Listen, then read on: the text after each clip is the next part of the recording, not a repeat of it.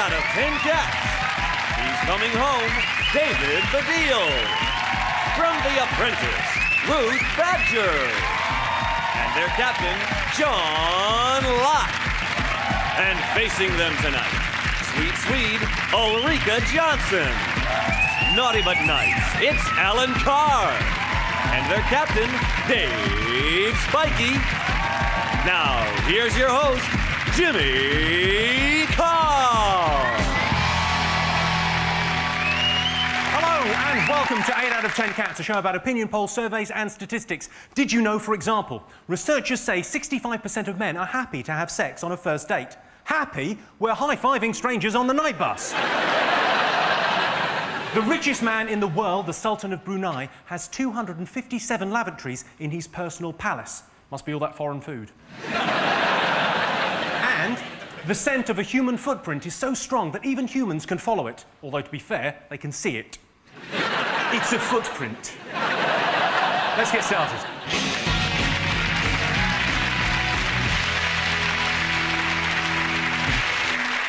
What are you talking about? That's the name of our first round. We've teamed up with a leading polling organisation and they've asked the British nation what stories they've been discussing this week. It's our panellists' job to guess the British public's top 5 most popular talking points. Sean, David, Ruth Badger, what have the nation been talking about this week? I think they've partly been talking about Big Brother, which has just been on, hasn't it? One thing that I think is interesting about this year's Big Brother is they have got that bloke on who's got Tourette syndrome. And it's going to be very interesting to see what happens at that bit where Davina says, "You're live on Channel 4, please do not swear." Because he's going to explode, isn't he? I did watch a little bit of it, and they seem, I don't know if I'm wrong, I may be wrong, but they seem incredibly thick. Yeah. They say, I mean, it's like they could have gone to Argos with a net and just thrown it. There were 12 people called in. And they actually go through a selection process, don't they? What is the selection process? It's just someone saying, "Are you stupid?" No, are you really stupid? I think it's either, have you got tits, or do you like tits? Yeah. That woman, she called Lee, who spent £35,000 on her breasts. 30 mm breasts. Look, have you seen them? They're grotesque. It looks like she's done it in loose change. That's another... There's another £5. No, there's another £5 in here. There is this Kit Kat thing going on at the moment, isn't there? Have you seen that? Yeah. If you eat a Kit Kat, there's a golden ticket and you have to go into the Big Brother house. Oh, Gordon Brown keeps taking rain for Tony. I've got another Kit Kat. What have a Kit Kat? When you get sympathetic to your ex, because I think I caught it off watching Big Brother. What? Yeah. Sympathetic, you know, you put it on and within a minute you're going, wankers! Right, should we have a look and see whether Big Brother is one of the top 5 most talked about things this week? Yes, it is. Yes, 57% of you have been talking about the return of Big Brother. One of the housemates, Imogen, is a former Miss Wales. She won it by wearing a sheepskin coat and shitting down her legs.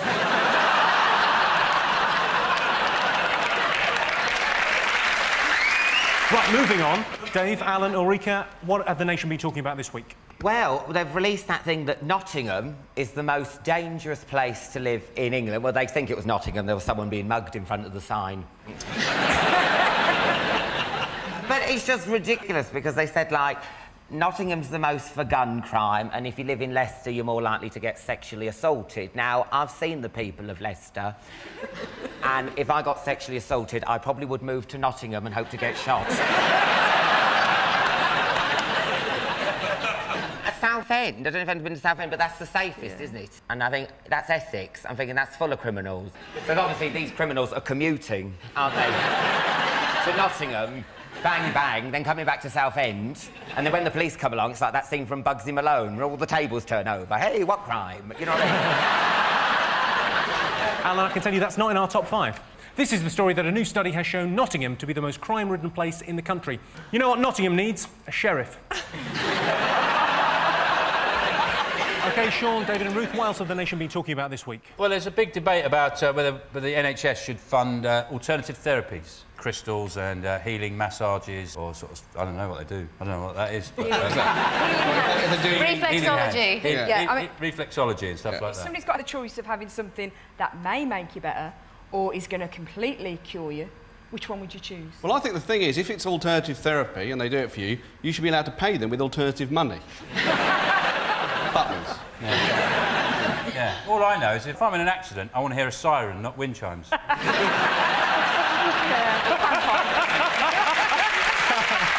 mental hospital, not a bleeding wigwam. I mean, a lot of it is rubbish. Look at that aromatherapy. It is rubbish. When you smell something, it makes you feel better. Now, my brother does that, but he does it with glue.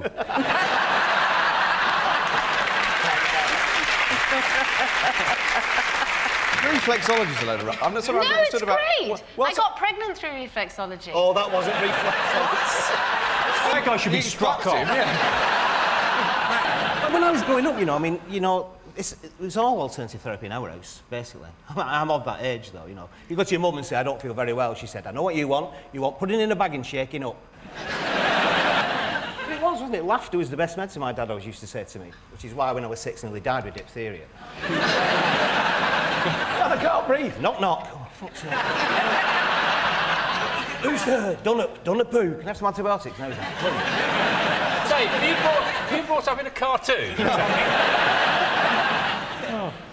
Right, well, let's have a look and see whether alternative medicine is one of the top 5 talking points this week. Yes, it is. OK, Dave's team, what else have the nation been talking about this week? Beckham's party. Yeah. Probably. He was going to have a fly past. This was the interesting thing, wasn't it? He was going to have like a Spitfire and a Hurricane and a Lancaster bomber fly over the party, and then they withdrew that, said a bit insensitive before the World Cup and all that business. But I'm thinking that's a missed opportunity, that, isn't it? But a tent with David Blaine in it, Gordon Ramsay, P. Diddy, the Osbournes, a bomber going over, just one bomb, one phone call, that's all it is. That's why she was excited, though, about the planes coming over, because she was hoping one would have a food parcel on. They had this auction, didn't they? Dubai apartments, diamond-encrusted watches, all that. But no meat raffle. Proper party, that, is it? Wayne Rooney bid £150,000, didn't he? Yeah, for a weekend with P. Diddy. In P. Diddy's apartment? Yeah, I said, he's here. Is he? If you just go and have a chat with him at the buffet. He's getting all the bucks. But I thought Puff Daddy must have, when he actually saw Wayne Rooney, I thought, God, imagine him crashing round my house for 2 days, knocking vases over. I'm going to have Shrek in my house. Just bashing open doors, not lifting the lid. Where's the beans? Opening all his cupboard. Rumour is that Wayne Rooney's injury is progressing incredibly well, but people forget, you know, he is like 90% monkey. They forget. I'll tell you what I found interesting. Posh and Bex have thrown this party for the World Cup. And there you've got our hopeful dancing, and everybody's going, no, because he's the hope to go and win the World Cup. And it was the Okie Kokie as well. Yeah. He kept it in for the left leg bit. But the thing is that you say that, but apparently, you know, he's been in this oxygen tent, but he doesn't like it because it leaves him feeling very kind of clear-headed and lucid, and so he doesn't like that. Thing is, all tents are full of oxygen, aren't they? All tents, yeah. If I go camping, I don't go in a hermetically sealed vacuum. No. I leave the flaps open, let a bit of air in. Yeah, that's all it was. He just went on a camping holiday. Well, let's have a look and see whether the Beckham's World Cup party is one of the most talked about things this week. Yes, it was. Yes, 47% of you have been talking about the Beckham star-studded World Cup party. Wayne Rooney was seen dancing despite breaking his 4th metatarsal. If you're watching, Wayne, the 4th metatarsal is the one next to the toe that didn't have any roast beef.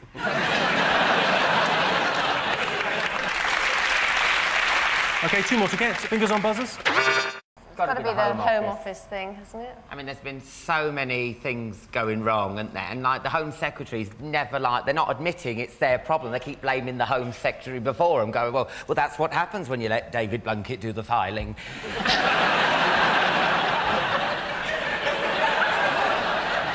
There's to talk about immigration minister said he didn't know how many illegal immigrants are in the country. Yeah, she said, I haven't got a clue. You think, well, obviously, because they're illegal. Yeah. No one knows. How are you going to find out? You're going to just go into the room and go, would all the illegal immigrants stand over there? Right, there's none in here, Sarge. OK, let's have a look and see if the series of Home Office blunders are one of the top 5 talking points this week. Oh. Yes, indeed.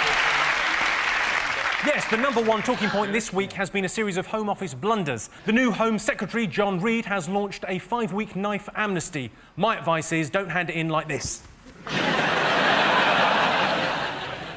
OK, 1 more to guess. Fingers on buzzers. We sort of think it might be the Eurovision Song Contest. Because it's not really political now, it just means nothing, does it? They just vote for each other, don't they? Did you see the band that won? I've got a still of Lordy. You see underneath their masks? It's the Nolans.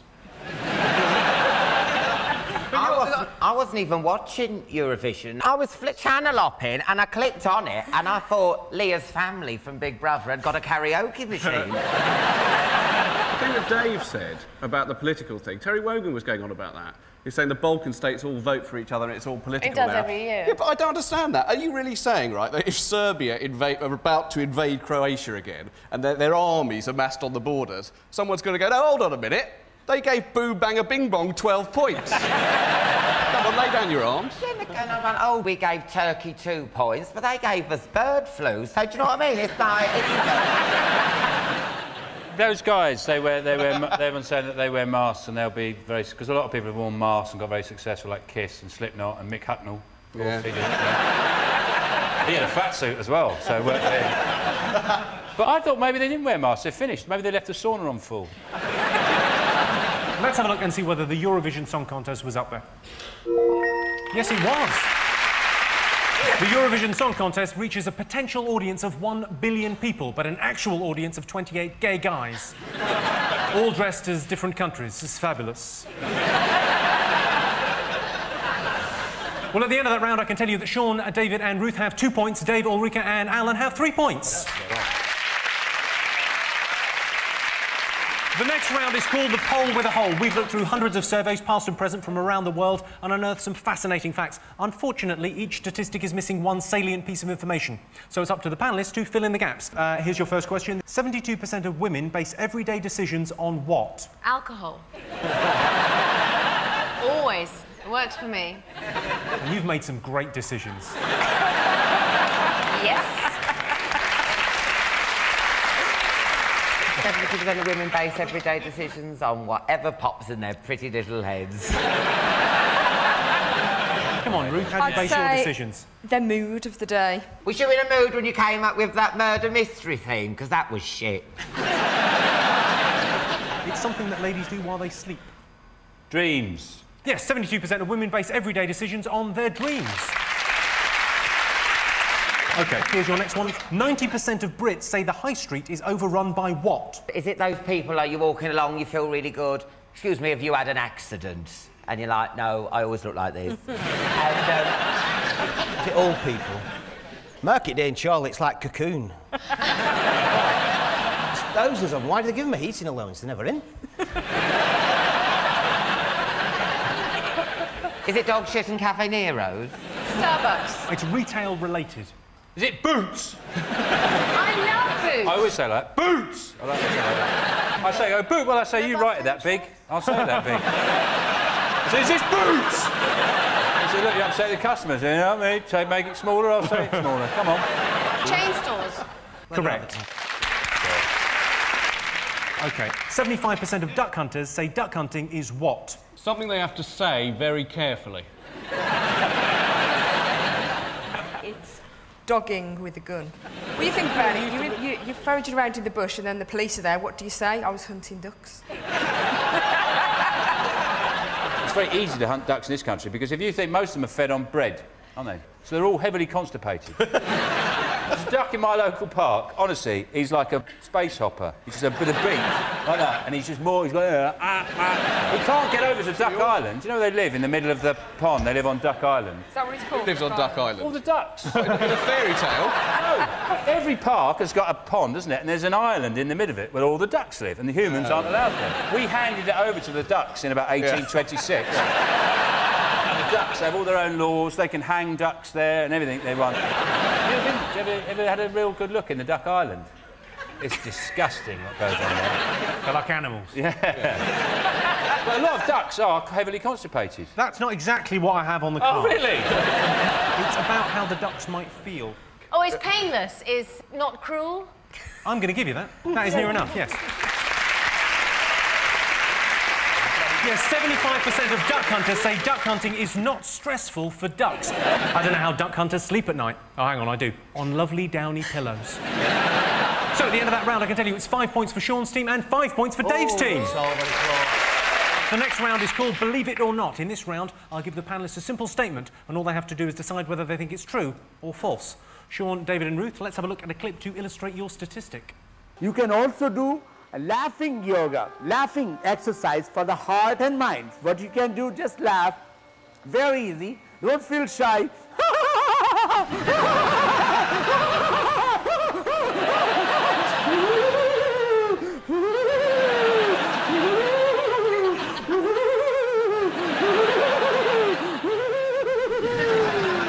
And I'm happy, I am relaxed. I'm happy, I am relaxed. I'm happy, I am relaxed.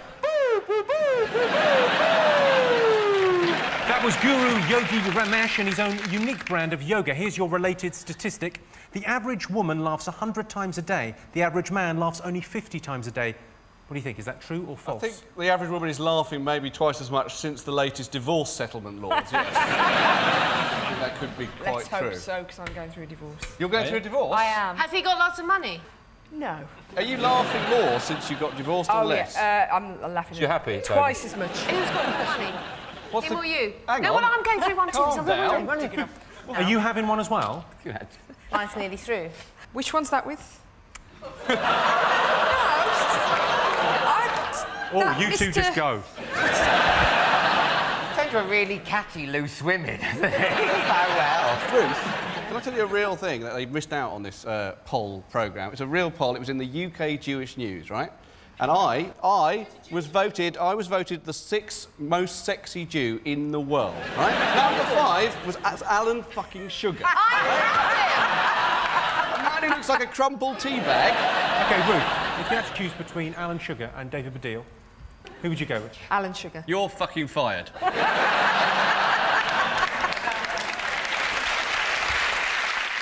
The average woman laughs 100 times a day. How do you measure a laugh? 100 times a day, it's a lot, isn't it? Could be one laugh. What is one laugh? Is that her? Is that a laugh? Or if I go, ha, ha, ha, ha, Yeah. ha.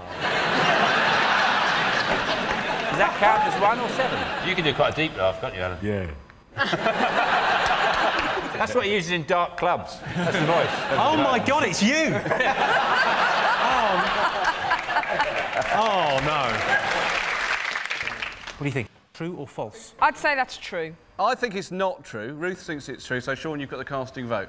False, it's false. Absolute bull. It's not just false, it's poppycock. Yeah. It's absolute Tommy rot. You're absolutely right, it is false. Done and dusted. Yes, it is false. Women laugh 55 times a day. Men have a baser sense of humour, so they laugh more, on average 69 times a day. 69. Nice. David, Ulrika and Alan, let's have a look at a clip to illustrate your statistic.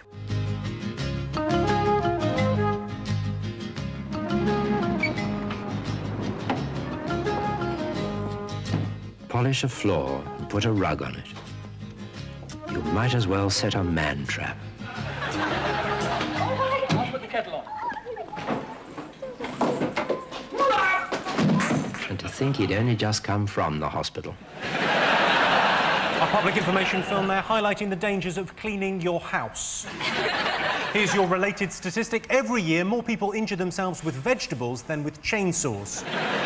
If you go to one of these parties that have vegetable-based party games, Halloween, mate of mine, third-degree burns to his face bobbing for chips. You could see with a little wire basket of Ben, he'd been down as far as the basket. Come on, Billy! Ah! Chip! Who are you? Who are you? Can't tell. Too many blisters, mate. No idea. I mean, chainsaws, they are quite... No, you can imagine people injuring themselves. They're quite menacing. Like, you wouldn't get Eminem coming on stage, would you, with a marrow? I hate me wife, the bitch. Mofo, you know. Looks like he's really here. Yeah. I don't know, what do you reckon? If you're stupid enough to injure yourself with a vegetable, the chances are they're not going to trust you with a chainsaw, anyway. This is definitely true. This is definitely true. Yeah, for the very reason. I'll put a whole pound on it. Courgettes on it. I'd say it's true. You'd say it's true. You're not asking them. You're I know, I'm asking just us. checking in with Badger. Dave, go on. Definitely true. It's got to be true. Well, I can tell you that the answer is true. Yes. Yes, every year, 14,000 Brits injure themselves with vegetables compared to just 1,200 who injure themselves with chainsaws. So at the end of that round, I can tell you that it's 6 points for Sean's team and 6 points for Dave's team.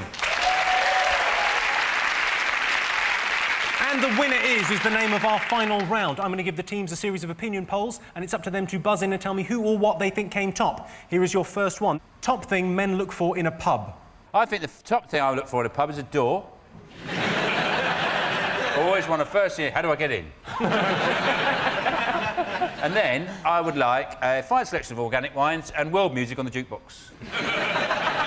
Stop it, you. Ruth, what do you look for in a pub?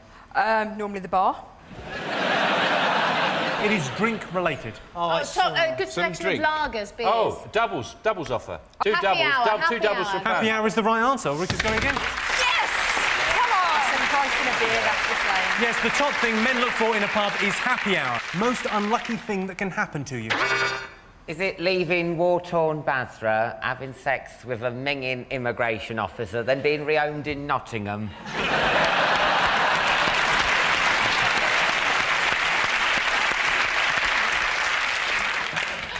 That is significantly worse than what I've got down here, but this is... You've got to remember this is a survey by Direct Line. The unluckiest thing I've ever heard it happen to anybody. Do you ever hear this story about... This is true story. Fabio, the male model. You ever heard of Fabio? He was his male model, lived in Hollywood, and he had loads of, like... He was on loads of posters in the 80s, thick hair. He was on... This is a true story. He was on a roller coaster in Disney World, and he was hit in the face with a goose. A goose. He's going on his roller coaster. He's one of the best-looking men in the world, and a goose hit him in the face and ruined his career. Smashed all his face to smithereens. That was unlucky for him. What about the goose? The goose got in the papers. Most geese don't get in the papers. On a similar note, very completely true story. Aristotle, the great thinker, he died, Aristotle, when a hawk or an eagle was carrying a tortoise that it had taken from the ground for food. It dropped the tortoise. It fell 10,000 feet and hit Aristotle on the head, which means that one of the most cleverest men in the world, in that flash of insight just before he died, thought, I've just been hit on the head by a fucking tortoise. That's his last thought, a great man. Yeah.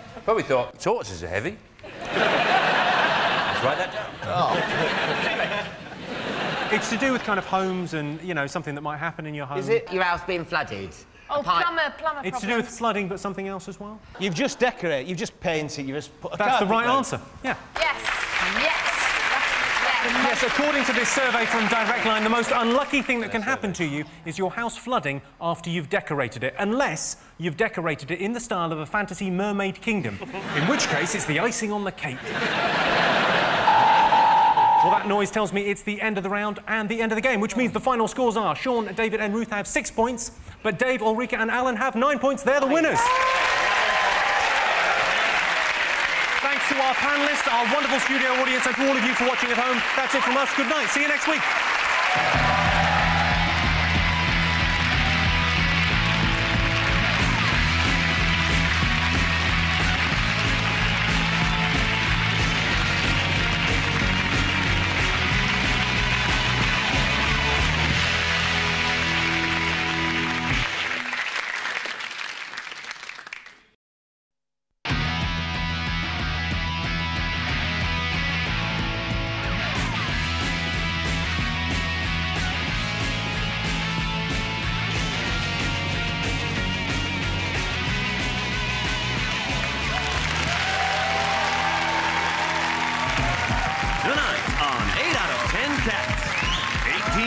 Loveliness, Johnny Vegas. Look around you. It's Peter Serafinovich. And their captain, Sean Locke. And facing them tonight, why I laugh, it's Jane Middlemiss. From the US of A, Reginald D. Hunter. And their captain, Dave Spikey. Now, here's your host, Jimmy Carr.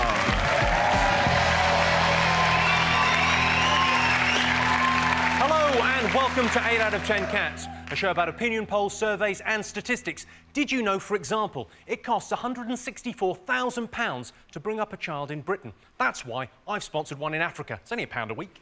16% of men use their uniform to impress women. Yes, I work in a toll booth. 39% of Geordies exceed the recommended daily allowance for alcohol. Turns out it's not an accent, they're just pissed. Let's get started.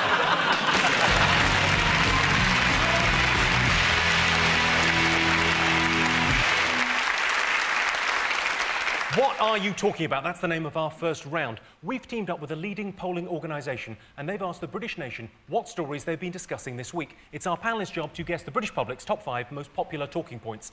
Dave's team, what do you think people have been talking about this week? The police raided this chemical bomb factory. Oh, yeah. Yeah, right, in East London. Well, an MI5 informant said there was a device in the house capable of releasing a cyanide cloud. In the event, it was a Glade Wisp. And then they went in and shot somebody, didn't they? And they said it was in a scuffle, and it turns out it wasn't. 2 days later, they admitted that the policeman, his gloves were a bit too thick. He had these big, thick gloves on, and I think he's gone, against the wall, bang! Oh, shit, sorry, sorry. And his lawyer, the suspect's lawyer said, when they came in, he said there was no freeze, there was no identification, we didn't even know they were police.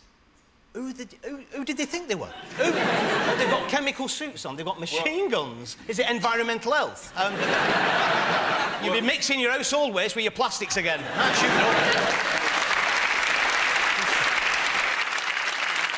But the thing about the gloves was, I thought, they said, you know, like, gloves, you can use gloves, like have big, thick gloves as an excuse for being shit at the trumpet, but not for shooting someone. And all they found was aspirin. Aspirin, that's dangerous. Well, they won't let you buy 3 packets, will they, at the supermarket? You try getting 3 packets through Asda, you can't do it. Or you might go out in the car park and kill yourself. Look at me basket, love, that's low-fat yoghurt. I'm not on the edge. You know what I mean? They said that when they shot him, they said that he was wearing pyjamas. And you think, terrorists don't wear pyjamas. I think you'd be thrown out of Al-Qaeda for wearing pyjamas. Police intelligence is a worry, though, isn't it? The statement they've made recently is, well, we can't find them, but they might still be in there, or they're somewhere else, or they never existed. Oh, narrowed it down, then. Fine. I think the worst thing about this whole story was the police said that in these times you should get used to this. What, 300 blokes turning up and shooting you accidentally when you're in your gym jams? I've always slept naked, and I've built 3 fucking atom bombs and no one's been round. Well, that's your answer. Is it a top 5 talking point? Let's have a look. Yeah. Yes, it is. The third most talked about thing this week is the increasingly controversial police terror raid that took place last weekend. I imagine that even the A-team couldn't have made a weapon with the stuff they found in that house. I got a Henry the Hoover and some silly bags. Stop your jibber-jabber.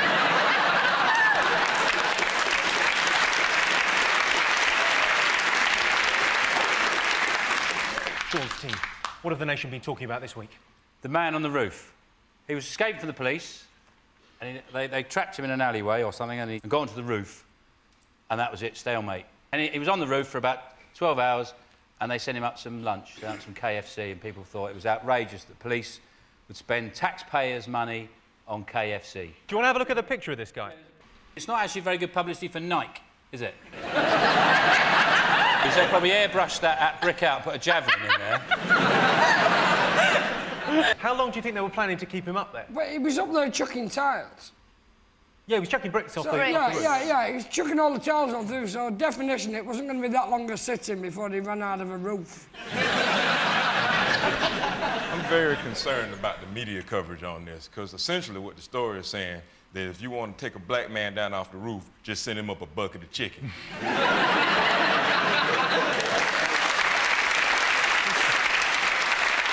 Right, that's your answer. Let's have a look and see whether it's one of the top 5 talked about things this week. Yes, it is.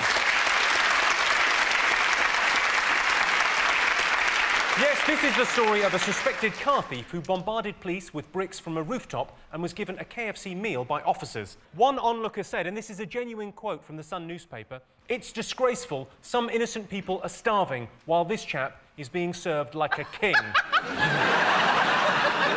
Is that the King of Peckham, is it? OK, Dave, what do you think the nation have been talking about this week? It's got to be the World Cup. It started today. Hey! I think there's one thing that the Sun has been really harassing, almost bullying people into having England flags. Like, if you haven't got an England flag, you're some kind of illegal, immigrant, treasonous, psycho-terrorist nutter, because you're not going... Or Scottish. Yeah. But it's got a bit out of hand, because like, I was at traffic lights the other day, and this bloke pulled up next to me and had England flags. He said, "Where's your England flag?" And I said, "Look, mate, I don't need an England flag. I drive a Rover." He comes bottom in every What Car poll for handling, safety, economy, comfort. It's shit. I still bought it. Stick your flag up your arse. That's his patriotism.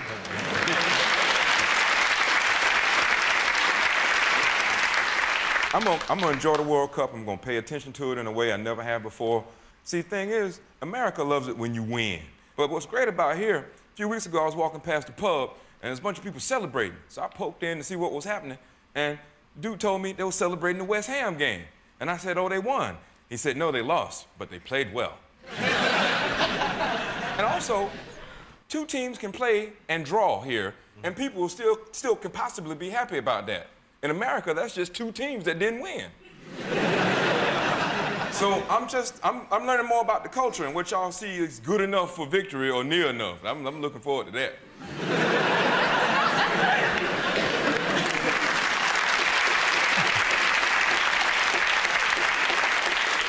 Is it one of the top 5? Let's see if it's up there. It is, of course, the most talked about thing this week. The big news is Wayne Rooney is fit. Well, he's not. He's got a head like a potato. OK, Sean Locke, what have the nation been talking about? For anyone that doesn't know. They've got... Well, the language they use, they've got Al-Zarqawi. And he's an evil ne'er-do-well. Yeah. He'd been a definite villain in a Dickens novel. Where did the evil start? Did he, like, have a pushbike when he was younger and go, you can't have a go, my mum said? He was killed in a safe house. I don't think so. I thought he was going to be killed. The walls look safe, but on the roof, big finger like that. He's in here. Well, let's see if it's there.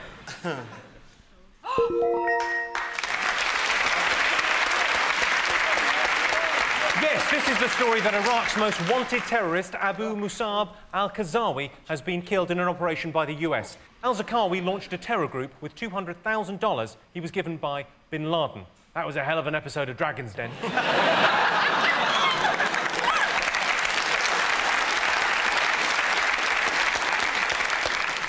OK, one more thing to get fingers on buzzers.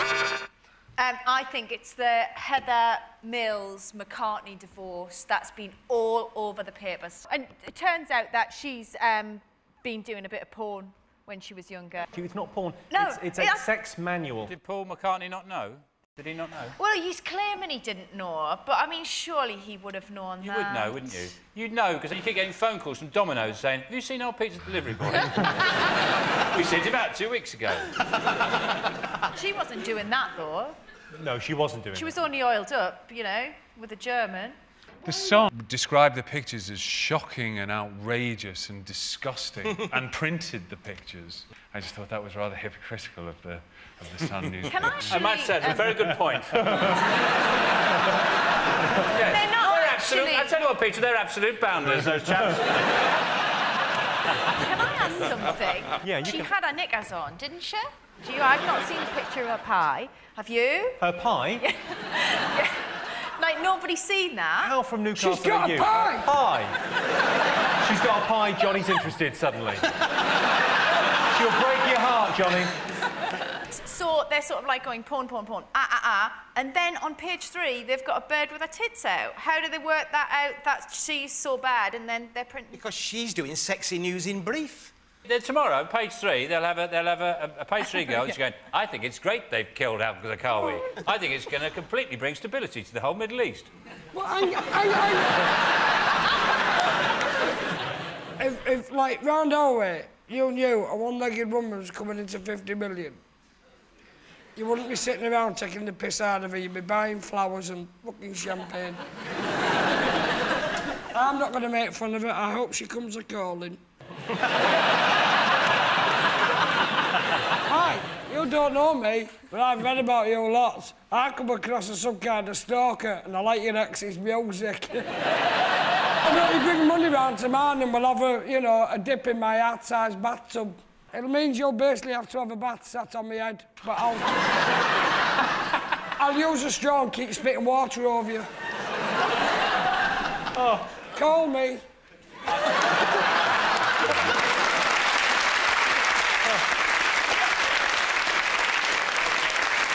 Well, is it one of the week's big stories?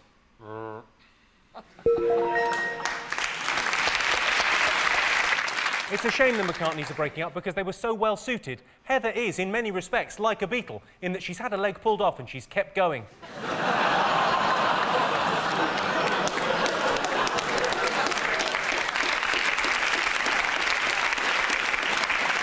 So at the end of that round, I can tell you that Sean, Johnny and Peter have 2 points. Dave, Jane and Reg have 3 points.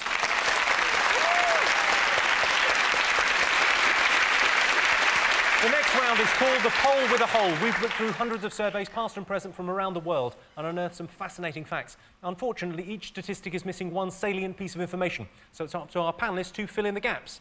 Here's your first question. The average person spends 2.5 years of their life what? Is it Lost? 2.5 years Lost? Watching Lost? The average person spends 2.5 years of their life in Argos. Searching through the catalogue. Oh, no, that's easy, mate. Thicko. Standing there while you know there's just 3 lads upstairs getting drunk, carrying one lawnmower going... Is it 2.5 years of their life under 3? Is it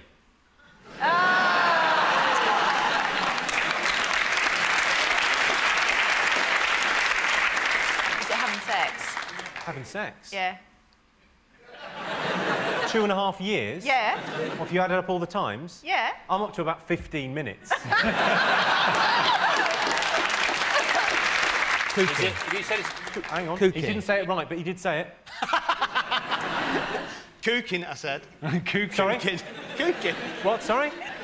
Cooking? Well, I've got cooking, but I'll give it to you, Dave. 26% of brides-to-be what before the wedding? Is it flying from Thailand?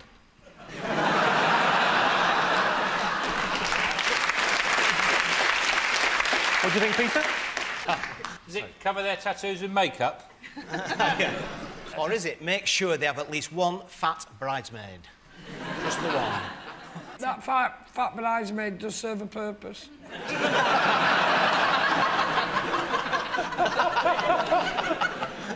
It's to do with how you organise the wedding. Planner, wedding. Correct answer, Dave Spike. Oh, brilliant.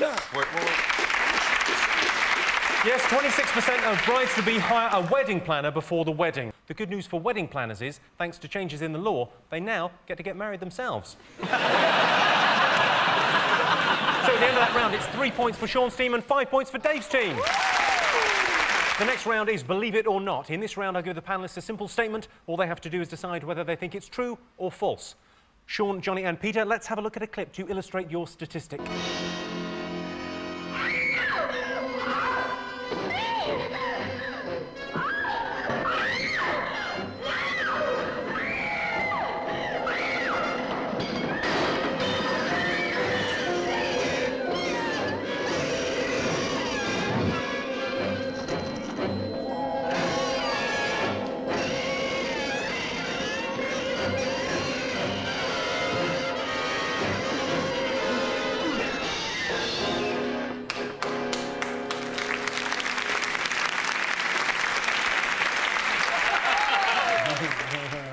That was from the 1957 B-movie, The Brain from Planet Arus.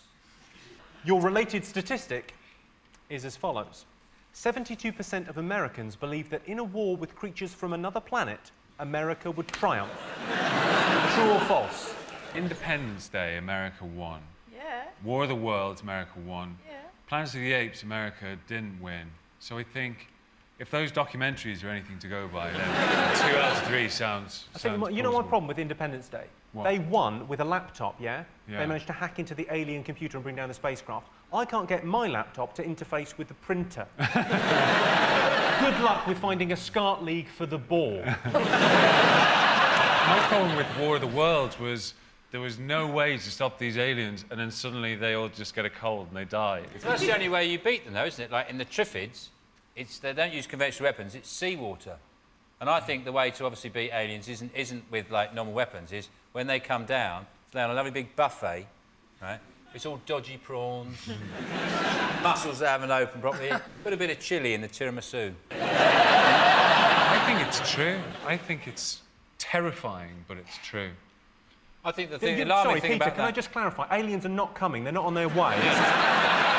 It's just a story. It's like, it's like a what if. Oh, I see. It seems like another one of them factoids that points to how dumb Americans are, which I don't have no problem with. 72% of Americans believe that they win in a war against an alien race. What it doesn't say is that 72% of British people believe that a draw would be good enough.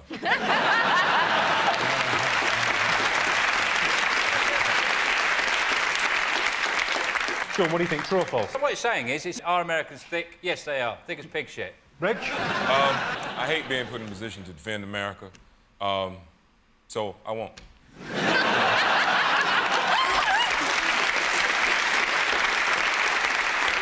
OK, so you're saying that it's true, are you, Sean? Yeah, I think it's true.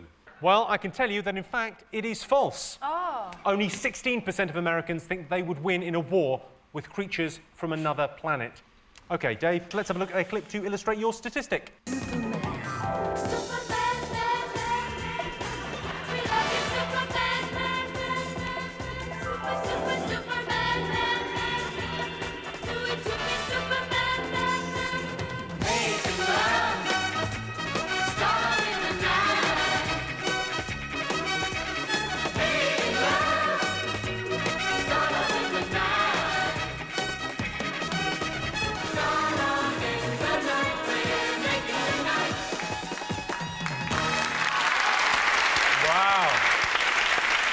Hey, that new Superman film looks amazing, doesn't it?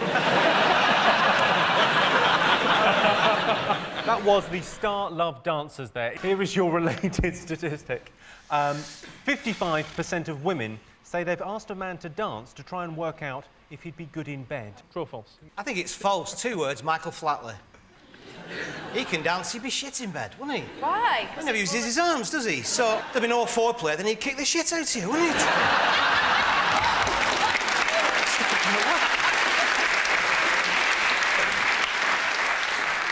Do you think it's true? Have you ever pulled anyone who's a good dancer? No. But I do think if they're a good dancer, they can move their hips. Yeah, I reckon it. Oh, Jimmy, that's so horribly frightening. Why do you pull your face, though? You dance more like you've been hung on some railings, right?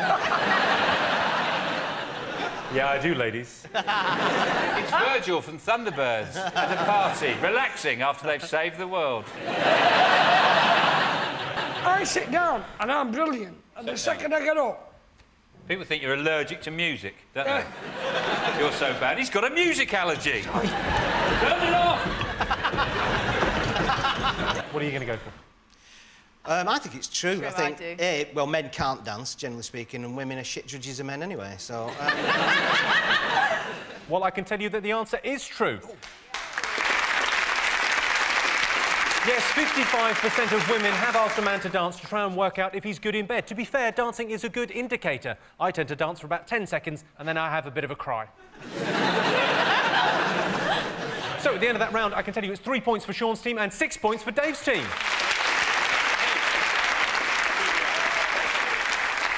And the winner is the name of our final round. I'm going to give the teams a series of opinion polls, and it's up to them to buzz in and tell me who or what they think came top. Here is your first one. Britain's top con. Crisps. Crisps, the biggest con ever. If you compare the actual weight ratio to cost of actual potato you get in a bag of crisps, it's disgraceful. In an average bag of crisps, there isn't even a quarter of a effing potato in there. Yet they managed to charge upwards of 45 to 50 pence for a bag of them. It's an absolute disgrace. It's a scandal. It's been going on for years. It's got to stop. I don't mind when they make a bit of an effort. They turn them into shapes like Monster Munch. Fair enough. You get away with that. You've done some work. Charge me a bit more. But you've sliced a potato, you've fried it, you put it in a bag. It should cost about 3p. Is it Kinder Surprise? It's a top con, that, isn't it? It's not a surprise, it's a plastic toy. You know what it's going to be. If it was a mouse's head, that would be a surprise, wouldn't it? No, then it would be called Kinder Shock. Top con. Is it those phone lines that when you phone you up, they say you've won a holiday? And you go, no, I've not. No, it's the ones you ring up for sex. Oh. You are both right. Oh. But you got it first, so you get the point. Woo! Britain's top con is premium rate phone lines. Most embarrassing thing that can happen to a man on a night out.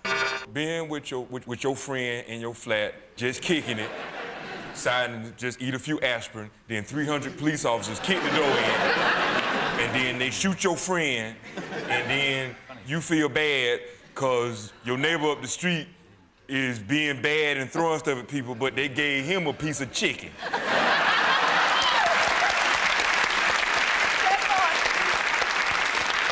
I had a very embarrassing thing. I was in a restaurant once. I was on my own, and there's two women they kept looking across at me, and after a while, about 4 or 5 times, I went, "Hi," like that, and they went. And they went, "Huh," and then I looked round. I realised there was a menu board above my head. I've done that. Oh, it's not me. It's horrible. Is it having your flies undone? Yes, correct answer. Yes, according to this survey, the most embarrassing thing that can happen to a man on a night out is leaving his flies undone. On the plus side, though, you do get your own seat on the bus. Don't you, Johnny? Well,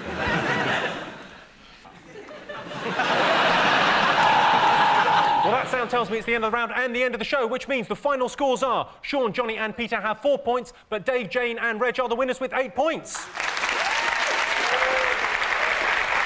Thanks to all our panellists, our wonderful studio audience, and to all of you for watching at home. That's it from us. We'll see you next week. Good night.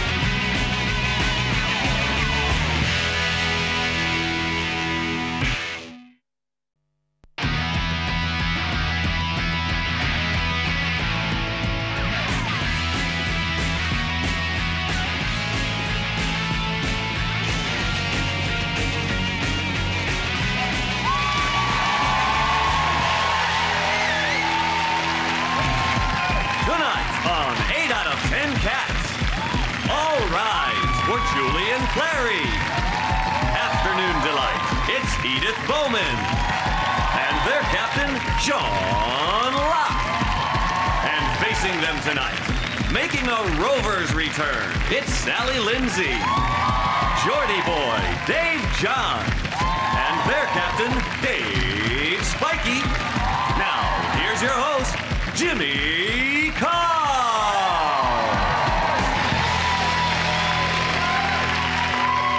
Hello and welcome to 8 out of 10 Cats, a show about opinion polls, surveys and statistics. Did you know, for example, research says you have a 1 in 3.5 million chance of being killed by a snake bite, and that figure rises significantly if you're allergic to cider.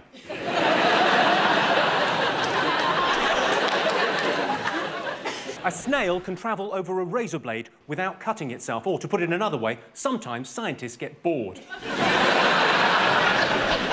The average man uses 38 sheets of toilet paper every day. The average woman uses almost twice that much, which is fair enough. Women have 2 bottoms. Let's get started.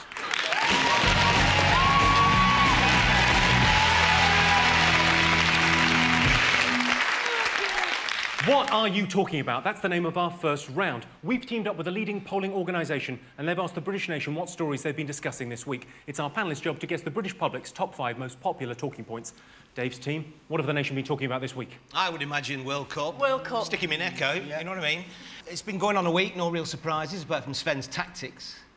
He's a clown, isn't he? The man's a clown. I mean, all right, we threw, aren't we? We threw to the last 16, but it makes you think, doesn't it? We play Sweden next, so he's got probably Rooney in goal. Ulrika up front. I don't know, I'm just guessing.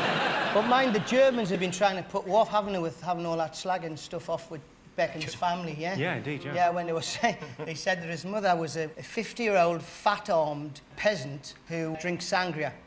So she'd be right up Wayne Rooney's street. Don't they also, they called the Beckham's children dwarves, which is just stupid. They're children.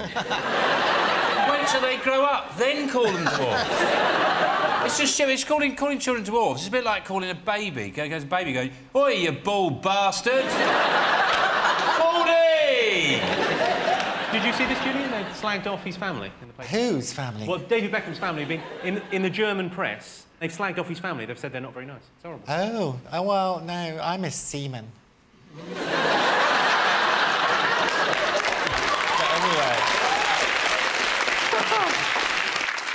went to the World Cup, actually. I went last weekend. The England fans are very well behaved. There was a few Polish fans arrested for doing Sieg Heils, because that's illegal in Germany. You're not allowed to do a Sieg Heil. And you can get 2 weeks in jail for goose stepping, which isn't a problem for most England fans, because they walk like ducks. The thing with the Sieg Heiling, did you hail a cab while you were out there? Yeah. Is there 2 arms. I've said that about England. Brazil only won 1-0, the favourites, 5-1 favourites. They took Ronaldo off. Did you see that? Took Ronaldo off because he was too fat. He's enormous, isn't he? And the coach said, this is the first step. We've got 6 more steps now. And I thought, well, he'll not get up them. You're going to need a chairlift. Get him up them. Well, let's have a look and see whether the World Cup is one of the top 5 most talked about things this week. Oh, yes, of course it is. Sven-Goran Eriksson has lifted the sex ban for England players, despite Colleen McLaughlin's desperate pleas. A German newspaper this week attacked David Beckham's family. The paper called his sister a pig, said his mother had the smile of a peasant, and that his father was nothing more than a kitchen fitter. Beckham was furious. He said he also does bathrooms.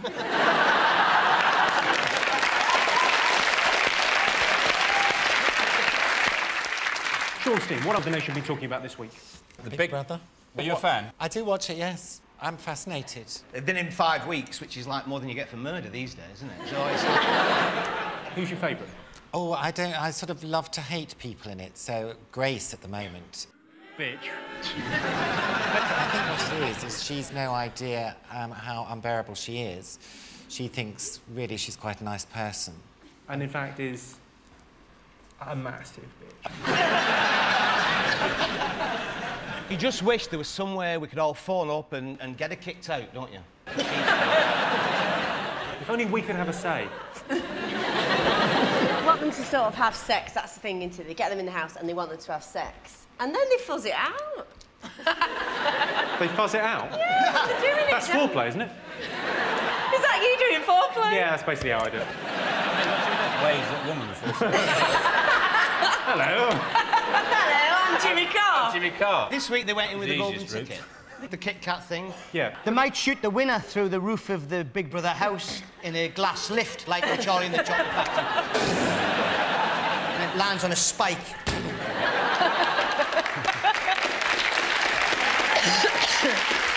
I think what they should do is switch the cameras off and don't tell them. Yes! Yes! Yes! They scratch them out for another 8 weeks, and everyone that gets voted out, they come out, and there's not even a minicab driver there. The problem with that is it's such a good idea, I'd want to see it on telly. Sally, you watching Big Brother? No, I've made an absolute pact not to watch it. Well, I'm the same with Corrie.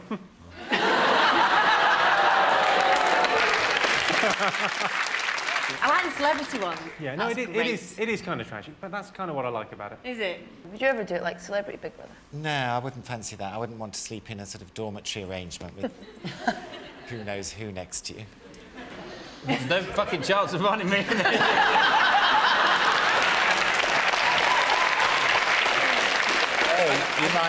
You might be innocently eating your Kit Kat and find a ticket, although whether or not you could manage 4 fingers is anyone's guess. I feel I'm violated by a pun. Well, is it a top 5 talking point? Let's have a look.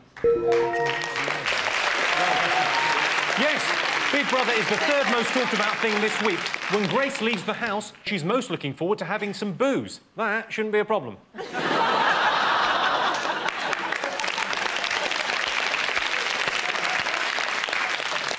What else have the nation been talking about? Is it the Queen's birthday? God bless her, 80-year-old. Is that what it is? Yeah, because I was driving through Windsor and on a roundabout they had a big sheet. Happy 80. Does she have 2 birthdays as well? She does, which explains why she looks so fucking old. I'd love her to get to 80 and just get leathered. Show her ass or something. Yeah. See her kind of holding the bar up, down in Zambuca shots. All she'll probably do is say, thank you very much, have a cup of tea, go out the back and strangle a pheasant. That's what she enjoys. Yeah! I love that picture of her just finishing off a pheasant. Just going, And it'd be great. just looking around, makes no one's looking at her. Apparently her excuse for it, she said, was he put it out of its misery. I thought they were quite happy living in the woods. Philip says he's going out the back choking a pheasant means something completely different. Sean, have you got any birthday message for the Queen? I think she's totally unnecessary. You know, what do we need a Queen for? What do we need a Queen for? Bees have a queen, for Christ's sake. We don't need a queen. We're far more sophisticated than bees. And anyway, they get to shag their queen. We don't get near ours. Have you sent a birthday message before? Let's have a look and see if it's one of the biggest stories of the week. Yes, the Queen is now 80. To celebrate the Queen's birthday, the Royal Mail has issued a commemorative stamp. A stamp with the Queen's head on it. Where do they get their ideas? OK, Sean, your team. What else have the nation been talking about? I think the X Factor style contest for the Tory mayor candidate. That David Cameron is another one of his attention-grabbing scams. All the public can vote for whoever they want to be the Tory candidate to stand up against Ken Livingstone. He is amusingly saying it's not a publicity stunt as well. What he's basically saying is, if you live in we're London, so useless, we haven't got anyone to beat Ken.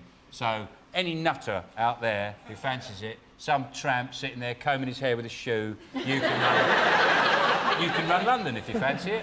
He was on our show, actually. He came on a radio show about a month ago, and the most interesting thing we found out about him was the fact that if he had to shag one of girls allowed, it'd be Cheryl Tweedy. Well, that was a probing interview, wasn't it? Yeah, in fact, you're making him sound bad there, but you asked that question. So... Yeah. Maybe he just offered it up. Questions about... Maybe he just offered it up. I went, hey, how are you doing? Cheryl Tweedy, I do. The thing about the X Factor, they have auditions, don't they? So I like the idea of some toothless granny singing Danny Boy while she's banging a tray over her. You could go, yeah, we want her to run London. For a laugh. Danny Boy. All the pipes. Up against Ken Livingstone. She sounds all right. Right, OK. Well, that's your answer. Let's have a look if it's one of the top 5 most talked about things this week. Which means it is. OK, one more to get. Fingers on buzzers. What else have the nation been talking about this week? They've been talking about, well, the front page of every paper I've seen, is the soft sentencing by judges. The naming, the Sun has been naming and shaming judges, and they're showing pictures of judges, which I don't think is going to work because, you know, because they've all got 17th century wigs on. They're not going to get a lot of hassle in the street.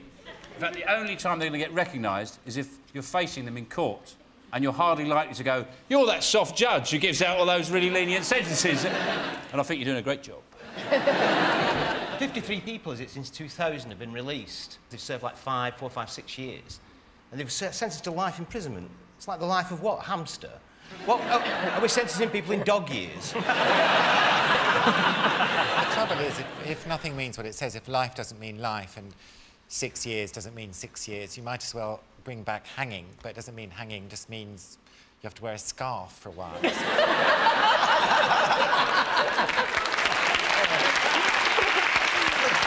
What happened to all the crazy judges? All the mad judges just go like 30 years. Send them down. Hasn't haven't even started yet, Your Honour. 10 years, shut up. 50 years, who wants it? Mad judges. Wow, wow, wow. Shall we have a look and see if judges is one of the most talked about things? Yeah. Shall we? Yes. Yes, it is. 200 judges have been named and shamed for being too lenient. Top of the list was Louis Walsh for letting Lucy Benjamin win Celebrity X Factor. At the end of that round, Sean, Julian and Edith have 3 points. Dave, Sally and Dave have 2 points. The next round is called The Poll with a Hole. We've looked through hundreds of surveys, past and present, from around the world and unearthed some fascinating facts. Unfortunately, each statistic is missing one salient piece of information, so it's up to our panellists to fill in the gaps. Sean, Julian and Edith, 32% of Brits think Pete Doherty needs what? I think he needs to go to jail, because he's in court every bloody week. He walks out, off his face usually, gets into an uninsured, you know, untaxed car, crack pipe, a phone in one hand, drives off using his feet.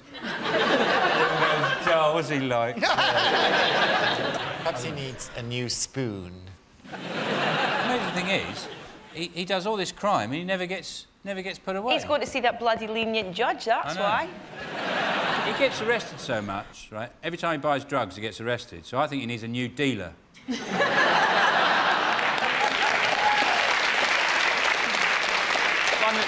One that doesn't phone the police as soon as he leaves the house, going, yeah, I've just sold it to him. Do you like his music? Used to like his music. I don't like what he's done recently. If you're watching, fuck you. She's Radio 1. Good luck selling some records.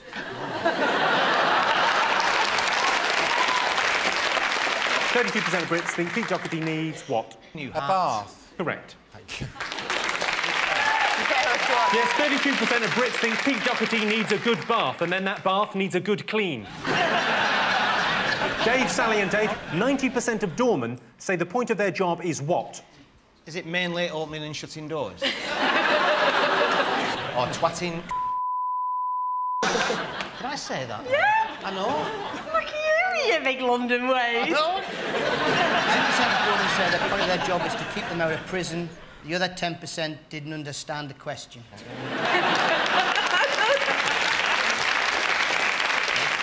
Sally, what do you make of doorman? Do you like him? No, not really. Well, there's a doorman in our local pub, and I went for lunch one day with my trainers on, and I went to get something from my car and came back and he wouldn't let me in.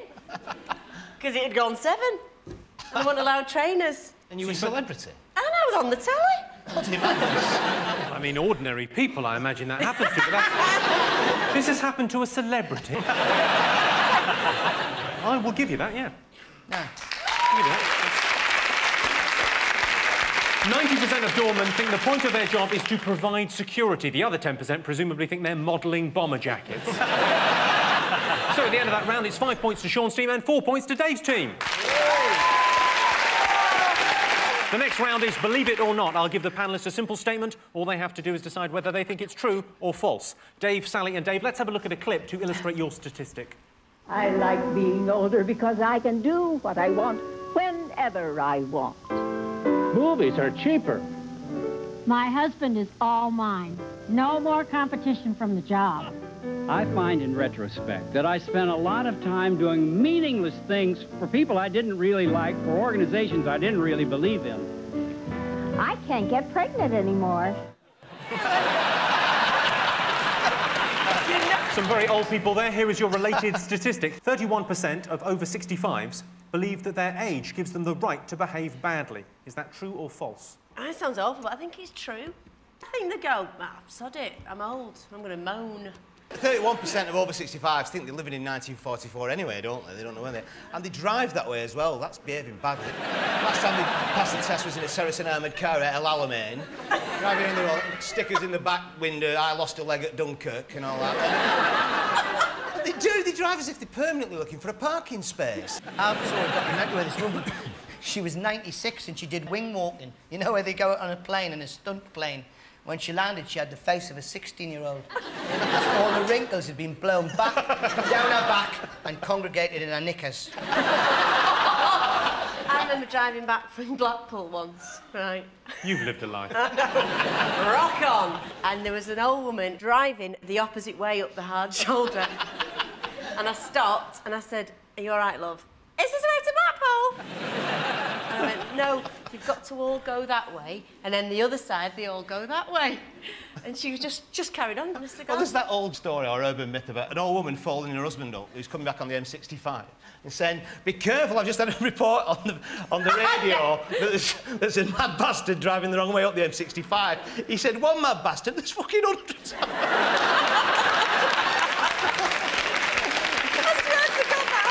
Oh, it's funny up north, isn't it? They always go shopping on a Saturday dinner time. They've got all fucking week to go shopping, haven't they? All week. And you're in a hurry on a Saturday dinner time. They're in the queue with the coupons. And do you take Bird's Eye? And do you take... How much is it? £1.75. Give 'em here, £2. Fuck off. Go on. The thing is, Dave, I can't understand why you keep using the word they.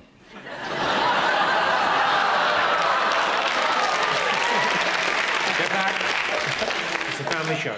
OK, 31% of the over 65s believe their age gives them the right to behave badly. True or false? What do you think? I think they think it's true. We all seem to agree on this. You think it's true? Well, I can tell you that the answer is false. Oh, no. Only 3% of pensioners think that their age gives them the right to behave badly. And the three in question are Foggy, Compo and Clegg. OK, Sean, Julian and Edith, let's have a look at a clip to illustrate your statistic. Yeah, there's Dick Shepherd just about to attempt to go through our special seaside special van. I think it's well and truly on fire now. Here he comes up to the approach. Here he goes, keep your fingers crossed. And he's through! Well, he's right the way through. It is still on fire. And let's see if he's going to get out all right. We're just all keeping our fingers crossed at this stage. The fire seems to be... No, the fire's still there underneath the bonnet. They're just at this very moment trying to get him out. Yes, there he goes. They're tipping it up. Still very much on fire, I'm afraid. And they're just trying to pull him out right now. Yes, Dick is, I think, all right in there. Yes, he's definitely all right. I can see Dick moving inside there, so everything seems to be all right. Yes, here he comes. He's all right, ladies and gentlemen. There he is, Dick Shepherd. He's made it. A nice round of applause. Well done, Dick. Nice round of applause. Dick Shepherd. You know, people talk about how, like, telly wasn't like it used to be. You know, that was a Saturday night. It was a show called Saturday Special. So the highlight of the show was him driving into a removal van on fire. That was it. That was the finale of the night. You drive into it and then you crawl out. Ta-da! OK, your related statistic. 21% of men admit to having done something that put their life in danger in order to impress a woman. True or false? I think it's false, because I think it's higher.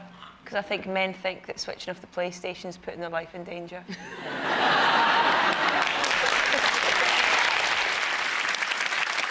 Julian, has a man ever done anything to impress you? He did come round to my house driving a Fiat.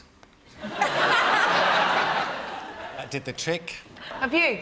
What, have I ever done anything to impress women? Watch loose women. Yeah. I think the best way to impress women is take it to a car boot sale. Get anything you want. Money's no object. You silver-tongued you. That glove, have it. There's a dashboard from a Vauxhall Viva there. Take it away, it's yours. 21% of men admit having done something to put their life in danger in order to impress a woman. True or false? It's true. True. Well, I can tell you that the answer is true. 21% of men have done something to put their life in danger to impress a woman. Once, driving a girl home, I turned into traffic without checking the blind spot properly. Man, she was turned on. So, at the end of that round, it's 6 points for Sean's team and 4 points to Dave's team.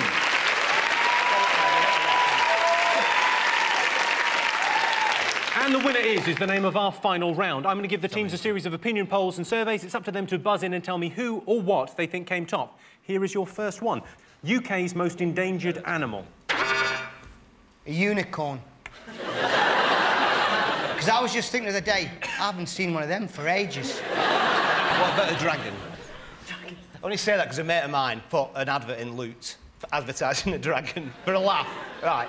And this bloke phoned him. This dragon, is it like a lizard thing? He went, no, it's a proper dragon and everything. He said, oh, like one of them iguanas, big iguana. No, it's a big 20-foot dragon. Oh, you mean like one of them kimono dragon? One of them big ones, them kimono dragons? No, it's a proper 20-foot, breathes fire, all that. He went, oh, I better leave it then. Is it Smurfs? I've always worried about the long-term future of the Smurfs, because there's only one female Smurf. Yeah, but she's a slut. Is that the right answer? No, it's not the Smurfs. I'm going to have to tell you the answer. It's the water vole. Water voles have difficulty reproducing because they can't get it up while Bill Oddie is watching. Kids' favourite thing about summer? Is it that their knives glint in the sunshine?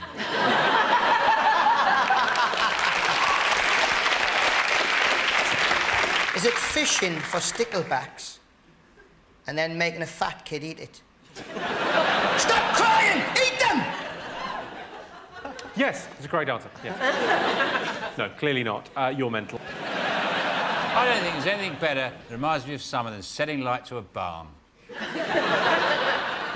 Then standing back, admired my handiwork from a safe distance while the farmer ran around frantically with buckets of water. It's somewhere you don't have to go. Not having to go to school. Correct answer. Kids' favourite thing about the summer holidays is no school. Surprisingly, only 1% of kids said their favourite thing about summer was eating ice cream. I guess once you've tasted methadone, Gino Ginelli can fuck off.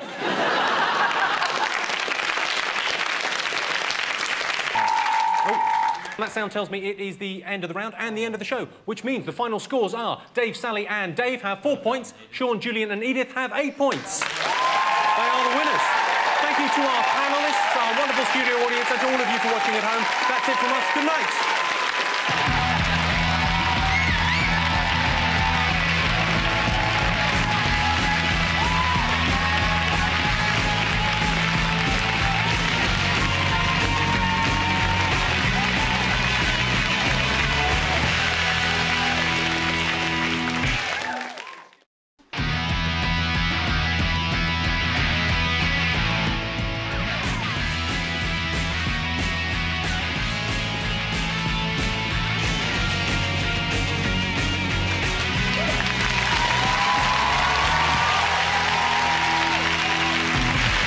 Tonight on 8 out of 10 Cats, here's the news. It's Krishnan Guru Murthy, Lord of the Manor, Vic Reeves, and their captain, Sean Locke.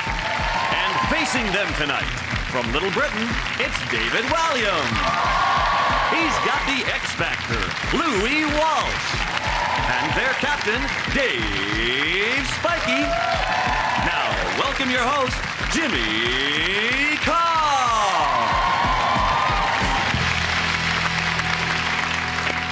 Hello and welcome to 8 out of 10 Cats, a show about opinion polls, surveys and statistics. Did you know, for example, an American man called Charles Osborne has had the hiccups for the past 19 years? If you're watching, Charles, boo!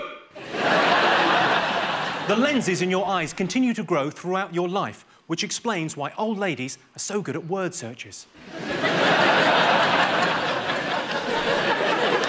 90% of women would prefer a man to be chivalrous rather than politically correct. That's why, when some slag is slinging a rook, I always open the door. Right, let's get started.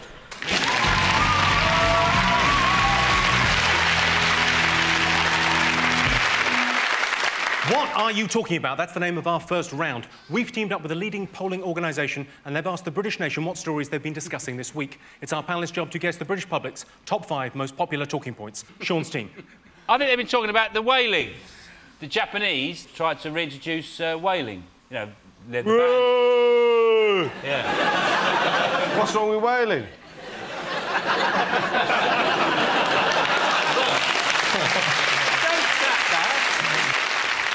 Krishnan, you're on the proper news. What do you know about whales? Japan says we want to start whaling again, and they're trying to persuade world opinion on the International Whaling Commission to back them. And they say, if you don't back us, we'll just leave and do it anyway. So that's the Japanese for you.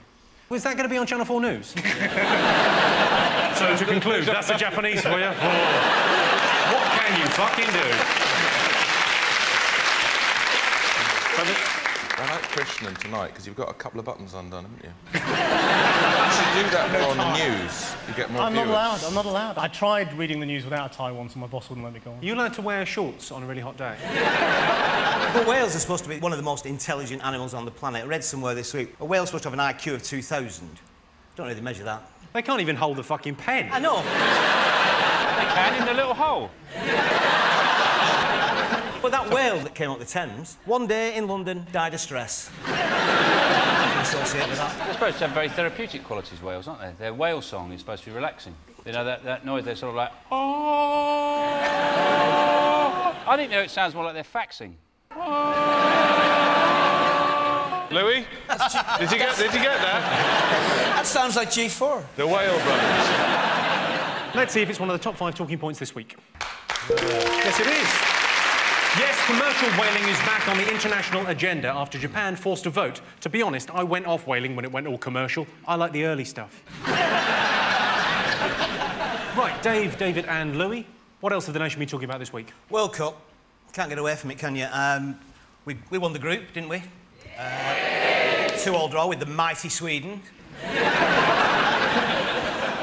But there's been more interesting, the wags, the wives and girlfriends. I would love to be a footballer's wife.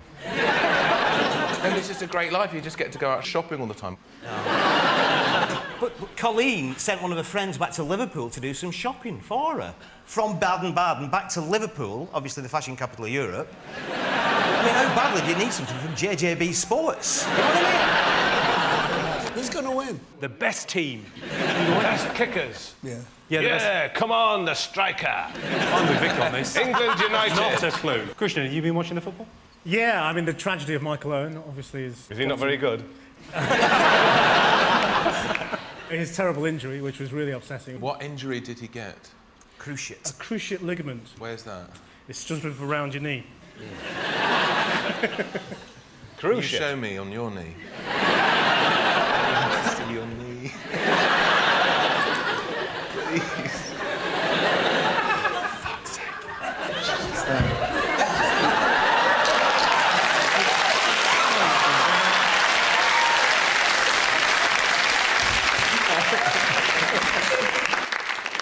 David, you seem to have nailed your colours to a different mast tonight. Well, did you ask not to be with me? Because last time I was with you, and you seemed to not like it. And now I'm over here with Louis Walsh. I think you're perfect boy band material, aren't you? Who out of us here today could make it in a boy band? I think Jimmy. Jimmy? I think Jimmy.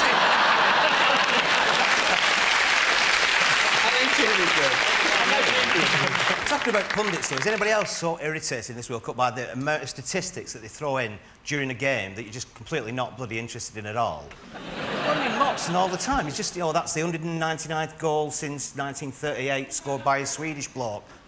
Well, he said the other night, he went down the line in the England substitutes, he went, Theo Walcott there, he's got a provisional driving licence.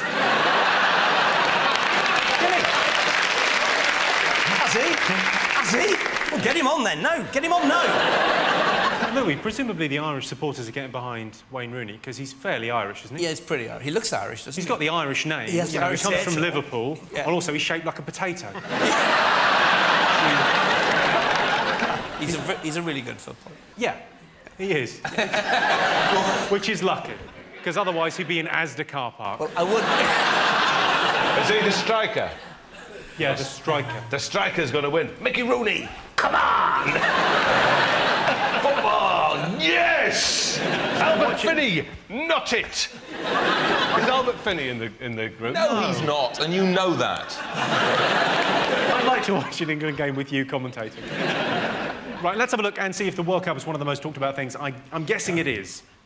Yes, of course. The number one talking point this week. Yes, England are through to the last 16 and will play Ecuador on Sunday. A lot of people are taking sick days to watch England matches. Unfortunately, Michael Owen is one of them. Right, Sean, Vic and Christian, what have the nation been talking about this week? People have been talking about that photo that was in all the newspapers. Did everyone see that? Prince Philip breaking wind on the royal balcony. Oh, take away your OBE. How dare you? He looks very pleased with himself, doesn't he? As he raises one leg. Pull one's finger. It's interesting that every member of the family has a slightly different response. Yeah. Prince Harry, being young, thinks it's very funny. The Queen is not amused. Prince Charles just looks confused. It does explain that when they're in the carriage together, she's always going like that. She's both having... The reason they're laughing, he's probably treading on a fox's neck. They love that kind of thing. Who's the boy at the back? Prince Harry, you know that! He's doing the owl thing, isn't he? Going... He's trying to blame it on an owl. Don't worry, Grandad. I'll get you out of this one. It's an owl! Do you think he ever pushes the Queen under the duvet? Just ask him. Oh, Prince Philip breaking wind. Let's see if it's up there. Yes, Prince Philip was photographed supposedly farting on the royal balcony. He denied it, forgetting that, of course, means he supplied it. OK, Dave, your team, what else have the nation been talking about? What do you think, Louis? Top of the Pop's been cancelled? Yes, drastically. I imagine you've been talking about it, haven't you? Well, it's a bad day for pop music, you know? Because we're all going to miss it. It's going to be like the Queen Mum. We're all going to miss it when it's gone. Is she dead? Still dead, yeah. She did Top of the Pops 3 times, didn't she? Yeah. So did Vic. I've been on 3 times, and I presented it once. I remember the first time I went to Top of the Pops was with boys on, and we were absolutely delighted. We were going to London, we were doing Top of the Pops. And then we got there, we found out they had to sing live. Couldn't they sing? I'm not saying anything, but we had a big problem. We sorted it out in the end, because some of the guys had sore throats. So. Oh, sore throats? Sore throats. Oh, they had sore throats? That's a hell of a coincidence, isn't it? Yeah, so we got a full mine. What do you think killed Top of the Pops, Louis? Is it you? Is it you? Is it the curse of Westlife? Nothing to do with Westlife. Girls Aloud. Boyzone. You fancy Boyzone. Everybody in Girls Aloud. I know. Anyway, I do. I met you at a party, right. and I asked Every one you of to them. set me on a date with any of Girls Aloud. You did. You asked them all en masse. So what did they say? They told me they'd get back to me. Let's see if Top of the Pops is up there. Yes, it is. Yes, the BBC have axed Top of the Pops. Former host Jimmy Savile will be turning in his grave. Hang on, he's not dead. What's he doing in that grave? Oh, Jimmy. OK, fingers on buzzers. What else have the nation been talking about? Is it Gordon Brown's been hinting that we're going to build some more nuclear weapons? Because we need them, don't we, obviously? How are we going to pay for them? We've no money, the country's cash-strapped, so you're going to pay for them. It's a lottery-funded missile programme, wouldn't it? With the lottery thing on the side going... It could be you!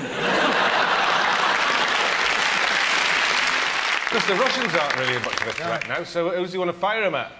God, the chances of getting a genuine discussion of global politics here are slim. Do you think it's a good idea, Dave? Well, I think the lesbian groups are delighted because it gives them a chance to have another camping trip. Christian, the nuclear programme, we know pretty much nothing. Tell us. Gordon Brown's announced that he wants to retain our independent nuclear deterrent because we really need it, because our existing one isn't actually targeted at anybody. Ours isn't aimed at anyone?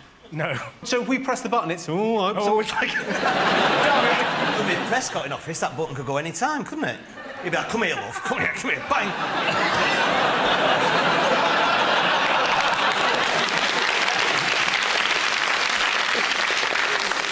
Is it a top 5 talking point? Let's have a look and see. Yes, it is. Yes, Gordon Brown has pledged to spend £25 billion on a new generation of Trident missiles. Why put all that money into nuclear weapons? £25 billion worth of fireworks would destroy the world. And at least then Armageddon would be a party. At the end of that round, I can tell you that Sean, Vic and Christian have 2 points. Dave, David and Louis have 3 points. The next round is called The Poll with a Hole. We've looked through hundreds of surveys, past and present, from around the world and unearthed some fascinating facts. Unfortunately, each statistic is missing one salient piece of information, so it's up to the panellists to fill in the gaps. OK, Dave, David and Louis, 15% of pet owners are upset because what? Their love can never be legal. Have you got any pets, Louis? No, I've no pets. No. I could see you with a little dog. No, A little dog and a cigarette holder. No. You're thinking of Simon Cowell. Sharon Osbourne's got... What dogs has she got? She's got 2 dogs, small little white ones. Has she tried to give you one? No. What? A dog, I mean, Louis! He thought I meant sex! 15% of pet owners are upset because what? That's not a very nice place to put a firework. What is the answer? All right, I'll tell you. 15% of pet owners are upset because they can't spend more time with their pet. If it's any comfort or consolation, your pet couldn't give a shit.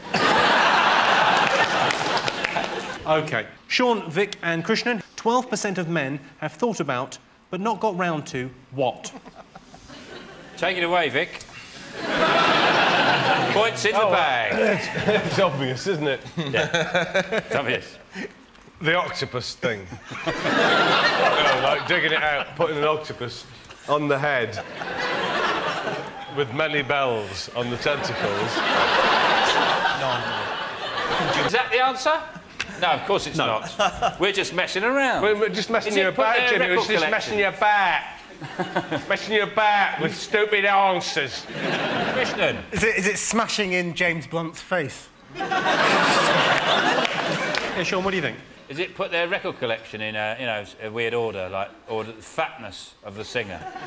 They've got Meatloaf at one end, Prince at the other end. So Elton John moves up and down all the time. At the other end, you've got your Danny Minogue. It's not that most blokes would have one of hers in the record collection, but I don't know. What's wrong with Danny Minogue? Is it that, like, you're in a sort of East End comment? What's wrong with Danny Minogue? What a problem with Danny? You come to me.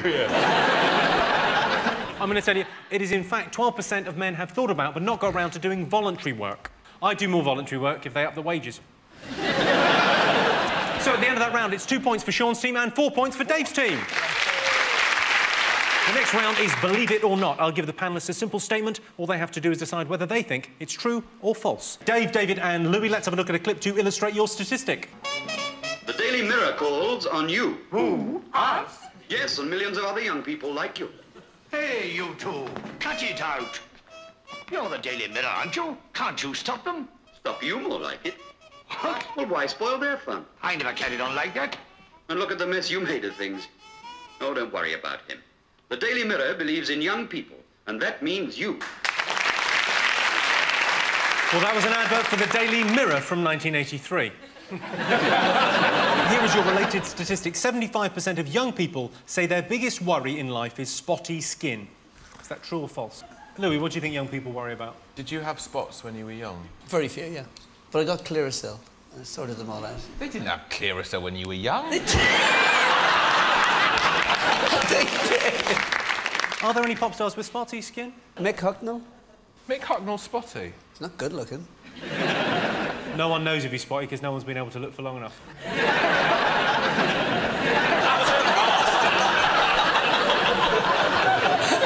Vic's not taking a great part in this round, but...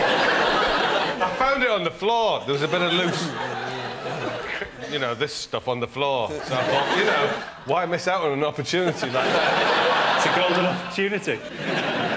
True or false? If you're at that age where you're getting spotty skin, that's adolescence, puberty, and there's all the things that go with that. Like chatting up girls, and you think they'll be amused if you do that thing on the back of the knee that makes the leg collapse. I did it to Christine Argy's in the dinner queue once. She had a tray, and I did both knees.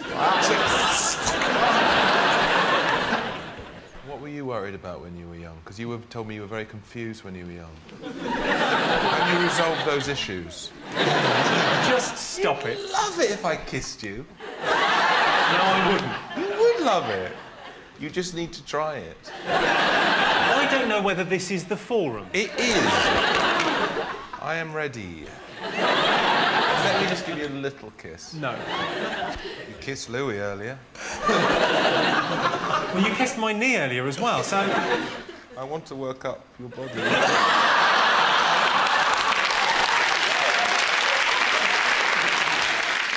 Right, 75% of young people say their biggest worry in life is spotty skin. What do you think? I'd say it's true. You think it's true? OK, well, I can tell you that the answer is true. Sean, Vic and Christian. Let's have a look at a clip to illustrate your statistic. For Tony, it's audition time on Star Quality.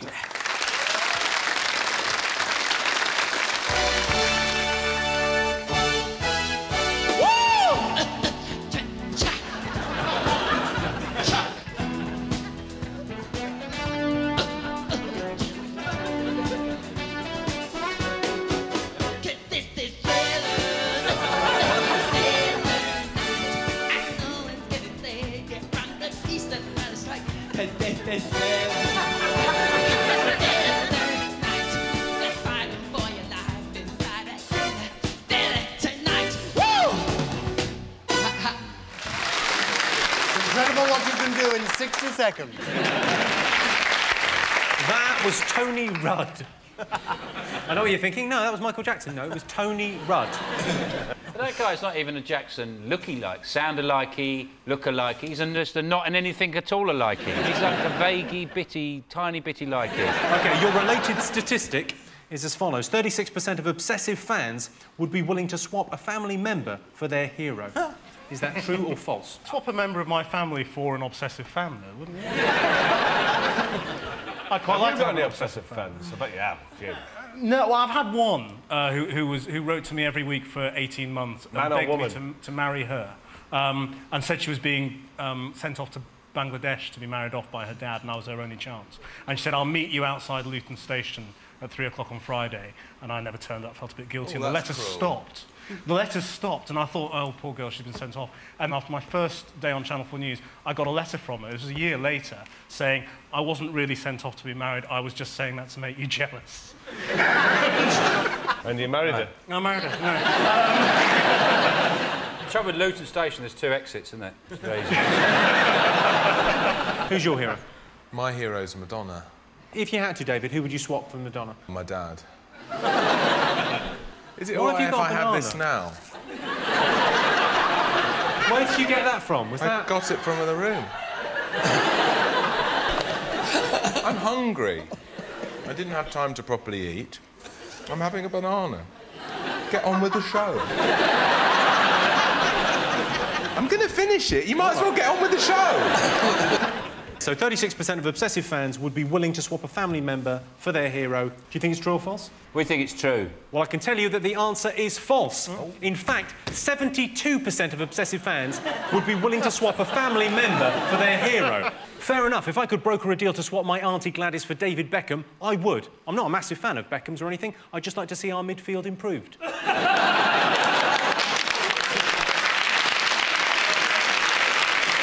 So at the end of that round, it's 2 points to Sean's team and 5 points for Dave's team. And the winner is the name of our final round. I'm going to give the teams a series of opinion polls, and it's up to them to buzz in and tell me who or what they think came top. Here is your first one. Most frequent nightmare. We need points, Vic. Tell him a nightmare. Nightmare. It's got to be the one where Neptune's been pursuing you on his BMX. 10 points for that one, Jim. Running out of crisps before you run out of dip. Dave, you have a nightmare? I have a nightmare. It's a nightmare where they're after me because they think I've murdered somebody, and then they arrest me, and then they're going to execute me, but I escape. And it's a night you're running all night, and it's really, really terrifying. And all I know is I've got to find this bloke who's got one arm, right? Why, that's the fugitive, sorry. I've had a genuine nightmare once. It was quite recently, and what it was Sven-Göran Eriksson. It's the night before the World Cup final, and he calls me into his office, and he says, "I'm picking you for the England team." Yeah, and I'm going, "No, I'm shit. Don't pick me. I'm useless." I said, "I'm not even in the team." He says, "You are now. I've had a word with FIFA." He said, "I've told all the players just to keep passing to you." No, I'm useless. And he's going, "No, trust me." And I go out of the room. All the players are going, "Wanker, piss off." I'll pass to you. And and then I look in the mirror and I'm Peter Crouch.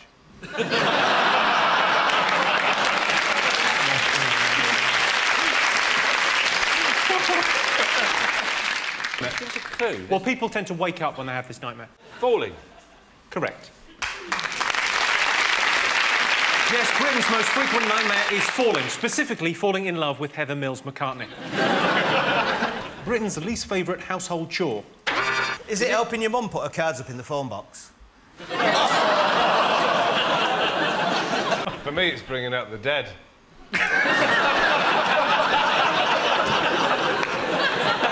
Your least favourite household chore is...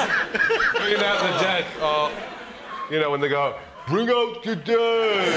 Bring out your dead!" You're like the most fun uncle ever. I'm going to face this way for a bit. I love looking at colours going by my eyes. There's brownish red and green and yellow. Surrounded by some blue squares and a purple central area.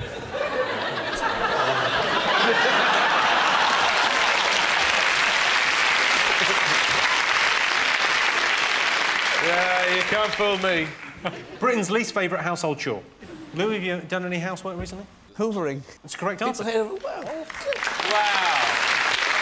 Yes, Britain's least favourite household chore is vacuuming. The reason I don't like vacuuming is that if anything does go wrong, the people in casualty can be very sneery. Well, that sound tells me it's the end of the round and the end of the show, which means the final scores are Sean, Vic and Krishnan have 3 points. Dave, David and Louis are the winners with 6 points. Thanks to all our panellists, our wonderful studio audience, and all of you for watching at home. That's it from us. Good night.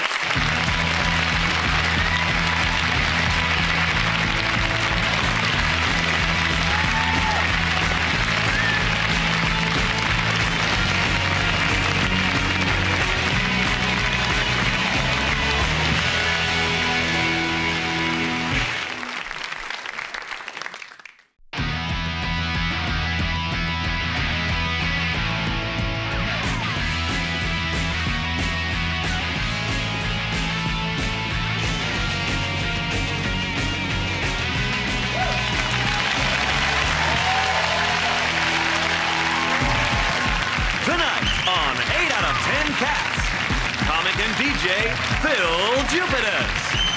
Aussie Rules, Jermaine Greer. And their captain, Sean Locke.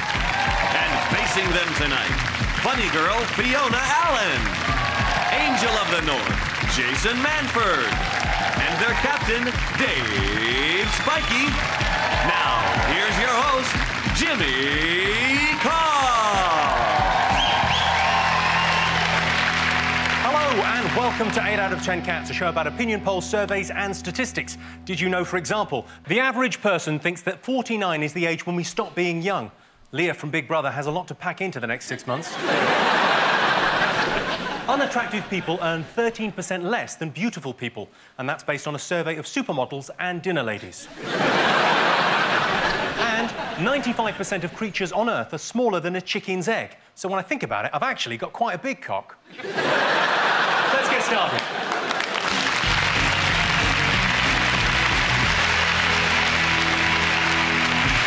What are you talking about? That's the name of our first round. We've teamed up with a leading polling organisation and they've asked the British nation what stories they've been discussing this week. It's our panellists' job to guess the British public's top 5 most popular talking points. Dave's team, what have they been talking about? Rather predictably, I'm going to go for the World Cup again. We're in the quarterfinals. Beat Ecuador 1-0. I had a bet, won a few quid. I bet it was going to be shit. It was. Beckham scored the only goal, won 1-0. So well done and all that. Then was sick. Threw up. And I'm wondering whether it was just like he's run out of celebrations. Footballers invent celebrations all the time. So he'd done the baby thing. I've done that one. I've done the kissing the shirt and all that. I've done all that. I know what. Oh, fuck it. Oh, shit. If they'd have panned away to the corner flag, Wayne Rooney's having a dump. That's worse. My favourite aspect of the World Cup has been the recurrent appearance of Frank Lampard's disappointed face. Because he keeps putting the ball wide and then he goes... Jason, any thoughts on the World Cup? I just think they've got all a bit soft, to be honest, all these footballers. So many fouls and free kicks and all the time just all diving over at my ankle. There was a bloke the other day for Ghana who was out because of a dead leg. Now, that's not an injury, is it, a dead leg? That's a minor annoyance. When I was 10, I had 3 dead legs in one day. I still had to do PE and walk home. Watson came up trumps again, though. I know I do it every week, but another... Ecuador brought a substitute on. He's got his list of facts, and he goes, oh, here we go. Oh, he's bringing on Rodriguez. Oh, interestingly enough, this is the smallest man in the world. Cut. There's been a bit of trouble as well, wasn't there? Some England fans kicked off. Finally, there's some trouble. Everyone's saying that England fans behaving very well, and there was a bit of trouble. I saw it coming because before the World Cup, I saw near me there was a driving range adapted for chairs. They were practising like that. Just warming up for the World Cup. If they had the World Cup in Sweden, there'd be no end of a vast variety of furniture to choose from. Yeah. What are we throwing? Hoogar. All right, OK. But that's an integrated shelving system. But I was surprised about the Wags, actually, and all the footage on them, and I think, is it that England are playing so shit that they have to keep doing cutaways of Posh in the crowd? She's got a mate, hasn't she, because they've all fallen out, Cheryl Tweedy. And apparently they're in their own little gang, just 2 of them, Billy No Mates. Because they reckon that all the other girlfriends and wives don't understand the pressures they're under. And I was just thinking, well, what pressures? What, she was in a shit band, she is in a shit band, and the core audience are age 6. What's pressured? And they jumped up at the goal, didn't they? Went, yeah, yeah, yeah. What's happening? No idea. Yeah. And also, you know, it's Posh with the little boys. They go, yeah, don't get that ice cream near me. Hey! Jermaine, any thoughts on the football? You've been following it? I should confess that I've been supporting Australia. Robbed. Robbed. They were robbed. Well, it's only taken 5 generations and finally the Australians know how it feels to get robbed.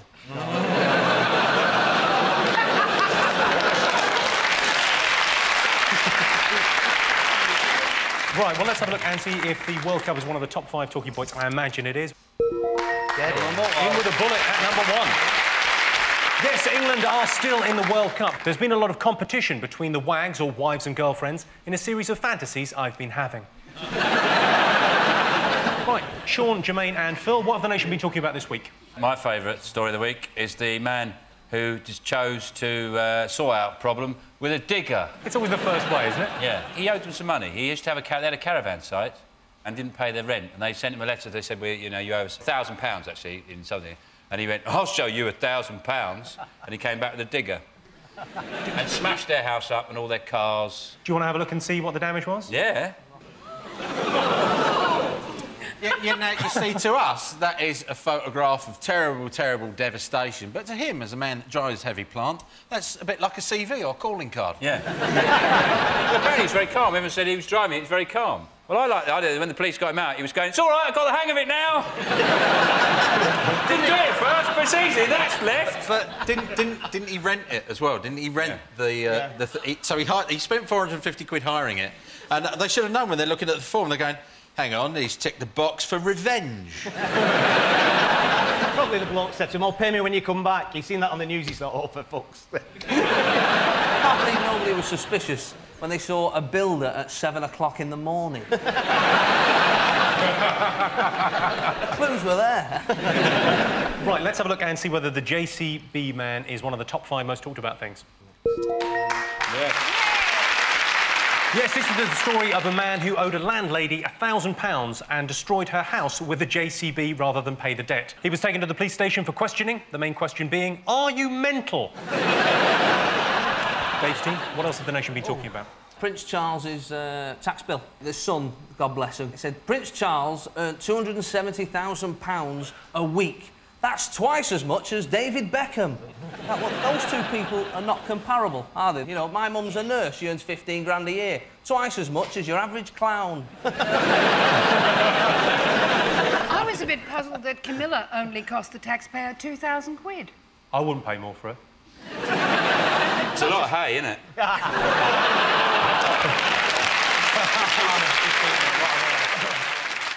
If we do win the World Cup and she goes to meet all the footballers and she's shaking, you know, shaking Wayne Rooney's hand and it's just a picture of them in the paper saying Donkey and Shrek. OK, this was not one of the big stories of the week, but it was in the news. Sean, Jermaine and Phil, what else have the nation been talking about? I think they've been talking about the guy who gave away $30 billion to Bill Gates, another very rich man. He gave it to the Bill Gates Foundation. Yes. Is the man's name Warren Buffett? Warren Buffet. Is where he made his money, he invented the buffet and he gets a percentage on every buffet that's ever held. Well, some would say it was invented by Laszlo Smorgasbord. Yeah. But he never patented it. I like the idea of what sort of thank you he expected. Because you hand someone that much money, you expect pretty big thank you, don't you? You expect someone to go, oh, thank you. And I like that Bill Gates went, oh, cheers, I'll just leave it there. What? How long did it take him to put it in the head of one of them orphans at a service station? They use £2 coins. Not a real orphan, obviously. No, not a real orphan. Well, you know, who are they going to tell? Well, that's your answer. Let's have a look and see whether it's up there. Yes, it is. Yes, the world's second richest man, Warren Buffett, has given $31 billion to charity. Bill Gates said he would use the money wisely before setting out on his mission to the centre of the Earth to discover a lost nation of cats. Well, Sean's team, what else have the nation been talking about this week? Is it the chocolates? Cadbury's have called back a load of chocolate bars because they said they had salmonella in them. 250 million? Yeah, something like that. Doesn't matter, really. A huge number. Once you've gone over 10, I just lose. I get too excited. I like chocolate. They're also saying something which is pretty balmy. They're saying, well, there's not a lot of salmonella in them. There's just a little just enough. bit. It's not going to spoil your meal. That's a dream diet, isn't it, for Posh Spice, that? You eat that chocolate, wait for 20 minutes for it to kick in, throw your guts up, wait another 20 minutes, and then all through the night, every 20 minutes you throw up, morning, 1 stone lighter. What a diet. Apparently at the weekend it really affected sales of chocolate. Nobody was buying a box of chocolates as presents for ladies or anything like that, all because the lady loves a month off work. Let's see if it's there. Let's see. Yes, Cadbury's have recalled more than 1 million chocolate bars because of a feared salmonella contamination. The cause of the salmonella outbreak was a leaking pipe, which is ironically also one of the symptoms. OK, one more thing to get. Fingers on buzzers. What else have the nation been talking about? Wimbledon. Disappointment for British fans. Tim Henman's out. I think, actually, Tim Henman going out of Wimbledon is the true meaning of sport relief. Apparently he's going to come out. He's going to be a coach now, isn't he? Coach driver, I He's think going he to be a said. coach, isn't he? You're not going to send your kids to that man as a coach, are you? Right, go out there and underachieve. They're renaming, they're saying that we're going to stop calling it Henman Hill and we're going to change it to Murray Mound. That's what they said in the paper. I thought if they just changed it to Shit Heap, that could be all of them.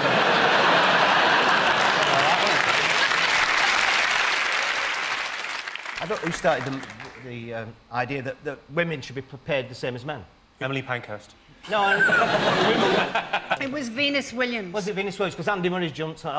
He's come the other way and said they shouldn't because they don't play 5 sets. Not only do they get paid less, they don't get a trophy. They just get a plate. But it does fit in a dishwasher. No, I thought the real telly thing was, did you see David Cameron on Jonathan Ross? And he's such a sort of publicity junkie now. And they had Martina Navratilova on, and Jonathan Ross cut to the green room where David Cameron said, "What did you think about it?" He goes, "Yes, I think we should definitely look into it." Don't worry, I'll sort that out. Any problems, I'll sort them out, like he's fucking Batman. Well, shall we have a look and see whether Wimbledon is one of the most talked about things this week? Yes, of course it is. Yes, Wimbledon started this week. Of course, it is nearly 30 years since a British lesbian won at Wimbledon. Right, well, at the end of that round, I can tell you that Sean, Phil and Jermaine have 3 points, Dave, Fiona and Jason have 2 points. The next round is called The Poll with a Hole. We've looked through hundreds of surveys, past and present, from around the world and unearthed some fascinating facts. Unfortunately, each statistic is missing one salient piece of information, so it's up to our panellists to fill in the gaps. Here's your first question. 1 in 10 families have fallen out over what? The DNA results. Is it 1 in 10 families have fallen out over the front doorstep? How many times have I told you about that? He's in the paedophile in the loft. Stop feeding him! We need the rent. He comes down at night. He's all right. Is it that, sir? No, it isn't that. Is it that, Mr. Carr? I think it's the will. Correct. Yes, 1 in 10 families has fallen out over a will. Sean, Phil and Jermaine, here's your next one. 7% of museum visitors have what? 7% of museum visitors have lost their virginity in the rib cage of a triceratops. I reckon it's 7% of museum visitors have touched an exhibit. You're devilishly close with that. 7%... They don't like it when you touch stuff in museums, do they? Hate it when you go and touch everything. Except that I was once in a museum in Florence, which is the archaeological museum. It's got this amazing male torso, great big muscly thing, and I thought the guard wasn't there when I was there. And I hopped up on the plinth and had a rub up against it in my silk dress. And then I realised that the guard was hiding behind another sculpture because lots of girls were doing that, and he was getting off on it, hiding in the I know why he was hiding. So it's probably... What I like to do is I like to heckle the guided tours. He's lying! Pharaohs, they're from Ireland! Come on, have a proper guess then. 7% of museum visitors have what? I've wondered what it was like in the olden days. I wonder. Slightly more than touching something. Smashed it. I'll give you that, yeah. Good one. Yes, 7% of museum visitors have knocked something over. Right. Fair enough. Out of the way, Grandma. I've got some art to see. So, at the end of that round, I can tell you it's 4 points for Sean's team and 5 points for Dave's team. The next round is Believe It or Not. In this round, I'll give the panellists a simple statement, and all they have to do is decide whether they think it's true or false. Dave, Fiona and Jason are to go first. To illustrate their statistic, let's have a look at a clip of an animal psychic channeling the spirit of a dolphin.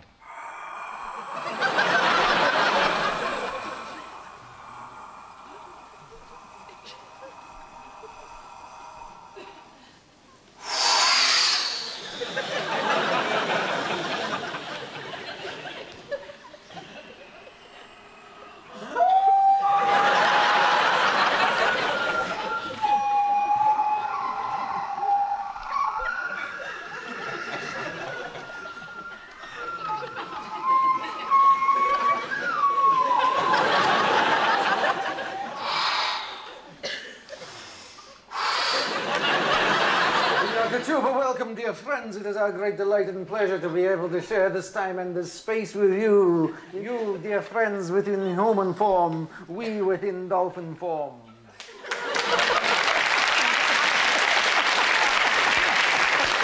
OK, here is your related statistic.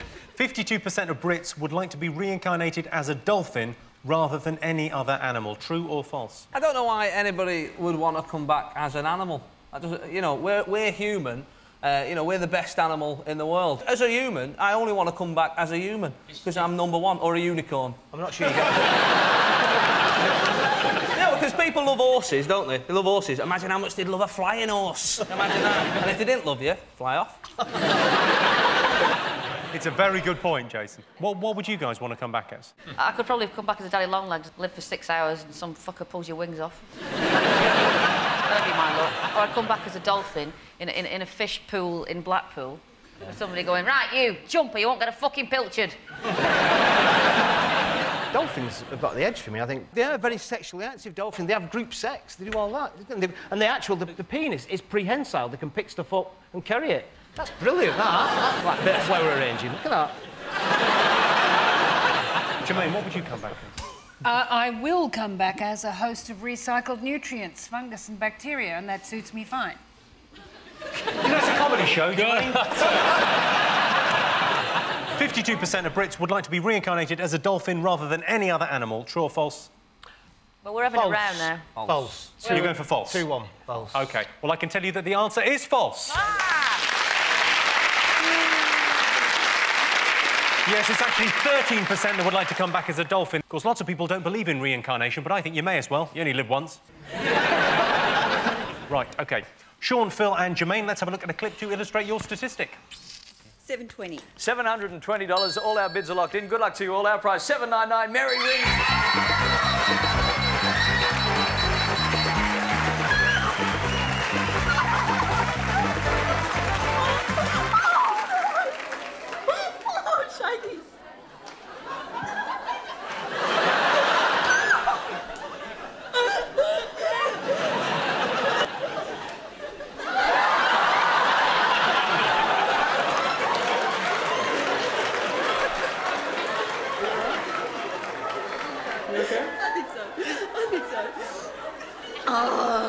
You're right.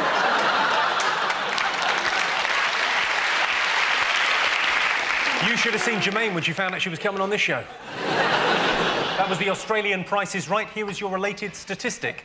67% of game show contestants describe appearing on television as the most exciting thing that has ever happened to them. True or false? She looked horrified. She's like she'd been given, you know, tickets for a dinner with Mick Hucknall or something. It's called hysterics, isn't it? Yeah. They should have slugged her. Bam, would have put an end to that. Yeah. What kind of a feminist are you? I would slug you if you had hysterics. Will you? Do I have to have hysterics? How about if I'm just cheeky? Female eunuch, this. Oh, I don't want to be here. The thing about game shows, they always say to contestants, don't they? They always say to them, you know, there's a funny thing happened to you once, didn't they? Oh, yeah. With biscuits or something. Yeah. And they go, oh, yes, yeah, I bought some rich tea, and I got them home, and it turned out, I forgot you've got it wrong, actually, but we like digestives. And those are the usual stories they tell. So you can see that actually the anecdotes they have in their life are so pitiful that television probably would blow their minds. Jermaine, you were on one, though, weren't you? You were on Big Brother. Was it the most exciting thing that's ever happened to you? No. What was? Almost anything else. I loathed it. And they make up rules that you consider yourself bound by, and then they change them. And they make it as hard as they can. This was Big Brother, wasn't it? Not your days in Guantanamo.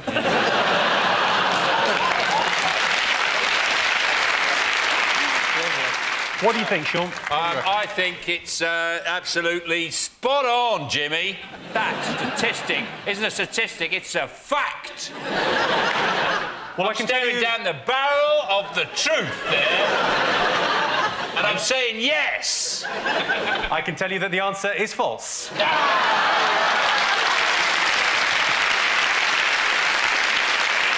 In fact, only 16% of game show contestants describe appearing on television as the most two-sided film that has ever happened to them.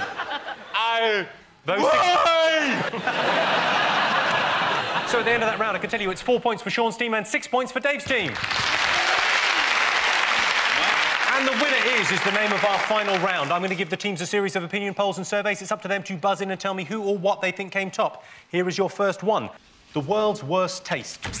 Crow omelette. Get it, crow.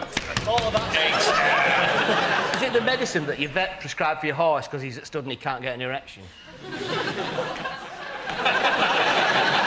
Is it when you're buttering toast and you get a bit of margarine on your hand and you go, I'll just eat that?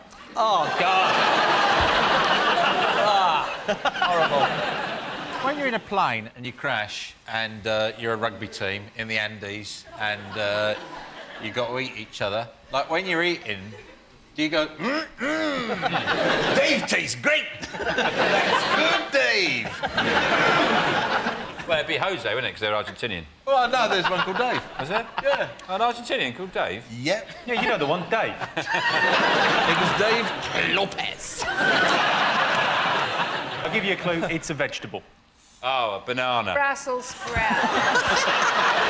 Correct answer, Jermaine. Yeah, well done. Worst thing about gyms. And a gym is...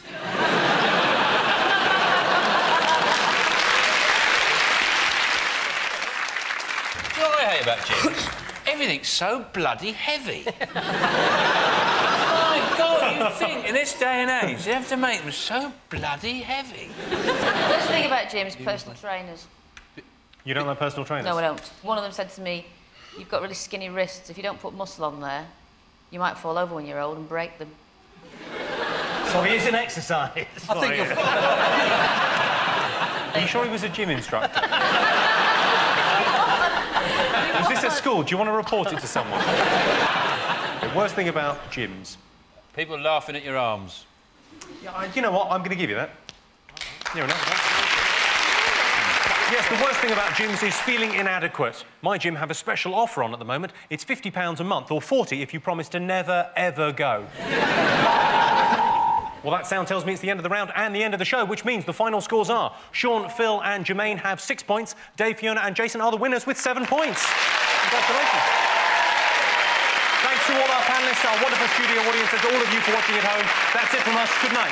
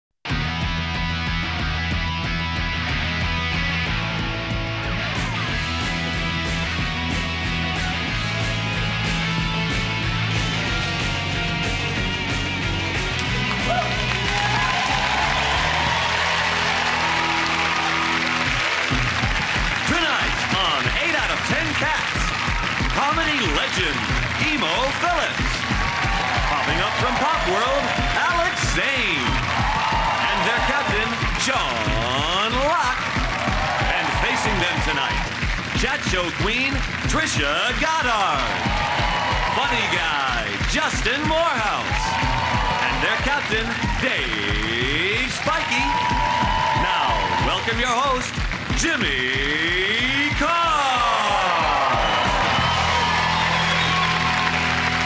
Hello and welcome to 8 out of 10 Cats, a show about opinion polls, surveys and statistics. Did you know, for example, there are enough cows in the world to make 7,000 Big Macs for every American? We're going to need more cows. Glaciers cover 11% of the Earth's surface. Sorry, 10%. Sorry, 9%. Goodbye, Stanglia. And eating carrots every day dramatically reduces your chances of having a stroke, unless you're a rabbit. Let's get started.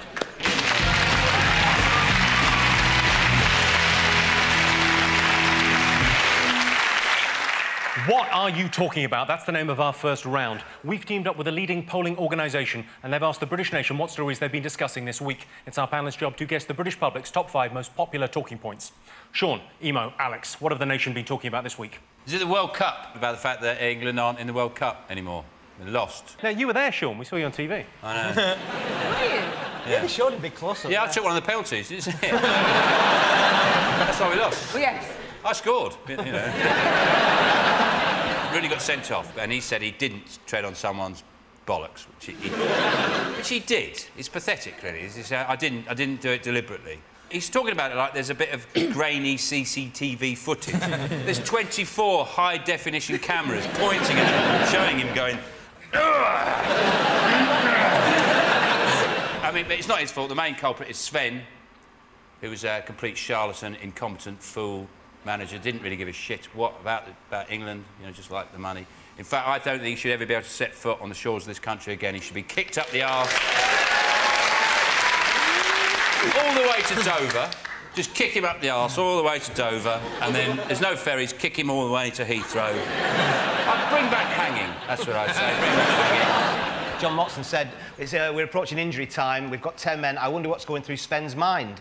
Fuck knows, none of us know that, do we? It showed a picture of him and he turned to McLaren and then he looked down the bench, and if you could have put a voiceover on the pitch, it would be like, who is that young boy on the bench? It's baby Theo, you brought him. Did I really? Back to my word search. Now, Emo, you're a huge football fan, I sense. You ever play baseball? Oh, this is cute. Once I beat up the school bully with a baseball bat. Both his arms were completely broken, which is what gave me the courage. Yes,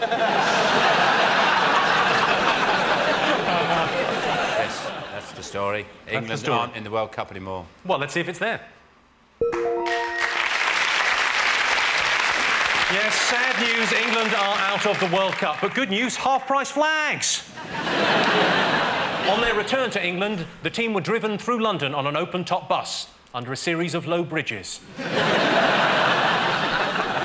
Dave, Trisha and Justin, what have the nation been talking about? We've had this heat wave, had an official heat wave, or as one daily paper said, killer heat. Killer heat. But luckily enough, they print these tips and advice inside the papers. Thank God. Because we'd never think of stuff like that, would we? Drink water. Just all those, you know, drink water. Drink water. That's why I'm thirsty. It's something to do with the heat. These weather warnings, they're stupid, aren't they? Come on, they say today, weather warning. It's hot. Look outside. But then, to be fair, they said it's for the vulnerable people. It's for babies and it's for old people. So I'd like to, if I can, do a weather warning for my nana. Take your fucking coat off. 4 degrees, love. Why is hot weather such an excuse for such execrable clothes? Well, not everyone looks crap in a bikini, Trisha.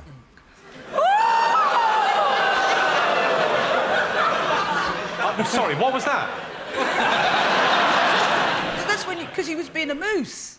He was being a moose? No, moose is like this.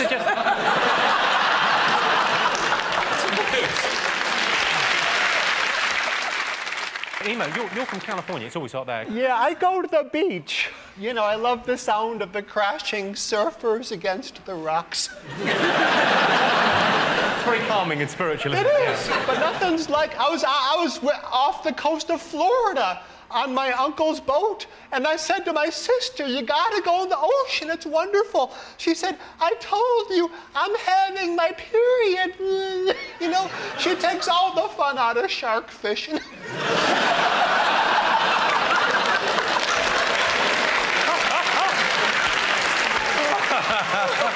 Right, well, that's your answer. Is it one of the top 5?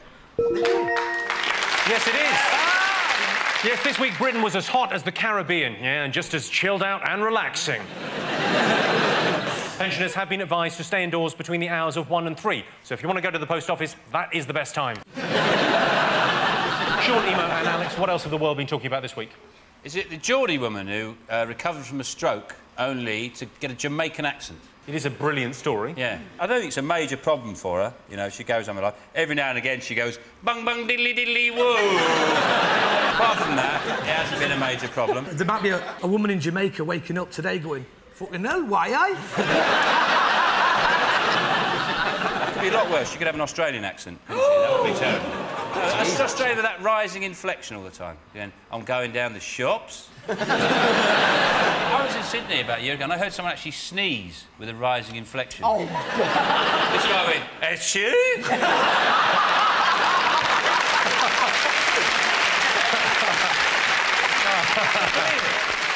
I love Australia. I was there about a couple years ago. I was there, I was watching my career go down the drain in the opposite direction. One of the things we have on our show a lot of the times, I go up to somebody in the audience who's blonde-haired, blue-eyed, and then they start talking like that, in it, man, you know, wicked. And I said to this guy once, I said, why are you talking like that? I'm black and I'm not bloody talking like that. What the hell are you talking like that for? He was giving his view and said, you know, bring it on, innit. Is this? Oh, were you saying in it or? No, they say innit. They say in it. In it. You could not cut it in the ghetto, Jimmy. I couldn't cut it in the ghetto? You could not cut it in the ghetto. Get out of me face, bitch.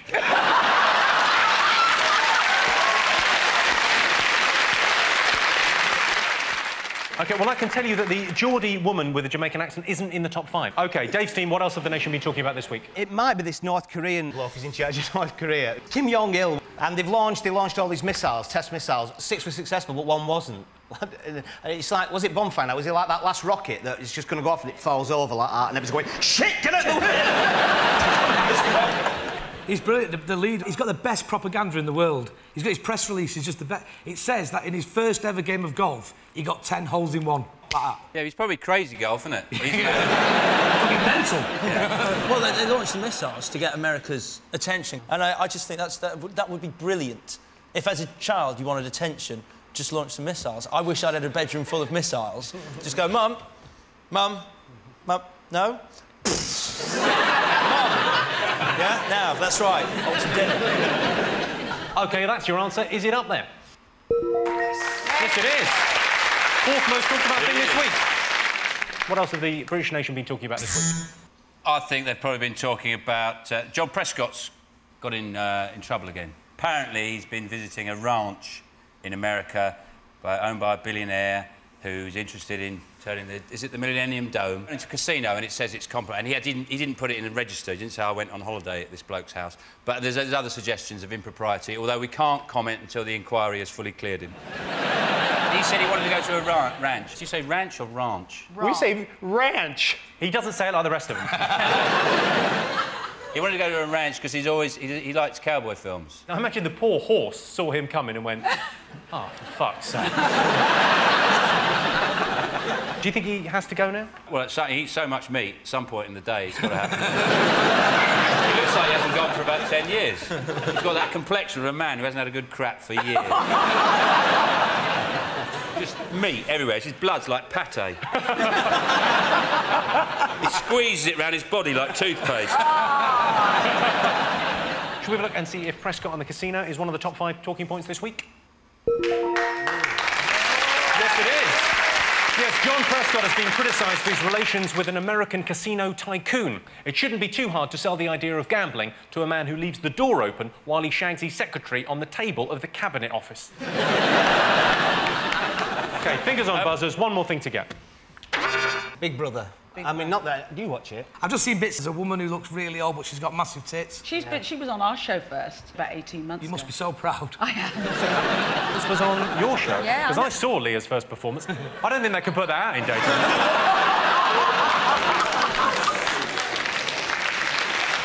She is weird looking, though, isn't she, Leah? She looks like a wax model halfway through a stage of melting. Do you fancy her? Yeah, love it. I love that look.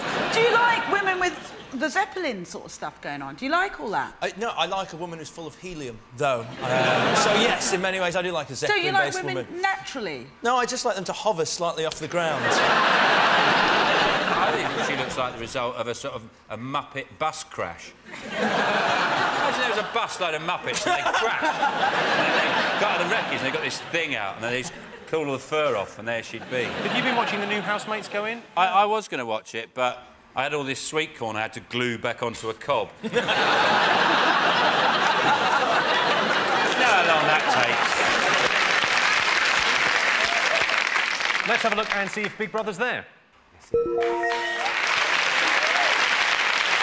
Yes, indeed it is. Leah is so worried about the abuse she'll get when she leaves the house, she's insisting on going everywhere with 2 massive bouncers. So at the end of that round, I can tell you that Sean's team have 2 points and Dave's team have 3 points. The next round is called The Poll with a Hole. We've looked through hundreds of surveys, past and present, from around the world and unearthed some fascinating facts. Unfortunately, each statistic is missing one salient piece of information, so it's up to our panellists to fill in the gaps. OK, Sean's team, 30% of millionaires are worried about what? Robin Hood and his merry men. Helping their new wives with their homework.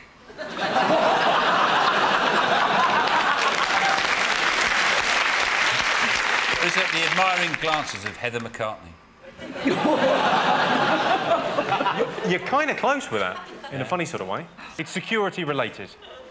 That their partner is a security guard. Say the answer. 30% of millionaires are worried about being stalked. What's that got to do with Heather McCartney? Stalk. He's a fucking stalker. Well, she's only got 1 leg, but that couldn't call her stalking.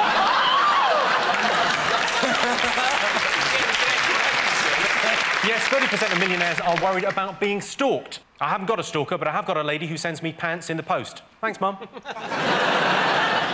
19% of Brits have been angry with someone who what? Who has buck teeth and a Portuguese accent. Who's on Deal or No Deal. They're taking it too seriously. I'm getting a hot feeling from the box. You're 48, you're on the change, it's a flush. Anger's no good. Anger is no good. You'll know this, Tricia. Anger's no good. It's non-productive. You're best off using that energy, twatting them. What really annoys me is when people discover vegetables that look like someone famous. They send a picture into the paper and they say, you know, this looks a bit like Natasha Kaplinsky, doesn't it, this aubergine? I just want to know what goes through their head when they find the vegetable. They just go, oh, my God. I'm going to have to give you the answer to this. 19% of Brits have been angry with someone who upset them in a dream. Confucius said, how do you know you're a man dreaming you're a butterfly and not a butterfly dreaming you're a man? How do I know I'm not a butterfly? You daft twat. I drove here. So at the end of that round, it's 3 points for Sean, Emo and Alex and 4 points for Dave, Tricia and Justin. The next round is called Believe It or Not. In this round, I give the panellists a simple statement, and all they have to do is decide whether they think it's true or false. Sean, Emo and Alex, let's have a look at a clip to illustrate your statistic.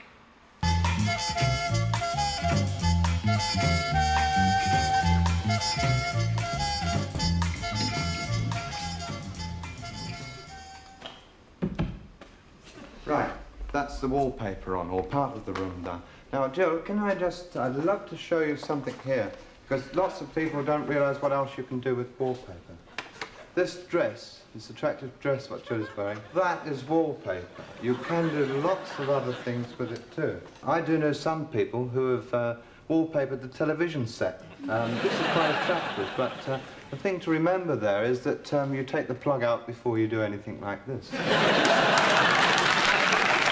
Well, that was a DIY show from the 1960s. Your related statistic. Every week, 4,000 Britons are hospitalised through DIY accidents. Is that true or false? I've never met anyone who's been involved in a DIY accident or even heard a story about someone who's been involved in a DIY accident. Yeah, but you move in the right circles to hear the DIY stories. I've built stuff. Yeah? What have you built? Nothing. God help the woman who marries you. Why? Because you don't... What do you do, then? I'm an attractive prospect, Tricia. Are you good around the house, Emo? No, my light bulb burns out, I sell the house and move. I bet Dave does DIY. You look kind of a DIY. No, I don't, and I think that's probably, you know, people do get hospitalised because men are generally shit at DIY. The ones who are good at DIY do it for a living, basically. Why are men on this planet? If you cannot put out the Tricia, rubbish into DIY, OK. why are you here? Bridges, roads, hospitals, everything you can think of that's ever been invented. Western civilization, in short. But, Sean, if we don't give you a little bit of how's your father, never mind about building... How's your father? How is it way back there in the 50s? I'm trying to be polite on the television. All right... Have you seen your show? Never mind building civilisations. You can't last 2 days without a bit of sex. Listen, you shelf hooer. You're putting out... Is your house just covered in shelves? Your husband's going, it's brilliant. Every time I put one out, No. she puts up. He can't. He can do a bit of deal. Can he? Yeah. I bet his shed's fantastic. His shed is great. He's got an amazing shed at the garden. Yeah. With a combination lock on there, a drawbridge, everything. I'm in the shed, he's got a gun turret. No! I'm in the shed! Yeah, just stuff! OK, so every week, 4,000 Brits are hospitalised through DIY accidents. Is that true or false? I think it's an absolute scandal, that statement. It's foul calumny. It's absolute nonsense. Poppycock. Absolute balderdash. What are you saying? Just give me an answer. No. You're saying no. You're saying it's false. Yeah. Yeah, I'm saying it's false. I can tell you that the answer is, in fact, true. Yeah. 4,000 Brits are hospitalised each week through DIY accidents. I once had a serious DIY accident. The phone rang while I was using a nail gun. OK, Dave, Tricia and Justin, let's have a look at a clip to illustrate your statistic.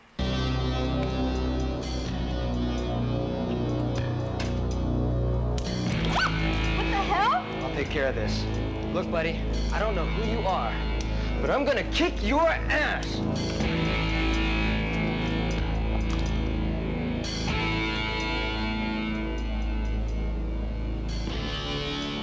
What are you doing with my wife? What? Not your wife, mister. Shut up, Anna. Look, that's it, man.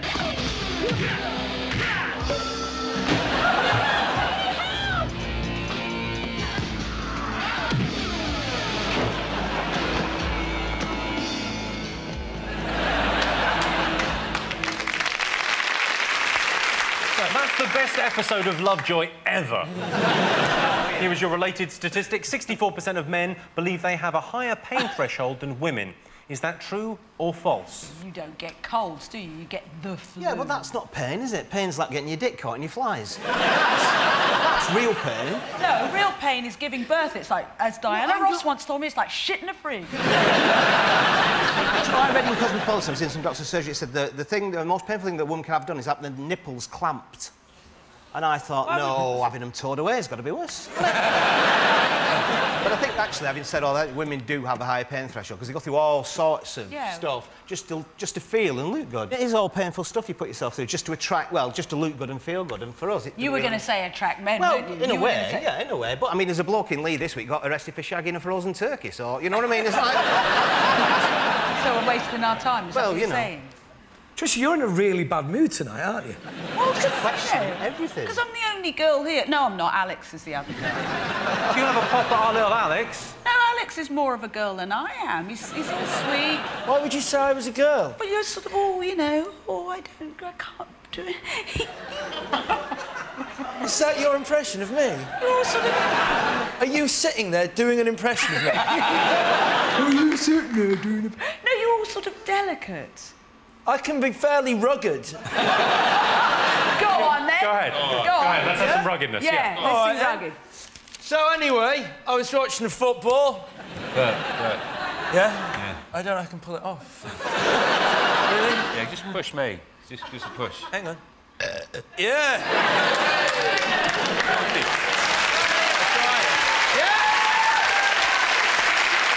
Oh, my hero. Shut up, Tricia! I've said that so many times to the TV, it felt totally different in person. 64% of men believe they have a higher pain threshold than women. Is that true or false? What do you think? I think it must be true. Do you think it's true? Oh, well, we're three trues here. Three trues. True? Three trues. I can tell you the answer is false. Only 27% of men believe they have a higher pain threshold than women. So at the end of that round, it's 3 points for Sean's team and 4 points for Dave's team.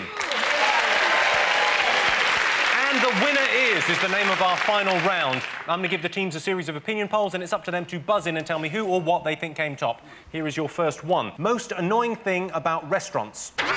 I went to a restaurant and the waitress was on crutches. And she brought the bread rolls in her mouth. Just gonna go and get the soup. I was in a restaurant and I dropped a fork on the floor and they gave me a new fork. So I dropped the napkin just to test it out. And they give me a new napkin. So I pushed my ex-wife out of her chair. I'll give you a clue. It's service-related. Is it losing the ability to say the word bill when you enter? Because at the end of the meal, nobody can say, excuse me, can I have the... You have to, excuse me, can I have the... Unless you're in Spain. No, Spanish for the bill is la cuenta, yeah? Not as I did when I went over, stood my phrase bit, and asked for la queso, which is cheese. And he's like, queso, everybody? I go, yeah, pay for everybody. Queso around. Queso. Dump. For fuck's sake. Do you know what I'm going to have to tell you? The most annoying thing about restaurants is having to wait ages to get your food. That's why I always phone ahead with my order. Yes, I'll have the filet-o-fish, please. OK. Worst place to cry. Is it from your ears? I imagine a bad place to cry would be a photo me booth.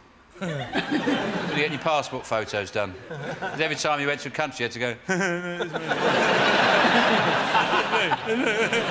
OK, worst place to cry. Antarctica. Well, a job interview. Correct answer, Justin Moore. Yeah, the worst place to cry is at a job interview. That's according to the survey, but in my experience, it is definitely during sex, especially if the sex is during a job interview. Right, that sound tells me it's the end of the round and the end of the show, which means the final scores are Sean, Emo and Alex have 3 points, Dave, Tricia and Justin are our winners. They have 6 points. Thanks to all our panellists, our wonderful studio audience and to all of you for watching at home. That's it from us. Good night.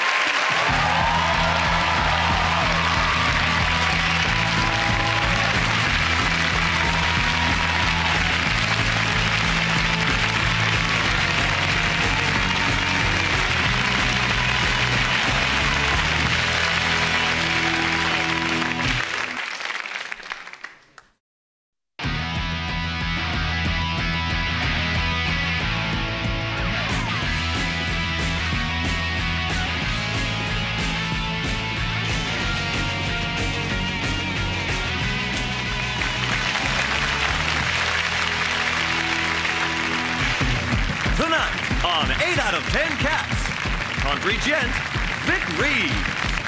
The Sky's the Limit, Damon Holmes. And their captain, Sean Locke. And facing them tonight, the one and only Joan Rivers. Dancing on Ice, it's Holly Willoughby. And their captain, Dave Spikey. Now, welcome your host, Jimmy Carr.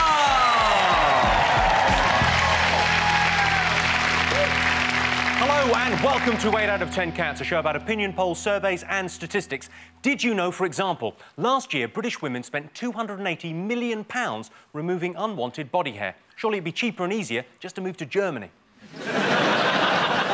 Women blink almost twice as much as men. Brilliant. Think of the stuff we can get away with.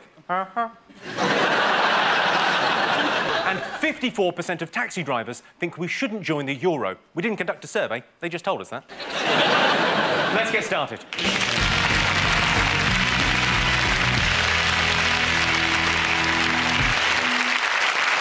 What are you talking about? That's the name of our first round. We've teamed up with a leading polling organisation and they've asked the British nation what stories they've been discussing this week. It's our panellists' job to guess the British public's top 5 most popular talking points. Dave's team, what have the nation been talking about? It's the World Cup, we think. Yeah, yes. I think the final will probably largely be remembered for the antics of the French captain, Zinedine Zidane, who was going to quit at the end of the game anyway, but decided to take early retirement. Yeah. He nutted this guy in the chest. And the clip they always show is when he walks off, desolate, taking some bandage off, he walks past the World Cup, doesn't he? Which is like, there on a plinth. Right. And I thought it would have been really, really funny if he'd walked off like that and went, I'm having that and all. Because who's going to get it back off him? You go and get it. I'm not getting it off him. And they reckon that he said that the guy, Materazzi, said that he's accused his mother, said his mother was a terrorist whore. Oh, so what? Any woman over 50 goes, thank you for thinking that. If he had said your mother's an old ugly pig in a big burqa, you'd go, how fucking dare you? But your mother's an old whore, well, thanks. Sorry, you think being called a whore is a compliment? If you don't have a tampon in your purse, you're glad someone thinks of you sexually. Absolutely. What is a terrorist whore? How does that work? A terrorist whore is a woman who's sexy but heavy around the middle because she's wearing a bomb. Right. I think the other thing, an important point to make about the World Cup, one of the reasons that the Italians won, they were a very fresh team. They had lots of energy compared to other teams. And that's because Italian football is, well, we all know it's fixed. So technically, they haven't played a competitive match all season, those players. The whole season they've been playing games where they just kick off, knock it back for a bit. Time for the penalty? Yeah, go on, over you go. Are you a football fan? Do you understand soccer? I don't understand. I'm Jewish. We don't play sports, we sell you the equipment. I mean, it's just... The saddest thing I saw the whole World Cup was after England went out, I went into a supermarket and on special offer they had half price England World Cup celebration cakes. Who, in their right mind, if England won the World Cup, would go, hooray!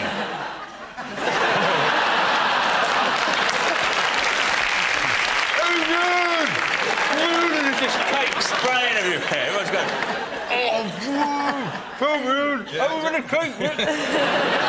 Should we have a look and see whether the World Cup and Zinedine Zidane is one of the most talked about things this week? Yes, of course it is, the #1 talking point. Yes, Zinedine Zidane headbutted an Italian player who accused his mother of being a terrorist whore. Zidane was brought up single-handedly by his mother, who had to work 2 jobs. She was a terrorist and a whore. Obviously, we don't mean that. Sean, Eamon and Vic, what else have the nation been talking about this week? David Cameron's got another attention-grabbing headline scheme idea where we should apparently understand teenage hood-wearing characters. He wants to cuddle them in the park, doesn't he? I think he thinks things through. Because teenagers, the last thing they want is cuddles, isn't it? What's he got planned for goths? Because they don't want to be cuddled. For goths? When I see a goth, I don't see a goth. I don't see an individual goth. I see 2 disappointed parents.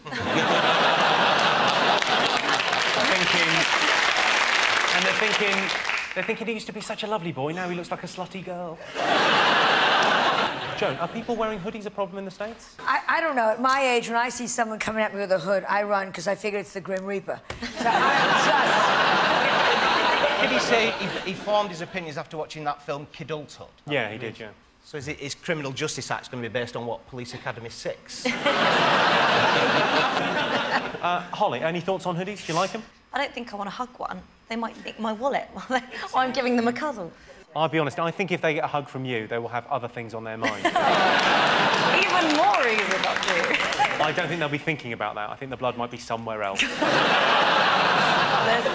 He just comes out with stupid statements all the time. Nobody would be surprised if he said something like, I've got an idea, elastic houses. You know, it's small if there's only 2 of you, but if you've got some people around, you just stretch it out. There we go, elastic houses. Everyone goes... That's a good idea. Moon harnesses. Really? Yeah. Why? It just could work. Throw a harness over the moon, 2 handles, pull it near. It comes nearer and nearer and nearer. We get more gravity and begin to float. It makes sense. You're a one-man think tank. Yeah. OK, well, let's have a look and see whether Cameron's campaign for hoodies is one of the top 5 most talked about things. But it is. The Sun has launched a campaign to hug a hoodie, or, in other words, restrain them until the police arrive.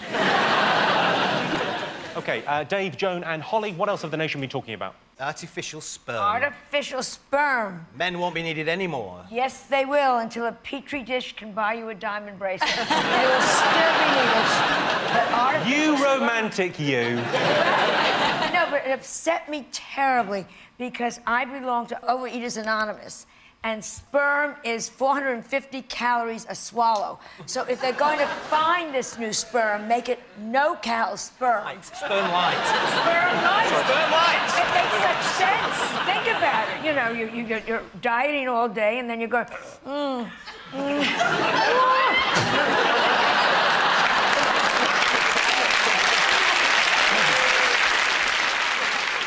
Think very carefully before they make men redundant, because there are consequences. Who's going to bring the bins out? It's very true. The summer's going to be ruined. Who's going to do the barbecue? I think it's the little things they miss, like, who's going to put all the ships in the bottles? Yeah. I reckon in 6 months they'll all be living in caves. They'll be tidy, though. Yeah. OK, let's have a look and see if it's up there. Yes, it is. Yes, this week, fertility scientists have produced mice using artificial sperm. There were worries in the tabloid press that the artificial creation of sperm will make men redundant. Fortunately, the sperm are kept in jam jars, so you'll need a man to get the lid off. OK, over to you, Sean. I think that cash for peerages, that's bound to be there. That Lord Levy. He's actually... He's a lord and he's been accused of selling cash for peerages and raising money for the Labour Party, and he's been arrested. And Tony Blair may be questioned by police, maybe taken down a police station. Do you know anything about this at all, Joan? Very little. I just know that Tony Blair was upset and he head-butted Lord Levy. That's all I heard. But I believe in that. I think if you can get to be... Look at Dame Edna. I mean, it suddenly brings to light a lot of people. You say, how? Dame Edna. Dame Edna. Dame Edna is one of the examples you're bringing in here. Lord Snooty. Yes. Count Duckula. How did he get his title? There's your answer. There's something gone on there. Joan, seriously, would you be interested in being a Lord of the Realm? In a second, because I could slap servants so easily. I look at, like, oh, Naomi Campbell, she is my idol now. She just goes around slapping... You know, to slap someone that's on your level, they'll hit your back, you know. But Naomi Campbell just says, you stupid bitch, whap, whap, whap. Now bring my tea. And they do. And I just think that's fabulous. Should we have a look and see why that Lord Levy is up there? Yeah, I think we've tackled the subject in depth, Jimmy. All right. Fingers on buzzers, one more to get. What else has the nation been talking about? Is it? Well, they're going to build loads of nuclear power stations to cater for our energy demands in the future. But people say they're not safe. Well, I interviewed the Industry Secretary during the week, Alistair Darling, and the whole question of safety, there's a lot of concern about that, and he said it's not a problem, that he would give it 3 thumbs up. Yeah. Well, I think they should consult the people of Sellafield. Well, I went beachcombing near Sellafield, and there's a crab with paws. And actually had furry paws, and he was licking his lips. Where is this beach? It's near Morecambe. It's the only place you can have a paddle and get your feet x-rayed at the same time. I just can't imagine anyone who would want to live next to a nuclear power station. Where are they going to put them? There's just going to be such an uproar about it. On the moon. Once they use the That's your moon. solution to everything, isn't it? Of course it is. It's a big redundant ball of shite. But there's no solution to the, so far to the energy crisis. One of the solutions has been put forward. David Cameron's put a windmill on his house, hasn't he? Yeah. That's what it does. It doesn't power any electricity. It powers his crackpot ideas machine. He's got in his kitchen, he's just whirring away. Like, it comes out, hug a hoodie. Oh, brilliant.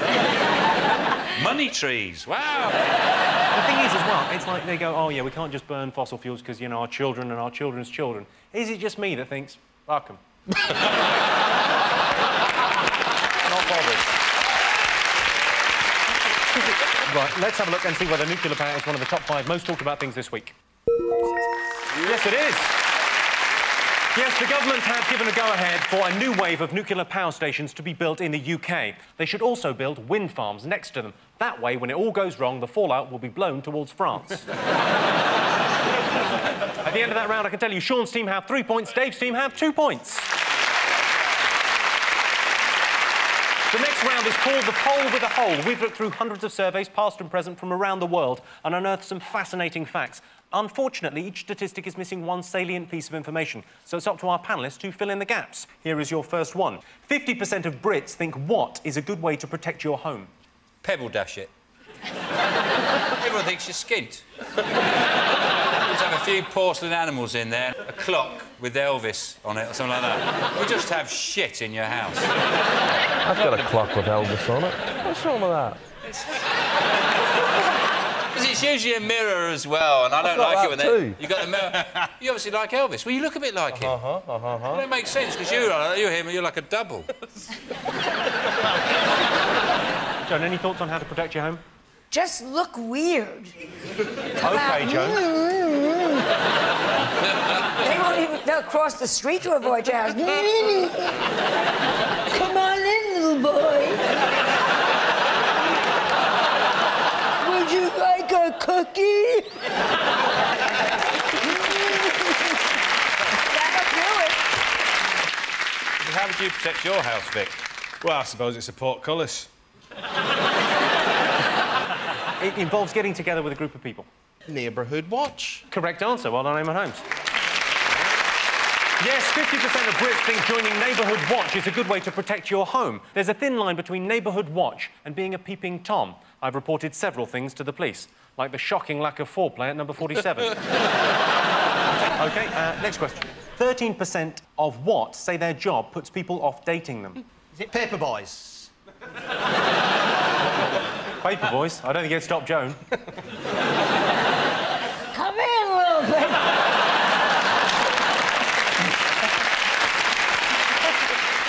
Vic, any thoughts? What job would not attract you to someone? I expect it's lepers. A hangman. A hangman would be horrible. Somebody has to do it. I'll give you a clue.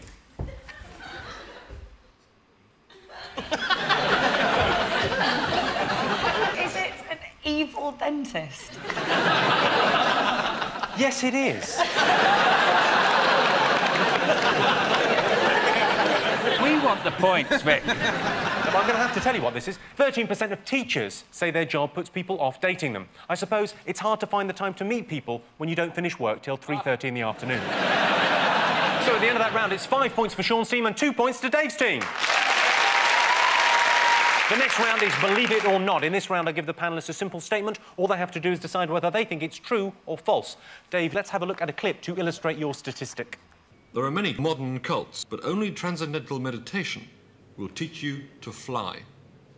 It's literally doing this and getting up and doing it. An athlete would obviously be able to get further. The lighter you are to the relationship of the power in your legs, the further you will get.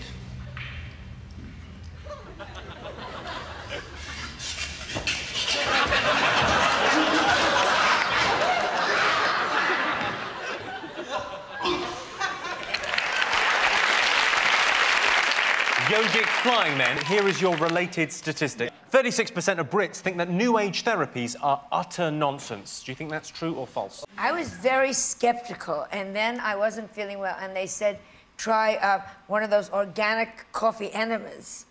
And it worked like $1 million.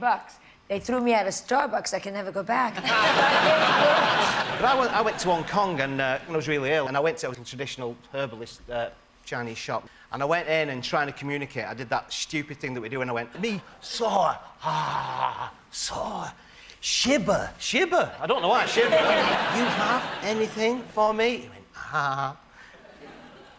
night nurse. No. See, I recently got attuned in Reiki. Oh, that's channeling. It's kind of like a healing energy that you are the channel for. And it's really weird because I think it really works. Sorry, do you want to buy some magic beans? You can do Reiki as well, can't you? I used to be a hippie. I've moved on. What's that? What's that? But Jimmy does Reiki? Yeah. You make her. Quite right. What did she look like that was doing the Reiki? What did she look like? Yeah, it was like this gorgeous girl doing Reiki over you. Or was that... I think that makes a big difference with a man. If we were both Reiki instructors, who would make you guys feel better? Come on, shut your eyes. Come on, Howie. Shut your eyes so you won't know who does which first. Now, one of us is going on one side, one of us is going to get on the other side. Right, you're going to what, heal me?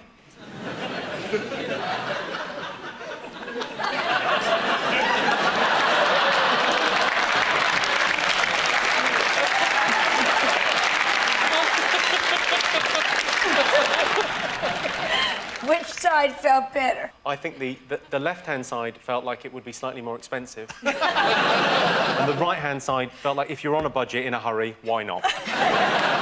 Which side was which? I was the budget in a hurry, thanks. I wish it had gone further, but you were probably thinking of the calories, weren't you?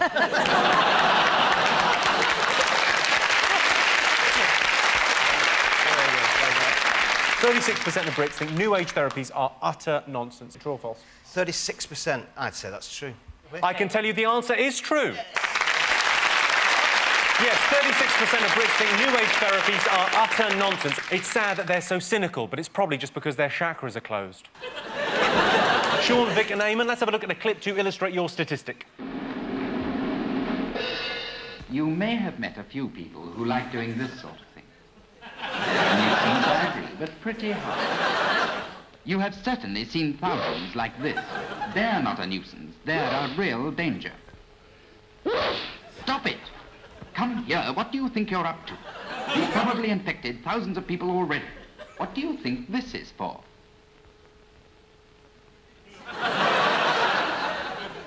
Close your eyes. Now, handkerchief, sneeze. Handkerchief, sneeze. See what I mean? That's the idea.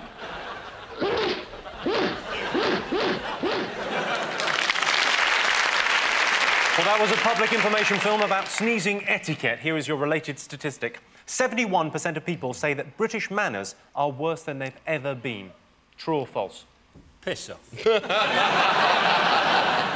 I tell you what really upsets me is minicab drivers. You phone up for a minicab to come to your house and they hoot the horn outside your house. They don't come and knock. They hoot your horn. And suddenly I just feel like I'm his girlfriend or something. I imagine he's sitting there in his car like...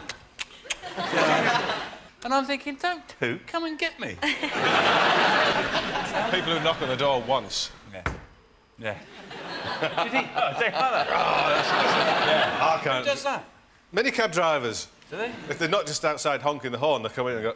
And you go, what is that? There's a pan falling off the shelf or something. Joan, do you think we've got better manners than the Americans? Oh, I think so. Once in the last 21 years, a man opened a car door for me. Once. And we were on the motorway at the time. Had it with you, bitch. 71% of people say that British manners are worse than they've ever been. Do you think that's true or false? Is it true? I can tell you that the answer is true. Yes, 71% of Brits think that manners have never been worse. The other day, I stood up for a pregnant woman on the bus. Well, I wasn't going to fight her sitting down. So at the end of that round, it's 6 points for Sean's team and 3 points for Dave's team. And the winner is the name of our final round. I'm going to give the teams a series of opinion polls. It's up to them to buzz in and tell me who or what they think came top. Here is your first one. Most depressing thing about getting old? Why me? I think it's that you start to lose your memory and Alzheimer's. Have I told you this already? I was at a family do a while ago, and I was in the bathroom, shut the bathroom door and went, what the fuck? What am I doing in here? I don't think I want the toilet. Do I want the toilet? No, I don't want the toilet. Maybe I'm washing my hands. Maybe I've something in my teeth. No idea. And what they say is go back to the place you set off from. So back in the lounge, there you go, straight away. Uncle's having an heart attack. I've gone for his tablets.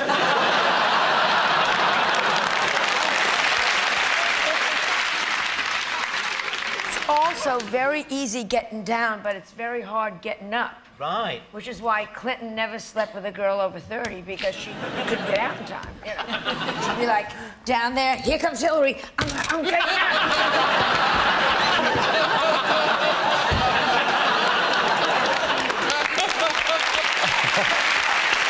That would be bad. The most depressing thing about getting older? Tutting at things. I tutted at a squirrel the other day. What had the squirrel done? He tried to make a leap from, like... It was really silly. He was never going to do it. There was 2 trees, and the branches were so far apart. And he went up there, and I thought, he's not going to try and do that, is he? And he tried it, and went... No one's got the right answer yet. Dying? Is it dying? Yeah. Look at your teammates and reconsider that answer. What about sex? All right. Is it illness? That's the correct answer. Is it? Most annoying thing about supermarkets? Is it the veg on entry? Never understood that. Why do they put the vegetables, all the vegetables and the fruit, first to go in? You haven't bought your meat or your fish yet, so you don't know what you're going to have with it, do you? You kind of have to guess what meat they might have, buy the appropriate vegetables to suit that meal that you don't even know you're going to have yet. You just got to just dream, hope, for God's sake, they've got chops. because I've bought potatoes and I've bought some broccoli, and that goes with chops. If you've got no chops, I've got to go all the way back there. Word for word. Yeah. Eamon, do you ever go to supermarkets anymore? Of course I do. You open them? Yeah, every morning at 6. Queues. That is the correct answer, Sean. Oh. I'll tell you who I blame for the queues at supermarkets. Girls Aloud. Yeah, there's a Morrison somewhere, 5 checkout girls short. Well,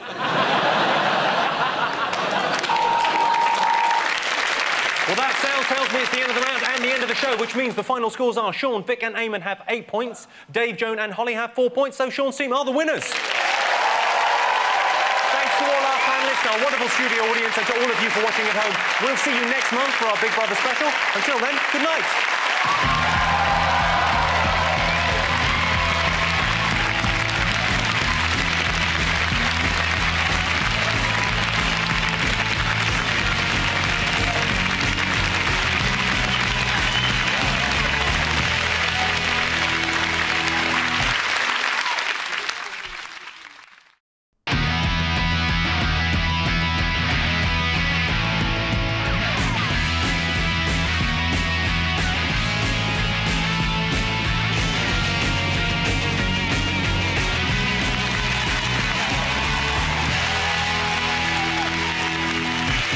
It's 9:30 on the 8 out of 10 Cats Big Brother special. Joining the show tonight, Big Brother's Big Mouth, Grace, Northern Delight, Jason Manford, and their Big Brother, Dave Spikey. And facing them tonight, blonde bombshell, Leah, superfan Dom Jolly, and their Big Brother, Sean Locke. With extra special guests, Jade, Nadia, Mikey, Jane, Eugene, Shabazz, and here's your host, Jimmy Carr.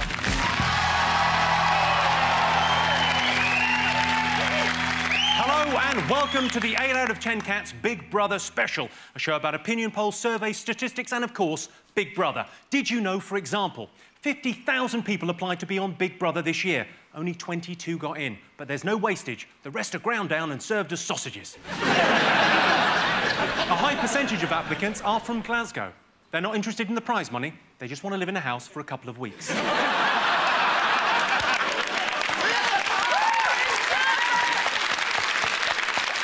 And throughout the world, there have been 114 Big Brother winners. 67 male, 46 female, and Nadia. Let's get started.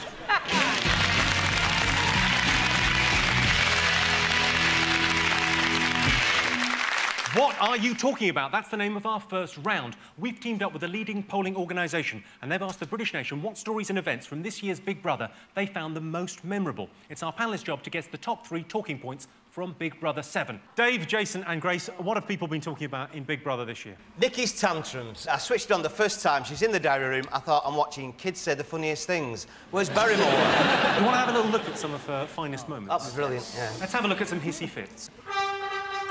I'm not fucking having that! Who is she? Who is she? It's a little bit straight. 1, 2, 3,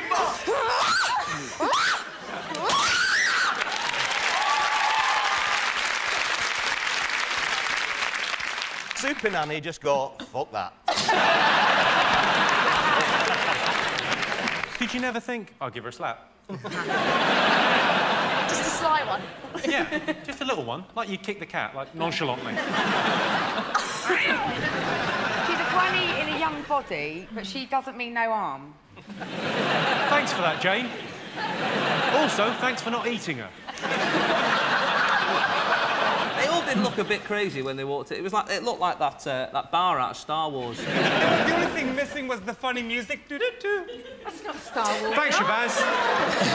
Crikey! Yeah, I know the one you mean. Yeah. Guys, You're I've obviously got to capable tell of you. appearing on the show. I've got to tell you, I actually... Shabazz! Can you let Jimmy get on with his fucking show, please?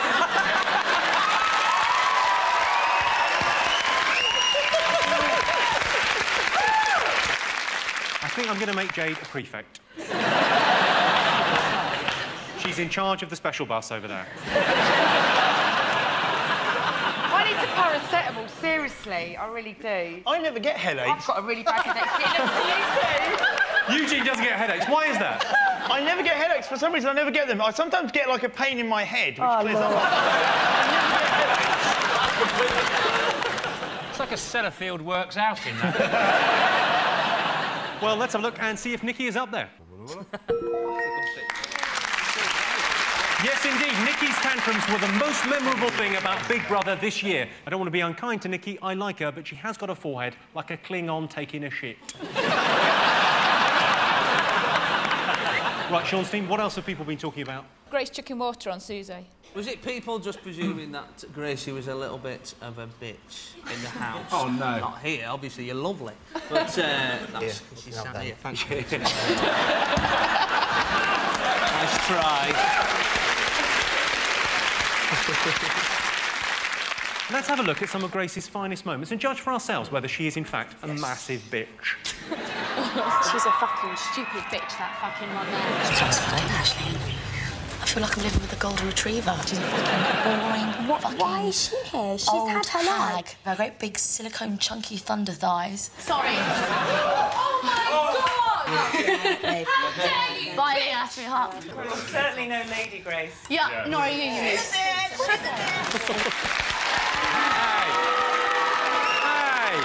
Hey! Let's be nice, she's our guest, but seriously, dashing water in someone's face, you better know yourself.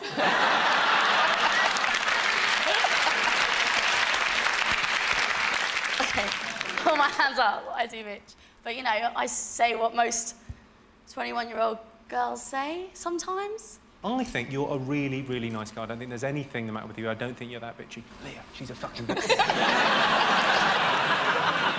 Mikey, do you think she's a bitch? No, she's not a bitch. She's a good girl. That is the correct answer. She's my bitch. She's my bitch.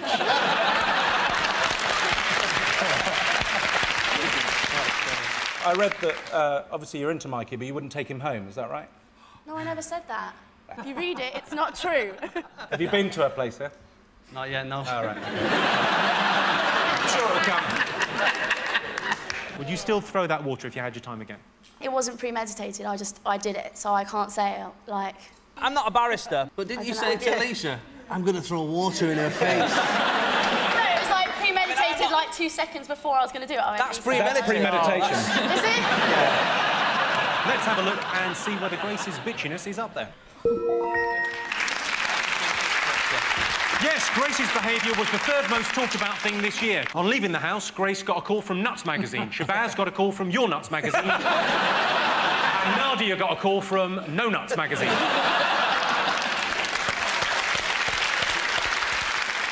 Dave, what else have people been talking about? Is it Pete and Nikki's love? They're in love, aren't they? Should we check out this romance between Nikki and Pete?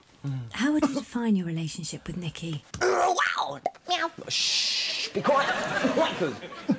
Oh, I love her, I love her. Wow, I love her! I love Nikki! Ah! Oh, shit, I've got a headache. I'm really smashed.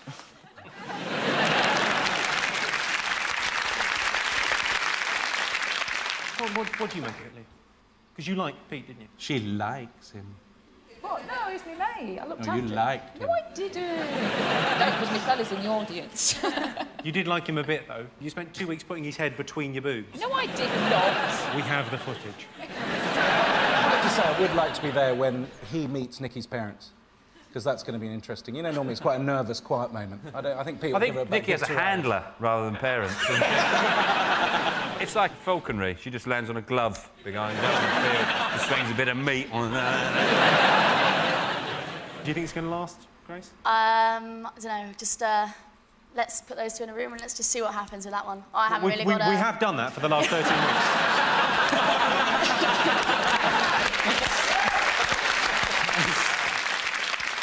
Well, I can tell you that Pete and Nikki's love affair was not in our top 3. Oh. Yeah. Nikki is madly in love with Pete and desperate for him to say those 3 little words. Meow, wankers. Seanstein? Sorry. That's one. It started. I'm sorry, Jane, were you not getting enough attention? I'm sorry. You know what it is? She's not in the front row. Me. Sorry, Jane, it whacked the back of your head, did it? What could it possibly have damaged there? Oh, God. What else have people been talking about in Big Brother this year? Shabazz. I think we haven't talked about him for a bit, and seeing him here... Let's have a look at some of Shabazz's hilarious antics. I love my mouth. Look at that. I mean, you can't buy lips like that. You know what I mean? I've had these all my life. Lovely, full... I mean, that is a Marilyn Monroe mouth. I love it. Oh, you're done with me?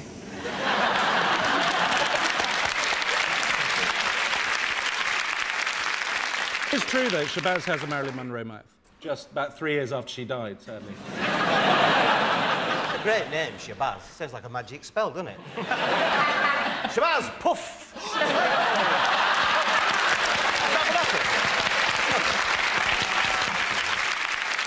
Well, I can tell you, surprisingly, Shabazz wasn't one of the top 3 talking points this year.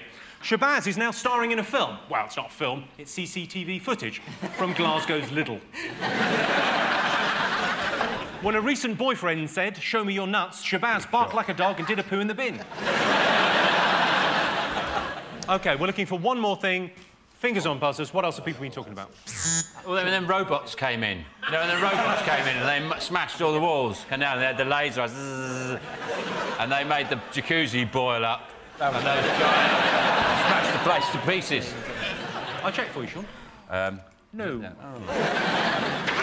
Was it? Oh, Not robots, Ursula though. going in again last week. No, People going in and others. they shouldn't be in when they've been out already. Yeah, when we and they're coming back again. It was possibly the most complicated Big Brother there's ever been. I couldn't follow Even it. the people that said it was dumbing down TV couldn't follow it this year. Let's have a look at this. You may now leave the dining and move into the house next door. You have been chosen to return to the Big Brother house for the final week. Look at her, look at her. Look at her.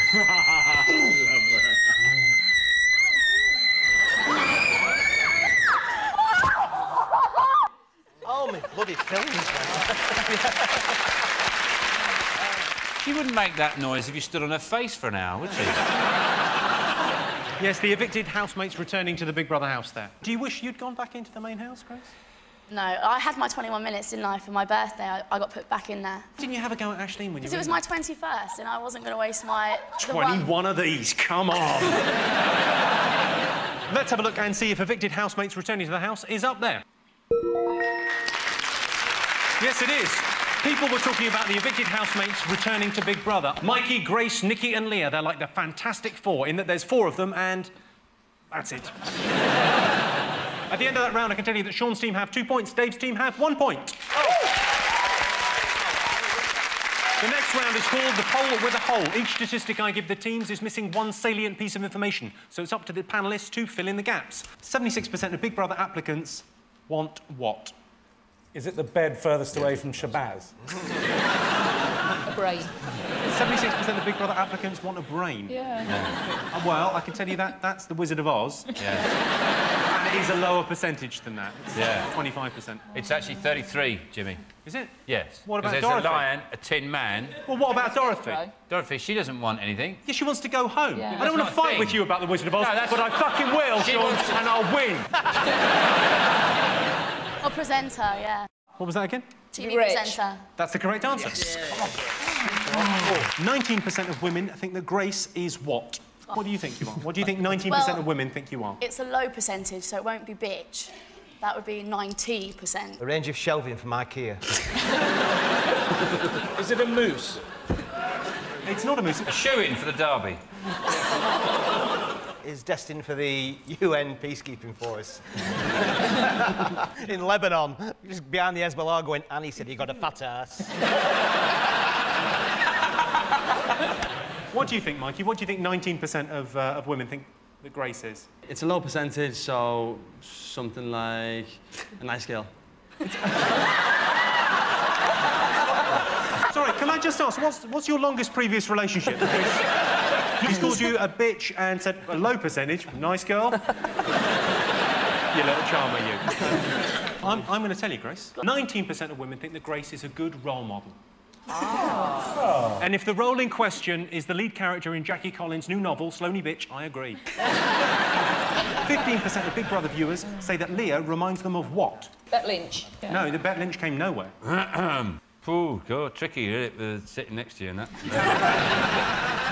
It's not something dead insulting. It's something really nice, actually. Oh, I know. Boiler needs lagging. In a nice way.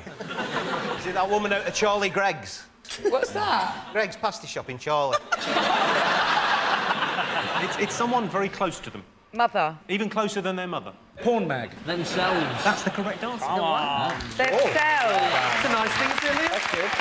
So at the end of that round, it's 3 points for Sean, Leah and Dom, and 4 points for Dave, Grace and Jason. Our next round is face-off. We've got 6 well-known Big Brother contestants here in the studio. Nadia, Jade, Shabazz, Eugene, Jane and Mikey. OK. We asked the public which of these housemates would make the best James Bond. Nadia, master of disguise. You know, I have to say, my dream come true would be to be a baddie in the James Bond movie, so I can take it. I would love to be. Octopussy. Octococky. What about Jade in Doctor No Idea? Yeah. Eugene's your gadget man, isn't he? Now, Eugene's Q. He's not Bond. Oh, yeah. He'd be like, see this? It looks like a machine gun, but actually, it's a radio. This is an atomic watch, but when you turn it off, it tells the time. Yeah. What's your favourite Bond gadget, Eugene? I seem to remember there was the watch, as you said, the watch, which had all the gadgets in it, and it had the bomb in it. Jesus Christ. What are you going to go for, Dave? Let's go Jane. Well, there's only one who looks a bit like a James Bond, isn't there? Mikey looks like James Bond, doesn't he? Yeah. You're going with Mikey. OK, fine. Who would you go with? We'd go for Eugene, I think, Jimmy. I think he would make a less than adequate Bond, which is the best that we can hope for. Would you kill for your country? Yeah. I would. The only problem is I'd probably be late. Why would you be late? My timekeeping's appalling. You've got an atomic watch, man! Well, I can tell you that you're right. The housemate people thought would make the best Bond is Eugene.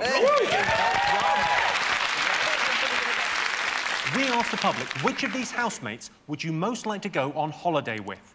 Who do you think, out of that motley crew, got the most votes? Surely there should be a prefix that, like, if you had to. I'd like to see how Shabazz reacts to turbulence in flight. Jade, where's your favourite holiday destination? Dubai. Where? Dubai. Where's that? I don't know. It's nice, though, is it? Yeah. I just go to these places. At the end of the day, I don't want to be a geography teacher, so I don't have to know. Quite right. It's such a great shame you don't want to be a geography teacher, though, because children are missing out on what would be a hilarious education. Eugene, have you ever been to Vegas? Vegas? Las Vegas. Yeah, no. Have you seen the film Rain Man? Yes. OK, I think we could make a lot of money. OK, which housemate would you most like to go on holiday with? Jade and Jane as well. So you, Jade and Jane, on holiday together? Oh, yeah. That is a Channel 5 programme, and you know it. What would we call it, though? Armageddon? Well, I'm going to force you to guess now. Jade. You're going to go for Jade, are you? Yeah. Dave's team? Well, if it was Safari, Shabazz, that'd be a laugh.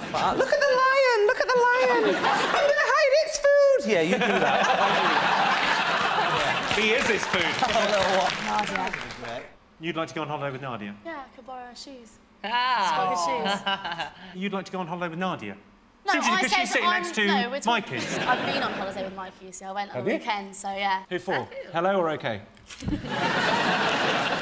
Seriously, though, who for? No one, for myself. And him. What's the point of that? You had a photographer with you? No. What's the point of that? OK, go on. What's your final guess? Shabazz.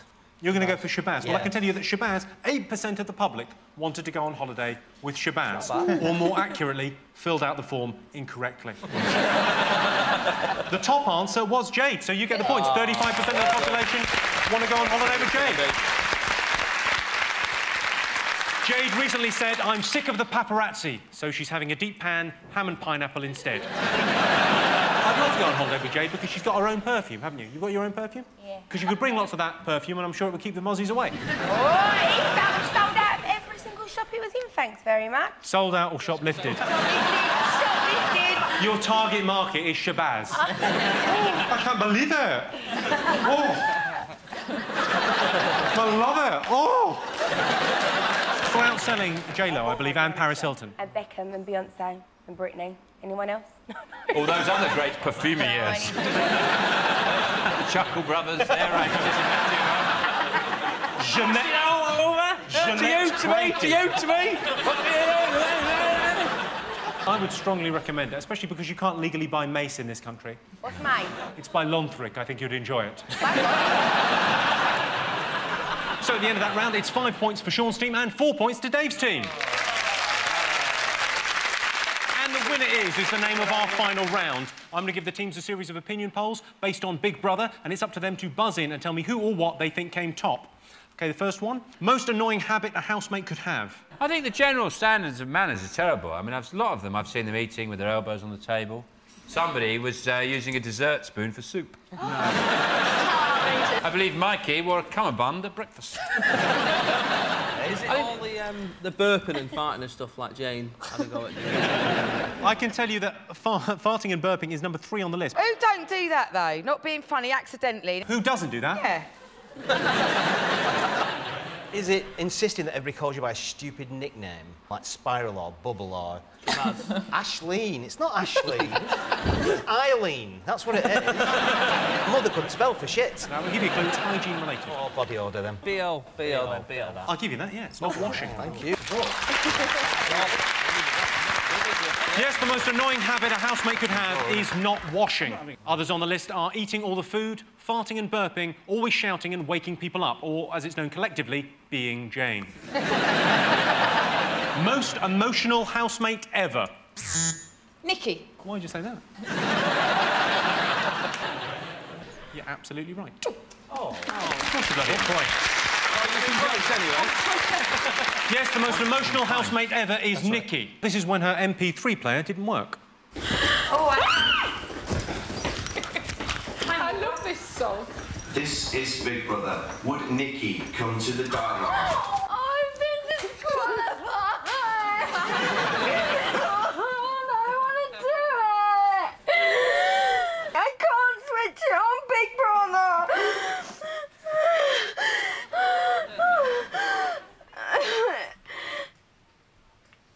Oh, it's working!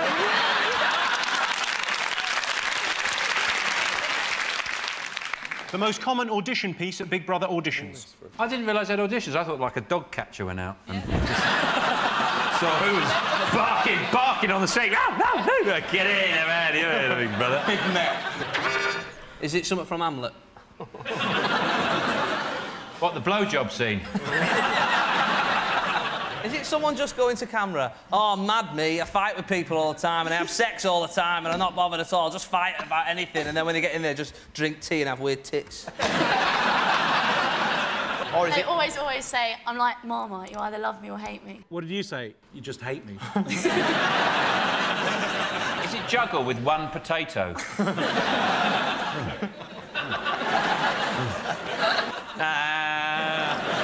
Do you know what? I'm going to tell you. The most common audition piece at Big Brother auditions is telling a joke. For example, what's black and white and red all over? Sam.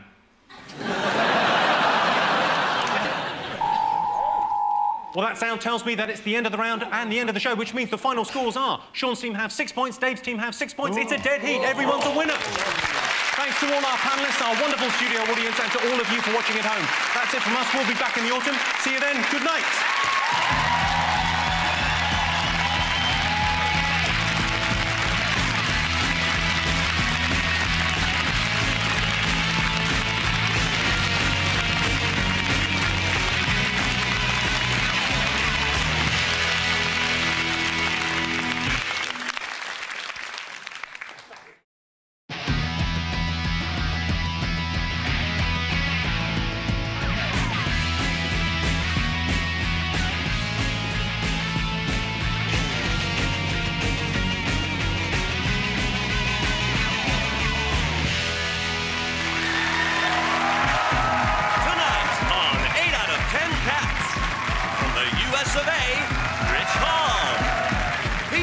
princess, Nikki Graham, and their captain, Sean Locke.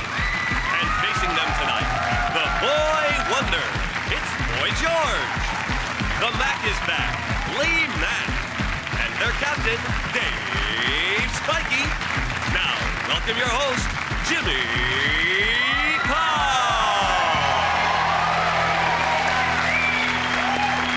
Hello and welcome to 8 out of 10 Cats, a show about opinion polls, surveys and statistics. Did you know, for example, scientists say the elephant is the only mammal that can't jump? What, Stephen Hawking isn't a mammal? Only a quarter of Brits consider themselves to be lucky, and they're the lucky ones. A cockroach can live for a whole week without a head. Beat that, Heather Mills.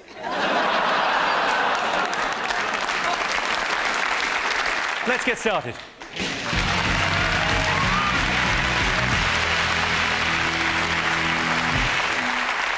What are you talking about? That's the name of our first round. We've teamed up with a leading polling organisation and they've asked the British nation what stories they've been discussing this week. It's our panellists' job to guess the British public's top 5 most popular talking points. Sean, Nikki, Rich, what have the nation been talking about this week? Jimmy, turtles can't jump. I just wanted to go back to a point you made. Turtles don't jump. They do if you throw them on a trampoline. I think people have probably been talking about Madonna adopting a baby in Africa. She's adopted a baby, it's caused a lot of fuss. Well, he has kind of won the orphanage lottery, hasn't he? I imagine if they had a regular lottery in the orphanage, they had scratch cards. They went, oh, you're going to be saved by Madonna. He should have been disqualified early because he wasn't an orphan. It was like an African orphan idol. She made it into the last 12. She went over for the final, which was this last week. It was some sort of contest, like a Bonnie Baby contest. Went to the local Woolworths in Malawi, had the pictures saying all that. But he should have been disqualified because he's not an orphan. The kid's not an orphan. It does seem weird that he's got a dad. Yeah. But he said in the press that the saddest thing about it is the fact that he's going to be in the papers every day, so that Madonna and Guy won't get the luxury that other adopted parents have, which is to tell him exactly what happened in their own time. But I can't help thinking from a very early age he's going to realise, isn't he? Yeah. I can't imagine he's going to get to like 10 or 11 and go, listen, something's not right here. Mum, Dad, 2 questions. 1, are you my real parents? And 2, how come there's no mirrors in this house? I thought it was quite funny. She bought him a £5,000 rocking horse. I'd really like to see that comic relief appeal with it. Just £5,000 and get a rocking horse for a child in Africa. The other thing she did was she decorated his room in a jungle style. It's true, that's of questionable taste, I think. Why doesn't she just adopt, like, 60,000 orphan kids and then she's total sellout wherever she goes? That is thinking, Rich. They don't know that American Pie is a fucking cover. You still angry about American Pie? I was angry about it the first time I heard it. I need her to trot it out again 20 years later. All 73 verses. And I'll tell you something else. Snakes can't jump. Madonna can't sing. Madonna can't sing? Nikki, what do you think of Madonna? She's a bit high maintenance. I like her, but to be honest, a whole week's news on her adopting the child. Oh. Who cares? Hang on, you're a Big Brother.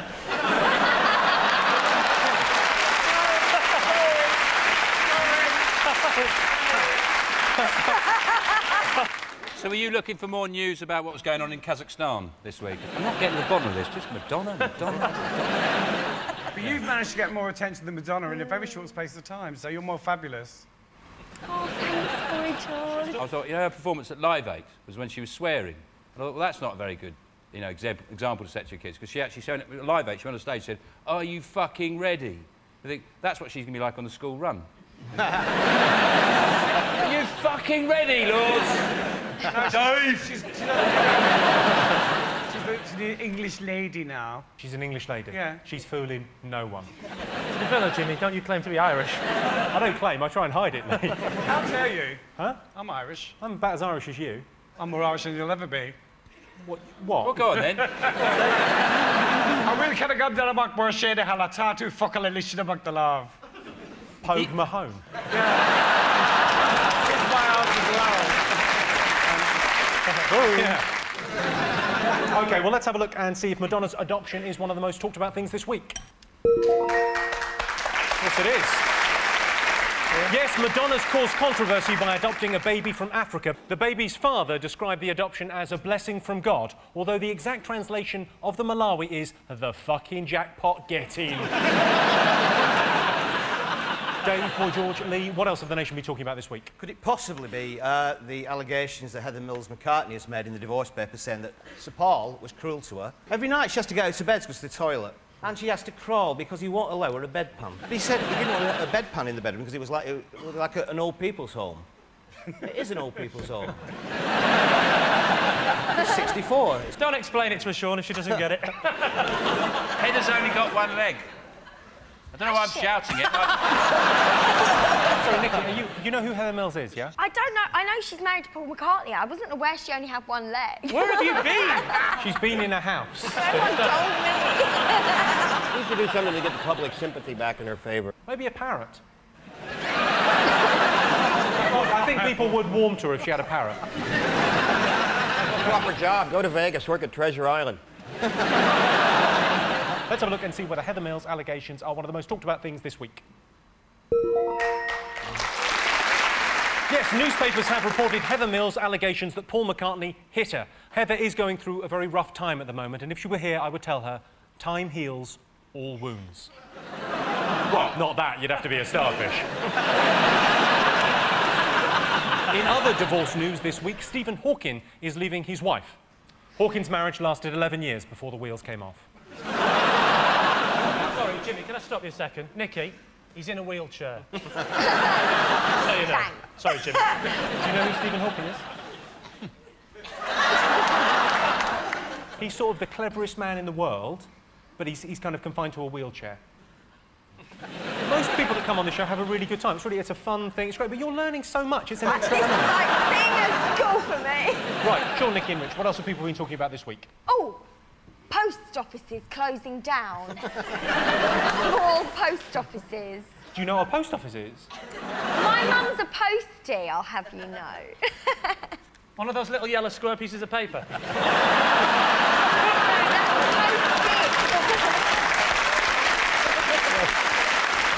I think the postmasters deliver a petition with 4 million names on it to 10 Downing Street. I like the fact that they hand-delivered it because they don't trust the postal service. What I think they should do is what they do with libraries. They have mobile post offices, and they can be like ice cream vans. They drive around and they play some music to attract old people. Like, we'll meet again, like ding, ding, ding, ding, ding, ding, ding, ding, ding, ding, ding, ding, ding, ding, ding. Yes, yeah, exactly, yeah. Yeah, just about a minute behind. And I just really hope that when these postal workers, when they went to Downing Street, there was 1,000 of them, I really hope there was just one person serving at Downing Street and they had to make a big long queue. And it said, like, protester number 3, please. Let's have a look and see whether post offices are up there.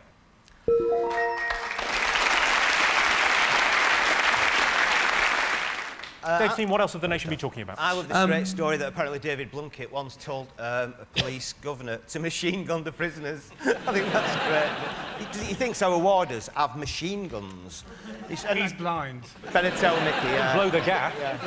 Nicky, he's blind, he's got a dog. And the dog You're helps. winding me up. This is unbelievable. So everyone we talk about tonight is afflicted in some way. Well, as it happens, yeah. It's different people, though. It's not the one person. OK, so tell me more. Tell me more about Blunkett's. There was this riot, and he phoned the governor up, and they said they got their Home Secretary on the phone for you, and he said, "We're in a riot," and he went, "Oh, machine gun them." And he obviously went, "Are you pissed?" No, machine gun them. Could have just pretended to do it, because Blunkett wouldn't have known, would he? He could have gone, there you go, all dead, all of them. It's like a holiday camp prison. No, it ain't. It is. When you were in Big Brother and they didn't have bottled water, you went mental. They don't even have a jacuzzi, many of these places. I didn't go in the jacuzzi because it was filth-ridden. Well, fair enough then. Maybe you'd be fine in prison. This is the same week that we find out that prisoners are being paid to play board games. I mean, I was in prison once and I played Scrabble. I nearly got bummed. But I only had one M. Only nearly.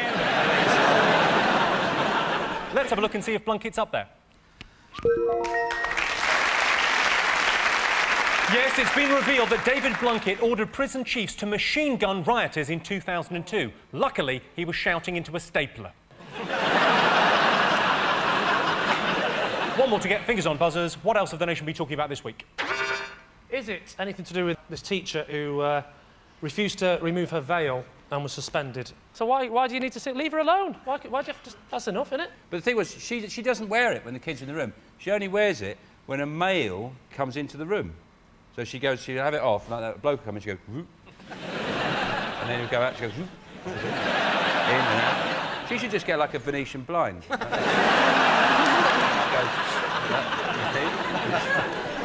Problem solved. It'd be quite handy them veils if you were talking to somebody who you didn't like, who you thought were an idiot. You could put on like that and your eyes would be going like that and your face would go going Is that what Jack Straw's really worried about? Yeah. Everyone that comes to visit him is going, You're an idiot, Jack Straw. Nicky, Jack Straw is a headless politician. Yeah. Oh, goodness sake. Got no head. Made of straw. The next one's going to be an exhumed corpse. She done a funny. Mind you can't walk around Mecca in a tutu, can you? That sounds like an old Cockney song. You can't walk round Mecca in a tutu. You can't wear a skirt to walk around Mecca, but you could dress up as a ninja. Or, Well, that's the group that we really haven't heard much from in this whole debate. The ninjas haven't said anything. Right, let's have a look and see whether veils are up there. Yes, this week, the Muslim teacher suspended for wearing a veil received a lot of support. She was delighted, or surprised, or touched. It's hard to tell. At the end of that round, Sean's team have 2 points, Dave's team are in the lead with 3 points. The next round is called The Poll with a Hole. We've looked through hundreds of surveys, past and present, from around the world and unearthed some fascinating facts. Unfortunately, each statistic is missing one salient piece of information, so it's up to our panellists to fill in the gaps. 5% of Brits would like to see David and Victoria Beckham what? What about penniless?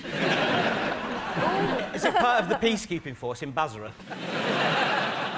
Ask forgiveness from Christ.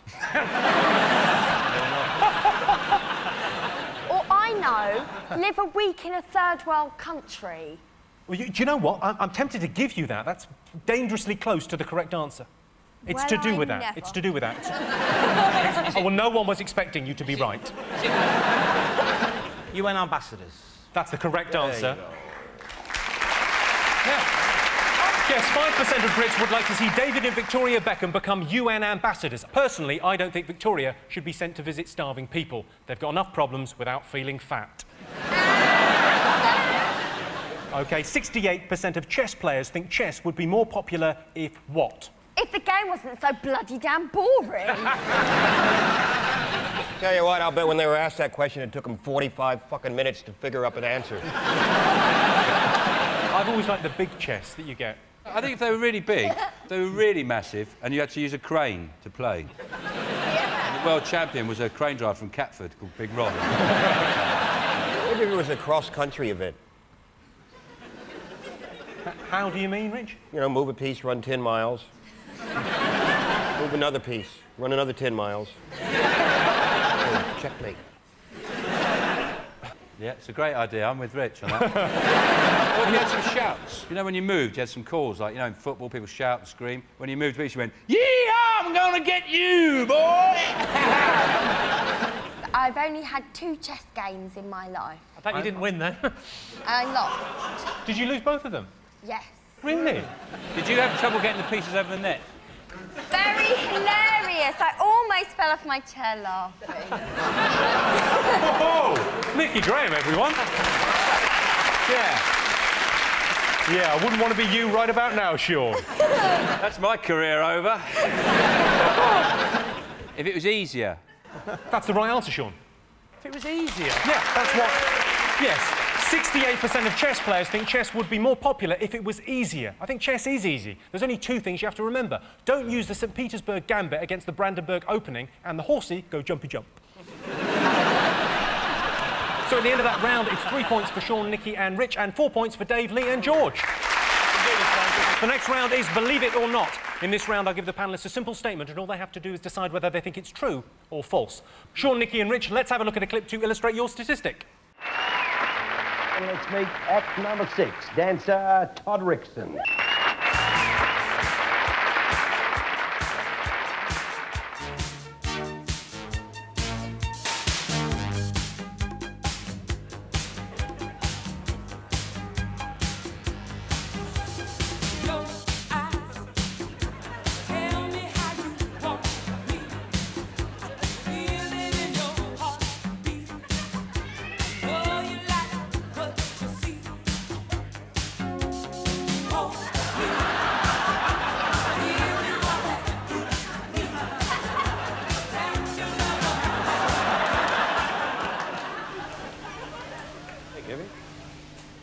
You've done it, have you?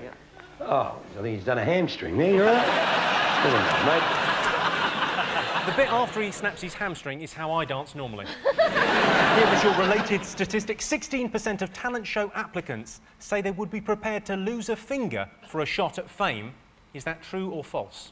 Is that an actual question that you would ask a talent show applicant? I think it's halfway through the act. People just go, I'll just chop your finger off. Do something. I'd do it. What I'd do is I'd chop it off and stick like that and put the finger out my ear like that.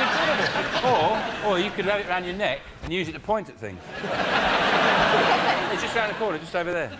Funny outside the X Factor auditions, though, going down the back, a bloke with a big bag going, fingers, the fingers, fingers, come on, you, just bending that. Fingers, come on. You know, it's illegal to chop your finger off, because it means you're not fit for military service. Is that true? Yeah. How did you come across that nugget of information? People tell me things and they stay in. Did you hear that, Nikki? Yeah. I wasn't listening. Of course you weren't. Do you think there's an escalating scale of what limbs you have to lose to gain a certain degree of fame? Like Heather McCartney? She lost a whole leg. But she made a fortune. What's his name? Lost his eyesight. Blunkett. These are all things Nikki learned in part 1. It's exciting, isn't it? 16% of talent show applicants say they would be prepared to lose a finger for a shot at fame. True or false? False. OK, I can tell you that the answer is in fact true. Oh. Shit. All right, calm down. Well done. Not a lot of people, though, is it? Well, I mean, it's quite mental, isn't it? 16% would go, yeah, I'll have a finger off just to sing for Simon Cowell. Of course, once they've done it, they'll have to tell him to fuck off like this. Dave, George and Lee, let's have a look at a clip to illustrate your statistic. Ring My Bell is the show in which you, the viewer, get to do the talking. Qualified receptionists are right here to take your call and put you through to either Arthur Scargill, Boy George, Barbara Windsor, or Tony James, the founder of Zig Zig Sputnik. Let's go for a quick booth hop just to show you how this extravaganza works. Half a buttock and one right boob. Hey, did you show that right boob? I didn't see that one. Yes, just you got to look very quickly. You blink, you miss it. Was that in the one with the toothpaste? What? No, that was camping. Oh. Yeah. Oh, I missed that one. Anyway, you take care. Oh, you bet I will. Oh, I love. God bless, love darling. to see your tits. Bye, love. Bye, Bye-bye. Love to see your tits. Bye. Here is your related statistic. 38% of call centre staff claim that their job has helped them find romance. Is that true or false? Bollocks. Well, they can't find my details. I give them my customer reference, I give them my date of birth, my postcode, my blood group. They can't find fuck all. The people that do the cold calling, you know, that ring you, I think that helps their love life, because I always say, go and get fucked. But some people do sound more sexy on the phone. Yeah, often people phone me up and they say, can we interest you in double glazing? I go, no, but you could certainly take me out to dinner. Have you ever had phone sex? Fantastic. I like the fact you know when the call's over. And your mum walks in the room. Yeah. She can't walk in the room, she's on the phone.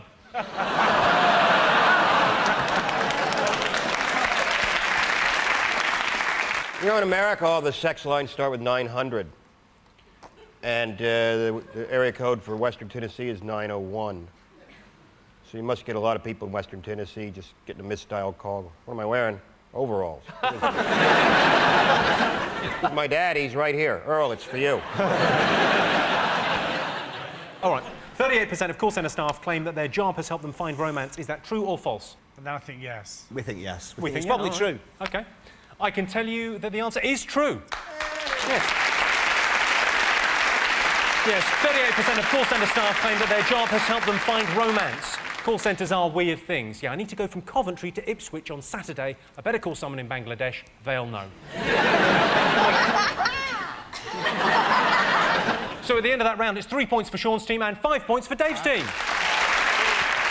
And the winner is the name of our final round. I'm going to be giving the teams a series of opinion polls and surveys. It's up to them to buzz in and tell me who or what they think came top. Here is your first one. Top thing that annoys women. Is it when you get really drunk and piss in the wardrobe in the middle of the night? You wipe your knob on the curtains. Nikki, what annoys you? To be honest, I'm not a good person to ask, because everything... What annoys my wife, women I think in general, is they say what pair of shoes out of the 27 pairs they've got goes with this skirt. As if you're a fucking expert on shoes. Yeah, the problem is, Dave, is your wife's shoes all stink of piss. I'll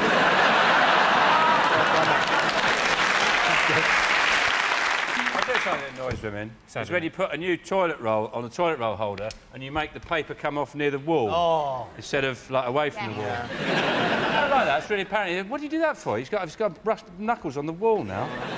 You were very close, Sean. You take the last piece and you don't think, ah, shit, no. You stick that last piece back on, don't you? That one. Put that one back on, then it doesn't look as though I've used the whole loo roller. That's great. She's got to change it. That's the correct answer. Yes, the top thing that annoys women is finishing the last loo roll. Here's one for you. Top reason to celebrate. You found some booze. Hey! Didn't know I had this. Rich, what do you celebrate? Not being Canadian. Oh, I know! Jesus Christ, don't do that! What? Try the life out of me. It's a funeral. No! No, I tell you what. Unbelievable. You only go to funerals of people you don't like. I've been to one. I've never been invited back.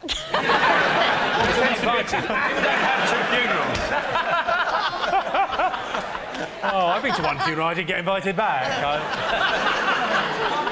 Same time again next year, then. An engagement. That's a correct answer. Yes, the top reason to celebrate is an engagement. Second on the list is discovering that the kid's not yours and you don't have to marry the slag. Well, that sound tells me it's the end of the round and the end of the show, which means the final scores are Sean, Nikki and Rich have 5 points, but the winners are Dave, George and Lee with 6 points. Thanks to all our panellists, our wonderful studio audience and to all of you for watching at home. That's it from us. Good night.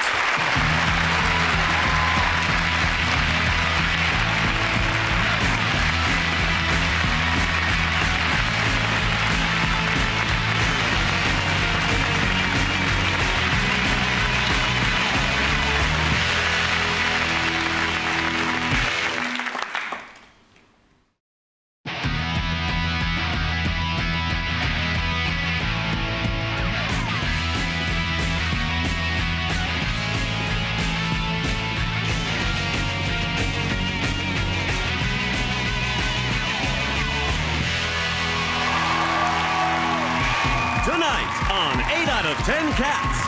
Great Scott, it's Scott Capurro. Another great Scott, Kirsty Gallagher. And their captain, John Locke. And facing them tonight, Media Mastermind. Here's Morgan. Our friend in the north, Jason Manford. And their captain, Dave Spikey. Now, here's your host, Jimmy Carr. Welcome to 8 out of 10 Cats, a show about opinion polls, surveys and statistics. Did you know, for example, a giraffe can clean its own ears with its 21-inch long tongue, although Mrs. Giraffe has got other plans for this evening. 3% of Brits never leave a tip, and they're known as the weirdos that live at the tip.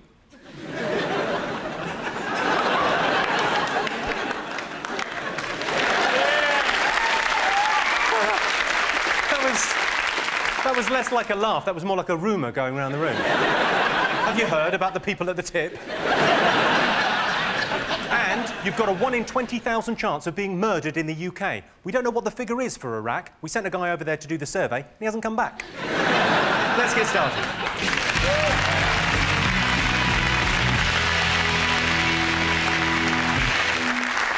What are you talking about? That's the name of our first round. We've teamed up with a leading polling organisation and they've asked the British nation what stories they've been discussing this week. It's our panellists' job to guess the British public's top 5 most popular talking points. Dave, Piers, Jason, what have the nation been talking about this week? Is it more revelations in the McCartney divorce proceedings? All that business rumbles on, doesn't it? I'll tell you what, I wouldn't want to be the fella that introduced them. All right, all right. I introduced Heather Mills to Paul McCartney. Why? Exactly. That's exactly what he's asking. Don't you think she's awful, Heather Mills? Now, I actually quite stick up for her, but it's awful, isn't it? Yeah. But he's Paul McCartney. You know, he wrote yesterday. She's Heather Mills. And today, and he'll probably write tomorrow. He's a relentless worker. I think the obvious thing, though, is that mostly when you meet a very beautiful woman, you assume there's a catch. There must be a catch. It can't be this good. And he thought the catch was the leg. Oh, it wasn't. But she's incredibly unpopular for someone with one leg. It's like Blunkett, isn't it? He's blind. You think people like him? Everyone thinks he's a prick. I mean, you don't like her, do you? I had to stand up for it. People would say, why? And now you think, why? Well, because she couldn't stand up herself, right? But when you think about it, she hasn't really done anything. What people forget... We're all greedy. She's greedy. She had to hump that old man. He smells like dust. Right? This would never have happened to the Stones. None of the Stones would have ever married a one-legged nutter. The one thing he said was, she threw a bottle of ketchup at him. Right. And he's still not got it out of his hair, has he? But the thing is that, I like the way even celebrities can't have an argument without doing some product placement. You know, it's like, oh, he threw some Heinz ketchup at me, and then he put some Marmite bottles in a sock and hit me over the head, and tried to choke me with Jaffa cakes and sprayed Jif in my eyes. I mean, someone said the other day, who gets the leg? Because... No, more importantly, who gets a disabled parking voucher? Well... That's worth 10 million. Draw a poll in here. Who's with Heather? Right, OK. Well, let's have a look and see whether Paul McCartney is up there. Yes, the McCartney divorce is getting increasingly bitter. Heather Mills has denied she's a fantasist in a statement released by her lawyer, Rumpole of the Bailey. Right, Sean, Kirsty and Scott, what else have the nation been talking about this week? I think they've been talking about John Reid's come out tough again. He's tough on... Now he's tough on immigration. He's going to restrict the amount of Romanians and Bulgarians that can come here to work. Basically, loads of Polish people came over here 2 or 3 years ago and are doing, doing all the jobs like cleaning and building. They're giving British labourers a bad name, aren't they? Because they're efficient, on time, cheap, polite. It's a disgrace. They should all be sent home. It's disgusting. They can have a £1,000 fine, aren't they, for any Bulgarians caught working? Well, all they have to do is put on a posh accent, don't they? They learn to speak very posh English. They say, are you Bulgarian? Of course I'm not. Don't be so ridiculous, man. How do you think I got this job? Yeah. I don't know about you. I only employ Eastern Europeans, if I can possibly do so, because they just do the job and work hard. Do you run a brothel? Yeah. I agree. Shall we have a look and see if this is one of the most talked about things of the week? Hey! Yes, indeed it is. Right, Dave's team, what else have the nation been talking about this week? I think it's probably the news that the Allied forces are considering a timetable for withdrawal of troops from Iraq. Because we sorted it, isn't it? It's all right now. We went in as liberators, they assured us. Liberate the Iraqi people, kill hundreds of thousands of them, cause complete mayhem in their country. It's almost as if this war has done you some sort of personal ill. It's not the cricket. I got fired over it, all right? I'm pretty bitter about it. I think we should leave because the whole story has gotten so depressing. It's going to be a bit... We're going to just get in there and whoosh and raise the roof and bring in some hip-hop and leave. But that's so messy, you know. All the language they use, that we're leaving Iraq, like it's some sort of relationship. Oh, it's not you, it's me, you know. I mean, I love you, but I'm just not in love with you, you know. I just think it'd be a great way of, you know, of leaving your girlfriend. I mean, obviously, you'd have to hide that 12 to 18-month timetable. You know, they're like, oh, it's routine. But I think that'd be great. Obviously, she'd see it, go, oh, what's this in May? You're going to start acting like a dickhead, so I leave you. All right, fair enough. And then the question, of course, is just when you invade her sister. I mean, Iran. But I think we saw in George W. Bush's eyes when he sort of spoke over the last couple of days. I don't think he knows what's going on. I don't think he's got the attention span for a war this long. No, I think you're right. Right, let's have a look and see if Iraq is one of the most talked about things this week. Yes, it is. Yes, this is the story that British and American forces are under increasing pressure to leave Iraq. Blair denied he was clutching at straws as he launched Operation Straw Clutch. Sean's team, what else have people been talking about this week in the news? Is it the news the NHS are going to refuse to treat smokers unless they give up smoking, which is obviously the thin end of the wedge situation. You know, if you've got gunshot wounds, they'll ask you to leave the mafia. Or, like, if you're a Top Gear presenter and you can't control a jet car, they'll say, no more petrol for you, you idiot. Poor bloke. Am I the only one who wishes it was Jeremy Clarkson? Just because he hit you once, don't cry. He hit me 3 times and it didn't hurt, all right?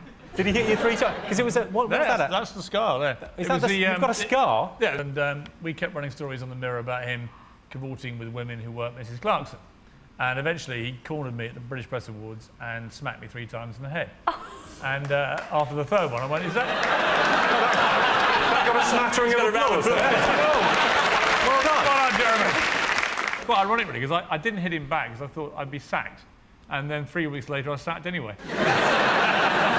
I like this idea that they're going to refuse smokers' operations. And a few weeks back, it was fat people, anybody who's obese or fat. Oh, don't take it personally, mate. All right, no, that's all right. There's a reason you get punched.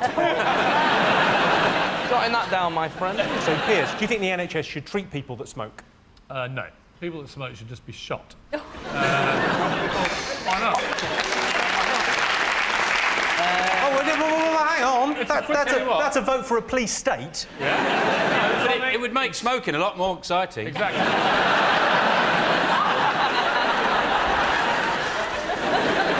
I tell you, sales of mints would go through the fucking roof. I can tell you the NHS not treating smokers is not one of the top 5 stories this week, but it was in the papers. OK, fingers on buzzers. What else have the nation been talking about this week? Is it Wayne Rooney and his new £100,000 mega deal with Manchester United? I love the way that every time Wayne Rooney gets a new deal, we see a picture within 24 hours of Colleen grinning her head off with 27 bags of shopping. I've got to say, she's earned it. Yeah. But the problem with these deals is that launches all these people going, oh, they get paid too much. And then the footballers counteract by saying, yeah, but the fans, they're always shouting nasty things at me. And you're like, for 100 grand a week, I'd stay in the middle of the pitch at Wembley for 2 weeks and let you shout nasty things at me. So you're a knobhead. Yeah, I know. 1, 2, 3. Hello, can I get an account balance, please? Your mum's a knobhead. Yeah, but you should see her house. She bought him a £30,000 watch for his birthday and a Louis Vuitton man bag and a gold set from Argos. You can take the girl out of Liverpool, but you can't get the catalogue off her, can you? She also got him a picture of Robbie Williams' arse. He's doing a moonie, and there's a danger that he'll mistake it for a mirror, isn't there? I thought it was a portrait because the eye kept following him around the room. She got all these brilliant people, Mike Tyson to sign things, U2 and Blue. They're not even together, are they? Are Blue not together? Sorry, Jimmy. Oh, what a way to hear it. Let's have a look and see if Wayne Rooney's up there. Yes, it is. Yes. Wayne Rooney turned 21 this week. He received an Aston Martin, priceless sporting memorabilia and a £30,000 watch. I tell you what, though, he would have been happier with a tyre and a rope. We've got one more thing to guess. Fingers on buzzers. What else? Sean? Is it the Richmond Council's decision to charge 4x4s lots of money to park? Tell me more about this. What do you think of it? I've got one. But I don't live in London. And I like it. You like it? Yes. Well, that's fine then. They're the most privileged people in society, usually people who have 4x4s, and then suddenly they're a victim. It's like, why are they picking on me? Just because I've got a 4x4. I think it should be more. I think it should be £1,000. Fuck them. That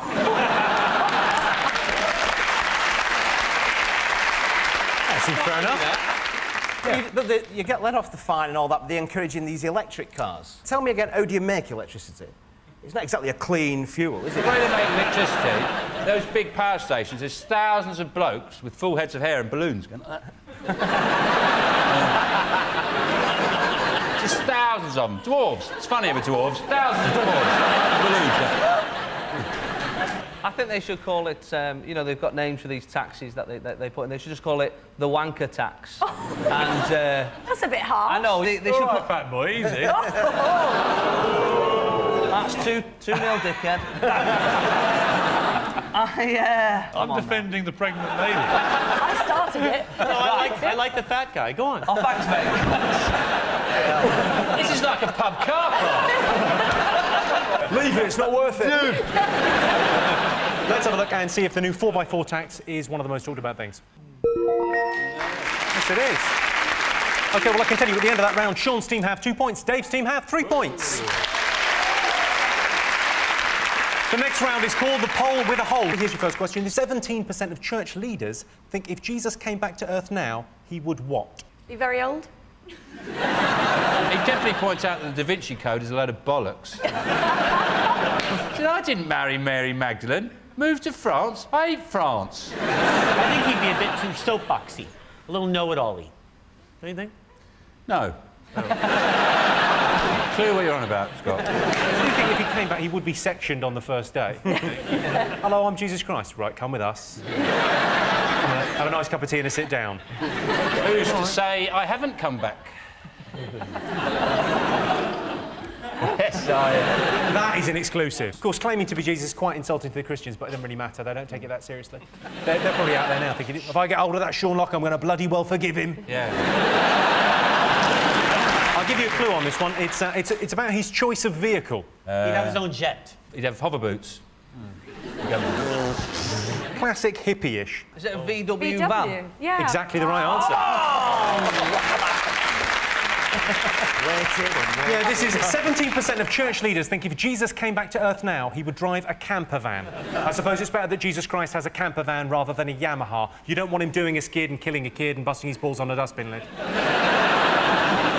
20% of Brits have sent a text message, what? Is it 20% of Brits have sent a text message when really a bunch of flowers and a deepest sympathy card would have been more appropriate? 20% of Brits have sent a text message playing the game Fuck You Roulette, which is where you type fuck you into your text message and then just go through your contacts like that. Is it putting a kiss at the end of the message, then deleting it, then putting it back on again afterwards? Do you ever do that? No, I should. Yeah, I will. No, I won't. I like it when you do, Dave. It's to do with what you're wearing. Naked. Yeah. What do you mean, Correct. Scott? Yes, correct. 20% of Brits have sent a text message whilst naked. I'm in the boot of a car, just gone over a bridge, I think I'm passing a quarry, sounds like an abattoir, send help, smiley face. So at the end of that round, it is 3 points for Sean, Kirsty and Scott, 4 points for Dave, Piers and Jason. The next round is Believe It or Not. In this round, I give the panellists a simple statement. All they have to do is decide whether they think it's true or false. Dave, Piers and Jason, you're to go first. Let's have a look at a clip to illustrate your statistic.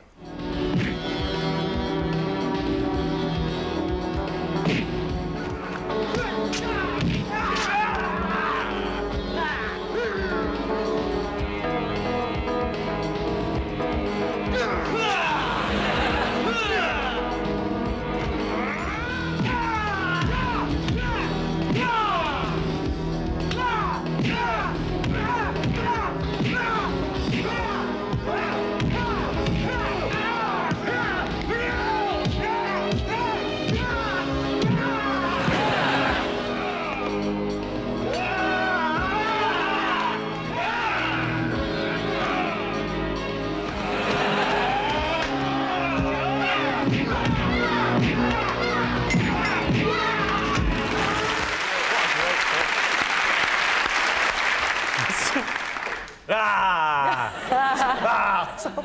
thought she was going to do the old flicking towel on his arse.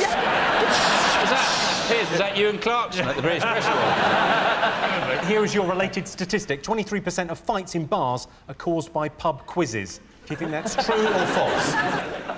It's at least 23%. I mean, yeah, they're ideal, aren't they? Confrontation pub quizzes are brilliant. Everybody goes in off happy and jolly, don't they? They think up really funny quiz team names up, don't they? Like Quiz Team Aguilera. That's my favourite. The worst one for my local pub quiz team is that the quiz host, he looks like a massive fat Elvis. And so our quiz team name is always, I look like a big fat Elvis. So when he runs through the points... To be honest, can you sing Hound Dog? Can you sing Hound Dog or not? It's hard being funny, isn't it? I don't know, because, like, you know when you get an answer right, and it's really, really difficult, like, the other night I got this one, and it said, what in the human body, what's got a molecular weight of 164,458? And I knew it was haemoglobin. For some reason, anyway, I knew it was haemoglobin, because I used to work in hospital. And that's great, with one pot, nobody else could possibly have got that one right. And then the quizmaster starts giving fucking clues out. Think of maybe a homo goblin. What? Don't ever go at Scott in the middle of this.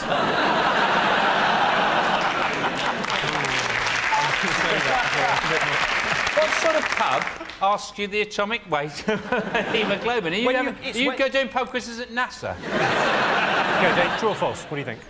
We're going to say true. Well, I can tell you that the answer is, in fact, false. Only 3% of fights in bars are caused by pub quizzes. OK. Sean, Scott and Kirsty, let's have a look at a clip to illustrate your statistic. Hi, I'm Jodie Stolove. I created chair dancing, the exercise program that can be enjoyed by almost anybody. For example, a family can exercise together. Chair dancing is also a good program for people who exercise at work. Well, that got us going. Now stretch your arms side and up, straighten your body, and bring your arms down. Is that march music I hear? Let's march to the music. And how about playing the trombone?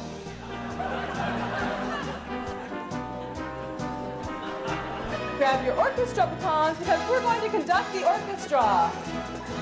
You know the words. Sing along. Hail, hail, the gang's all here.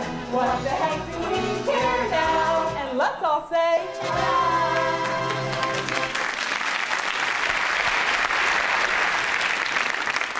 I'd like to go into the Dragon's Den with that idea. The thing about her chair exercise routine is it would be much more effective if you stood up. You can go... You don't have to be sitting down to do that. It seems like an ironic thing, because that is the sound I would make if I saw a fat woman waddling along. Now, Kirsty, you had an exercise video out, didn't you? Oh, God. Yes, I did. What were you wearing in the exercise video? Were you wearing a unitard? Well, no, I wasn't. I was wearing Because I like shorts. unitards. Short. Oh, sorry, no. Because I think unitards unitards sound like people that are a bit special but have a horn. That's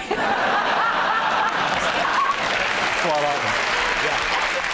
Right, here is your related statistic. On average, Brits spend 41 years of their lives sitting down. Is that true or false? It's not all in one sitting. That would be... Well, I imagine it's more. But you do everything. You go to school, you're sitting down. You watch telly, you're sitting down. You drive a tank. It's not everybody, but you're sitting down. These artists, they probably do hardly any sitting down. They're always swinging through the air or fighting off a clown. Get off, you dirty little pervert. Get off. Stop nibbling at my fishnets. Very tiny clothes. No, she's on a trapeze. Of course she's doing that. She's on a trapeze. That's when she's swinging past. Whoa. And these are all facts. I mean, how much time do you spend, like, peeling the sticky tape off your shoe? A long time. 8 years, maybe. You add it all up. How much time do you spend with your hands on your hips? A lot of time. When you're a kid, you spend your whole time sitting down, don't you? A kid runs around all day long, I thought. Yeah, but just to the swings. Watch TV. On average, Brits spend 41 years of their lives sitting down. Is that true or false? Absolute tommy rot! I've never heard such a load of old balderdash in all my days. I think it's true. I can tell you that the answer is true. Yay. Yes, well done. So at the end of that round, I can tell you it's 4 points for Sean's team and 4 points for Dave's team. It's all to play for. And the winner is the name of our final round. I'm going to give the teams a series of opinion polls. It's up to them to buzz in and tell me who or what they think came top. Here is your first one. The biggest worry for farmers. Is it suicide badgers? So suicide badgers? Yeah, suicide badgers. That sounds like a bad band. Is it falling asleep every time you've got to check how many sheep you've got? Farmers, it's quite stressful because they really know what happens when you leave a gate open. It's carnage within seconds. It's like ground zero. Is it like being asleep at night and the scarecrow tapping on your window? Me and you outside. I'm just going to put my killing head on. Is it money? I'm going to give you that, Scott. Brilliant. Yes, the biggest worry for farmers is low commodity prices, or money in other words. The other big problem is that society can't accept that the love between a man and a horse is just as valid as the love between a man and a sheep. OK, celebrity most in need of a makeover. Cherie Blair. Oh, yeah. Oh, bless She's her. turning into a weeble as well, have you noticed? From the back, she looks like a weeble. She looks like she's got a beanbag down the back of her pants. I think probably the most honourable thing I ever did was I bought some pictures of Cherie Blair topless off the market and didn't publish them. There are just some things you can't... What, you just kept them for yourself, you dirty soul? How about Heather Mills? She's adopted Posh's pout, I think. That scowl. Can you do the pout? Little scowl. Celebrity most in need of a makeover. Well, they did one on Anne Widdecombe, didn't they? That was fantastic, obviously. But it's pointless, isn't it? It's like sprinkling glitter on dog shit, isn't it?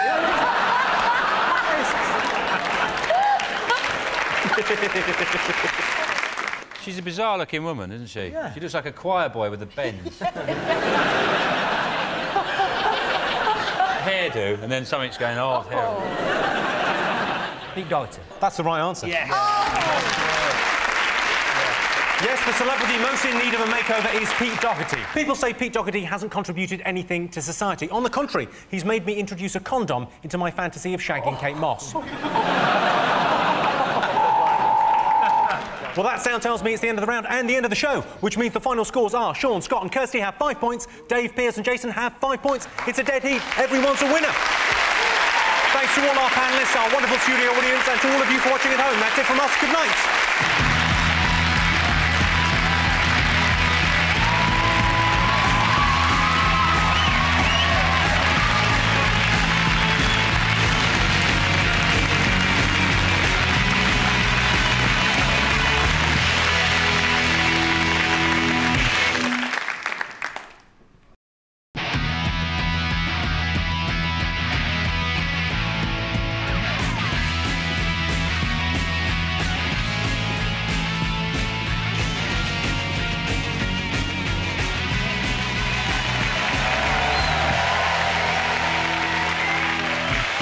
Tonight on 8 out of 10 Cats, Star Stories star Reese Thomas, the X-Man Louis Walsh, and their captain John Locke.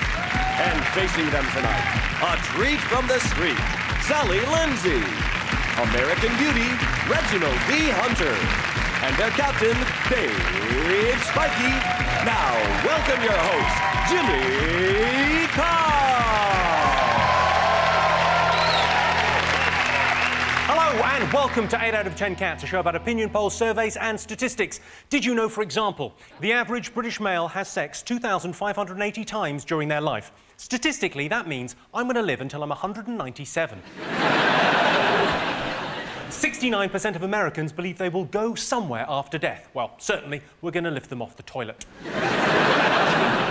And an octopus has 3 hearts, so when octopus couples are having difficulties, they get together for a heart-to-heart-to-heart-to-heart-to-heart. Let's get started.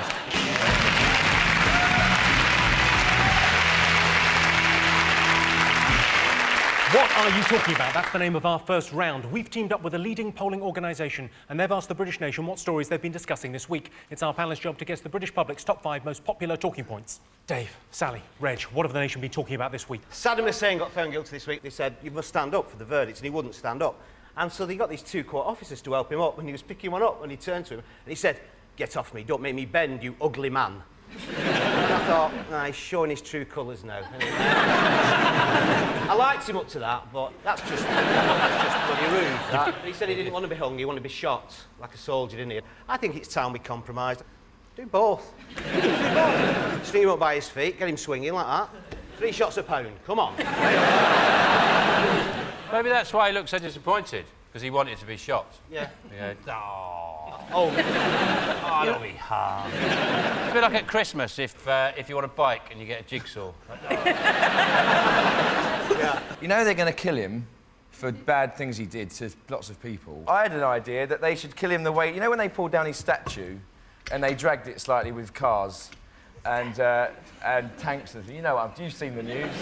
I think they should do the same with him and kill him in that way. You'll get lots of children, you know, to recreate that dragging down of the statue, and then put a bit of rope round him with tiny little cars, What are you looking like that for? This is like watching the news, isn't it?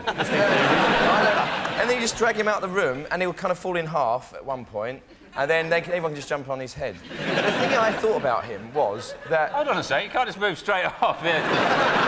What you're saying is they should push him over. They should slowly... I sentence you to death by pushing over.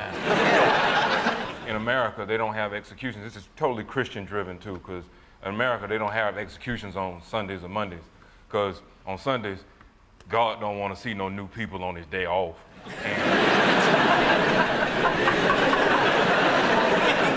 And then you don't want to have your people executing nobody on Monday because you just back to work. You should be ready to murder somebody by Wednesday, really. He must have done some good for someone. Is it Mr. Hussein? He must have done some good for someone. Yeah, there must be some good things in Iraq. He was very good to his mum. Yeah. Did he kill her? Did he kill her? Yeah. Yeah, why not? He's not going to sue us. Yeah, Saddam Hussein killed his mum. Come get me. Good, well, shall we have a look and see if Saddam is one of the most talked about things this week? Of course he is. The most talked about thing this week. Saddam has been sentenced to death by hanging. He thought he found a loophole. No, Saddam, that's a noose. Sean, Louis and Reese, what have the nation been talking about this week? 4-year-old girl's depressed, a bit down. And she took her to the doctor and he said, yeah, she's depressed. Instead of, what he should have done, actually, when he went to her, he should have listened to all her symptoms. He should have gone, hold on a sec. Boom! Everything's been fine. Apparently, the reason this girl is depressed is because she didn't get into the right primary school. That was, Yeah, but the reason she didn't get in is because her parents didn't put the application in time. So the reason she's depressed is that her parents are a couple of pricks. Basically, that's what it comes down to. She tried to slit her wrist with stickle bricks. There's a nice image, yeah. She put her head in the oven, but it's one of those little plastic ones, it's fine. When I was 4, I used to get randy. I used to rub myself against a chair leg. Honestly, and my mum would go, stop that, it's naughty. And my dad said, don't tell him this, don't stop, he's Welsh. He'd say, don't tell him to stop, because he may go funny in the head. And I think I did it till I was about 14. I would get on a chair leg and rub like that. On the chair leg and... That's funny. I wonder how they spotted it. I mean, I don't know how they actually identified her depression. She's not listening to, you know, Leonard Cohen in a room. Just sort of sit up there smoking. I mean, there's... I think she's up in her room listening to the Tweenies' very difficult second album. Yeah. Let's have a look and see whether this 4-year-old depressed girl is one of the most talked about things of the week. Oh, it is. That's not good. This is the story of the 4-year-old girl who's depressed about not getting into the right primary school. It's not uncommon for small children to get depressed. I know a baby who cries all day and can't get out of bed. Doctors knew something was seriously wrong when she stopped laughing at the Chuckle Brothers. To me, to you, to me, to you. What's the point? Keep it. Dave's team, what else have the nation been talking about this week? I guess the American midterm elections. People's excited, too, that Rumsfeld resigned, and just, so what? Bush is not real. But the people who back Bush, those are the dangerous people. You don't never see them. You know, getting upset with Bush is like some kid coming up to me with a puppet and going, you know, out of my way, darky, and I going, you damn puppet, I hate you.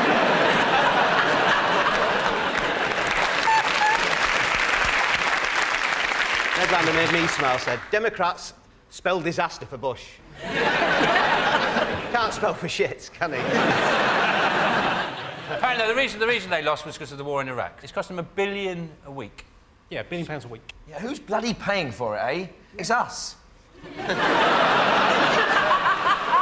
Isn't it? Have you thought about writing for the Daily Mail? You don't seem to understand much, but you seem sort of upset about it, and those are, I think, the key things. Yeah, my mum buys the Daily Mail, right? Only because the ink doesn't come off on your hands. But you know what's keeping it there?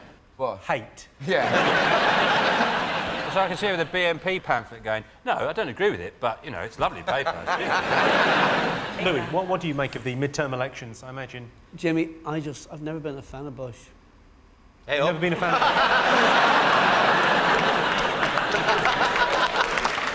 God bless you for your honesty. Schwarzenegger got back in again as well, didn't he? Which is always Yeah. astonishing. Did you hear what he said when he got back in? I love sequels. Oh, if he loves sequels, why doesn't he go and make Kindergarten Cop 2? I always felt that never resolved And you properly, always- that film at the end. What a great film. I used to like, you know, Schwarzenegger movies back in the 80s. And something bothered me about those movies were like, he would be playing these American roles and no one would notice he sounded different. And as racist as America is, he would have been like, pff, pff, Billy, let's get out of here.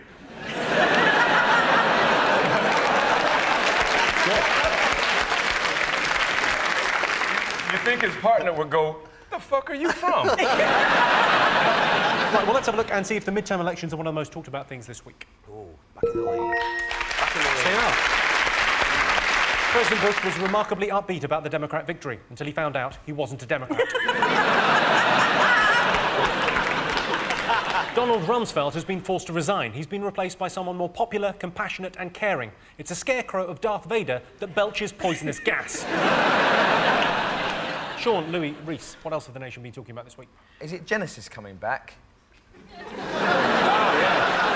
Oh, the nation's thrilled. I know that you've been talking... You're a massive Genesis fan, aren't you? Yeah. Anyone who laughs, frankly, hasn't listened to enough of their music. Anyone that still has the ability to laugh hasn't listened to enough of their music. They're not really coming back, Jimmy, though, because Peter Gabriel's not in the band. He was the talented one. Yeah. It's not one of the most talked about things of the week. Maybe it will be now. Now everyone knows. Yeah. I think we should start talking about it from this point onwards. Yeah, OK. There's people with a sandwich in their mouth go, what? Get that?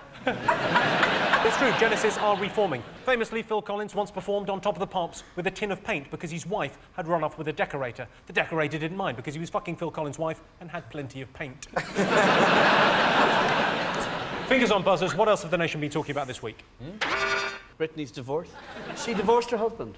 By text. That's come as a shock, though, this Britney thing, hasn't it? That it's not lasted. When you saw the wedding, all beautiful and all that, matching tracksuits. Trailer park, he's got pimp on the back of his. You know, what went wrong? Do you think it's a good thing, bad thing? If they don't want to be married, then yeah. That's the point of divorce. Can't fault you on that. They were both unhappy. It said that's the first good point you've made. Yeah. Sammy, do you think she was mad to marry him in the first place? I really don't care.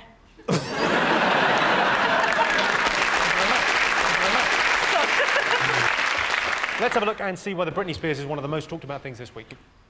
Yes, of course it was. Yes, Britney Spears has split up with Kevin Federline. I feel sorry for Kevin Federline. He genuinely thought that they'd be together for the rest of his album's promotional period. OK, one more to get. Fingers on buzzers. What else have people been talking about this week? Is it this Tory councillor with the racist poem that she's forwarded, emailed onto everywhere? She's not really, she's an evil, stupid cow. She's illiterate as well. She sent this poem round to hundreds of people, and it's just outrageous. I think it's white folks overreacting, because there's two types of racism.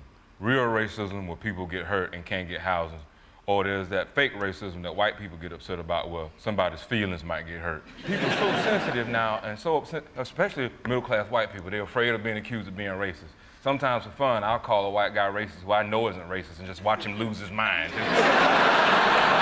I'm not racist. No, I'm buying you a drink. I'm going to show you I'm not racist. And want to fuck my sister? See, I'm not racist. But the fact you never called my sister as well. And she used that old cliche that's, oh, I didn't mean it offensively because I have friends that are Asian. Yeah. Not anymore, you fucking don't, though. Cameron can try and pretend that he's got all these forward-thinking, modern, visually metrosexual people in his party. But basically, if they had their way, they'd build a time machine and we'd all go back to 1901. Conservative means keep things the same, not let's try samosa, it might be nice.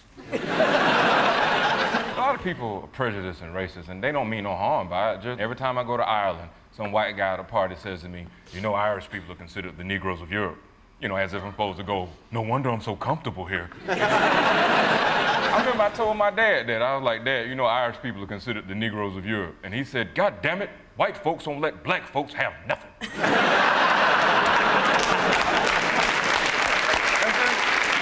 A lot of poetry is racist. You know, Wordsworth, I wandered lonely as a cloud. I bet he meant a white one. You couldn't say I wandered as a black cloud, because as a... Oh, yeah. Yeah, you could. Reese, grown-ups talking. Yeah. You're just all too clever for me. I don't watch the news. I thought this was a programme actually about cats.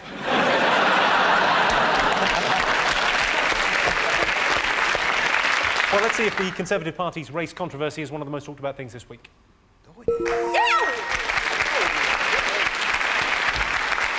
Yes, the Tories have been dogged by controversy over racism this week. Eleanor Bland, the councillor who sent an offensive email, denied she was racist, saying, I have Asian friends, which gave the Tories another reason to sack her. Well, at the end of that round, I can tell you it's 2 points for Sean's team and 3 points to Dave's team.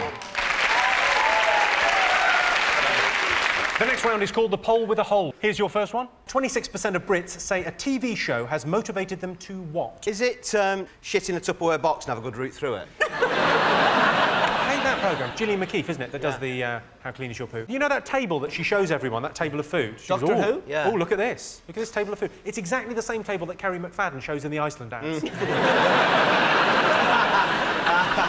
A lot of stuff's on telly these days. Would make me want to invade Poland, because there always seems to be Nazi shows on television, isn't it? History Channel, it's just Nazis marching. You've got 2 sound effects, Nazis marching or... 26% of Brits say TV has motivated them to solve crimes in the Yorkshire Dales. Is it motivated them to buy a product that isn't available in the shops? And when they get it through the post, they know why. It's fucking shit. I once, to my shame, I bought a machine that would rock my way to a flatter stomach. Jimmy, I think it's to be successful. Well, your show motivates people to queue up in a car park for 4 hours. And be famous, yeah, for a short while. And be famous, yeah. For a short while. Yeah. Yeah. Yeah, you said it. What is the X Factor? You're looking for the X Factor, like it's a special potion. Like that. It's a syndrome that means you can't get embarrassed. Yeah. Is it redecorate your house? That is the correct answer. Next question. 58% of swimmers think what helps them go faster? Engines. I think sharks. Yeah. Depends where you're swimming, doesn't it? I mean, you don't get sharks in the... Only basking sharks around the coast of the British Isles. And they're harmless. Get you and your shark knowledge. Yeah, ask me anything about sharks and I know it. What's the life expectancy of a great white? Oh, it depends where it lives. In Hackney, it's only got about 6 months. Postcode lottery. Once they're out of the water, they're knackered. Waxing. Waxing, shaving your hair off. Correct answer. Oh, brilliant. 58% of swimmers think shaving helps them go faster. Gillette claimed to be the best a man can get, but surely that's a blowjob from twins. Whatever happened to Bros? And how are the McDonald brothers? So at the end of that round, Sean, Louis and Reese have 4 points, Dave, Sally and Reg have 4 points. The next round is Believe It or Not. In this round, I'll give the panellists a simple statement, and all they have to do is decide whether they think it's true or false. Dave, Sally and Reg, you're to go first. Let's have a look at a clip to illustrate your statistic. Hi, how are you? I'm Denise from San Diego, California, and I'm going to show you how to shoot the AK-47 automatic rifle, the standard issue to the Soviet bloc armies, I might add.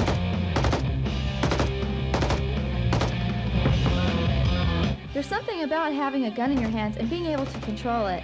I don't know what it is, but all the girls talked about it.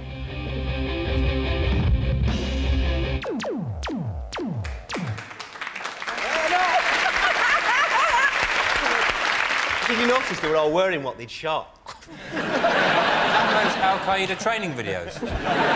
Here's your related statistic. 14% of American husbands have bought their wives a gun as a Christmas present. True or false? Go ahead and go with that's probably being true, man. You want a woman who can just reach down under the pillow and just go doof, doof, doof. Doof, doof. Doof, doof. Doof, doof. Yeah. We are barking at each other now. I think if they did buy someone a gun, it wouldn't be the main present. They go, oh, and I've got you a gun as well. Yeah, because you'd be gutted Christmas morning and it's a gun. You'd be like, ah, is that it? Well, you'd also never buy the right gun, would you? You'd never be happy. It's like, how many hints do I have to drop? I didn't want the AK-47, I wanted the M16.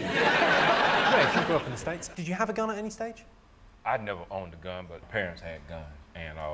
And you know, just, they would argue a lot, but they never, like, reach for their guns or nothing. Because, you know, they civilized and shit. 14% of American husbands have bought their wives a gun as a Christmas present. True or false? Do you think it's higher? I do think it's higher, but the option is offered is true or false, not possibly more. Well, if it's not, well, if you think it's more, then it's false. Really? Yeah. Damn. You're a real trickster, you know that?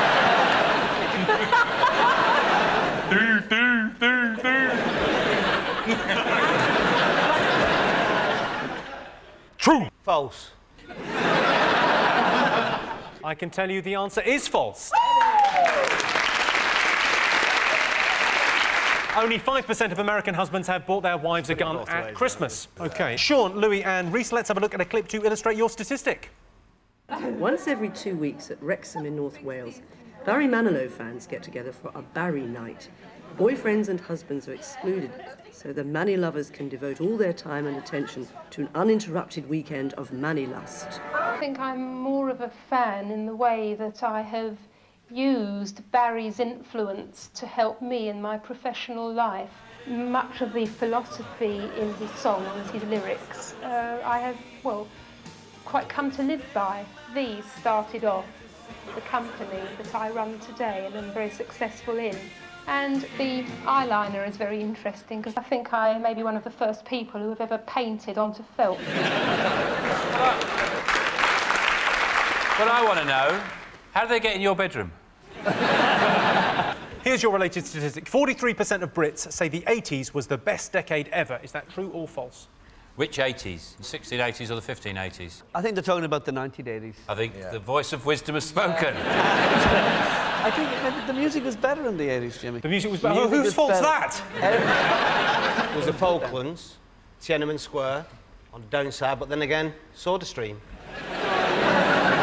They didn't have that terrible show, I Love the 80s. That didn't come out. The weather was better then. They had proper winters. It hasn't snowed since then on Christmas Day. As in Manchester. That's it? Yeah. Doesn't count. Pot noodles weren't as advanced. It was only chow mein and chicken and mushroom then, wasn't it? But now we've got everything. Oh, yes, cuisine has moved on. OK, so 43% of Brits say the 80s was the best decade ever. True or false? Wasn't that British TV show Minder on in the 80s? Oh, yeah. Yes, it was, yeah. Yeah, the 80s was the best. I mean, yeah, they should bring Minder back. It'd be quite good to bring it back. But actually, with George Cole and Dennis Waterman. So Dennis Waterman's basically wiping his arse and giving him bed baths now. Literally, he's Minder. He's winching him out of the bath, drying him down, feeding him, there you go, like that, in the bowl, there you go. OK, so what are you going for, true or false? I think true. Yeah. 43% of Brits say the 80s was the best decade ever. I can tell you the answer is so true. Funny how it seems, always in time, but never in line for dreams. Head over heels, went toe to toe. This is the sound of my soul. This is the sound. Can I go to boot camp, please? No, you're brutal. So at the end of that round, I can tell you it's 5 points to Sean's team and 5 points for Dave's team. Oh, yes, it's all to play for. And the winner is the name of our final round. I'm going to give the teams a series of opinion polls, and it's up to them to buzz in and tell me who or what they think came top. Here is your first one. Biggest restaurant faux pas. Tell you what they don't like in places like the Ivy, when they come and you've got that big silver dome on your food, when they take it off, if you go, da-da! But the Ivy is not that posh. Where's posh, then? We've much posher restaurants in Dublin. Name one. Abracababra, that's it. Is it coming back from the loo with your skirt in your knickers? Oh, I've done that. Is it doing a runner from a restaurant late at night? Yeah. You get into the taxi rank going... Where's your jacket? Oh. One of those big foam hands, just so you get more service. Over here. I had an idea of doing thing. You know when they say here, try a bit of the wine, and you just stay there and they have to wait till you've tried it, just stay there for hours. Don't drink it. See, when he says drink it. You're brilliant. You're making me think I might have children. What?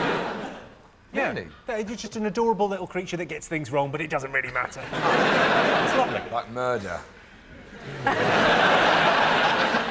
Is he clicking your fingers? Correct answer. Well done, Louis Walsh. Well done. Yes, the biggest restaurant faux pas is clicking your fingers for the waiter. Number 2 on the list was quibbling over the bill. Oh, no, he's quibbled all over the bill. OK, next question. Best way to become famous? Is it sleeping with Simon Cowell? Is that how you did it? No, that's something...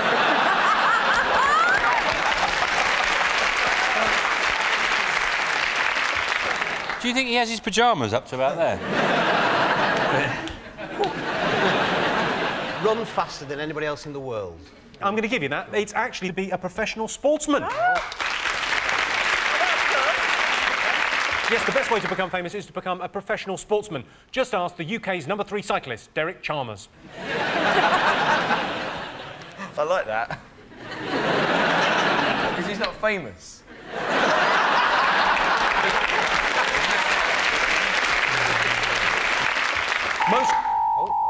Well, that sound tells me it's the end of the round and the end of the show, which means the final scores are Dave, Sally and Reg have 6 points, Sean, Louis and Reese have 6 points. It's a dead heat. Everyone's a winner.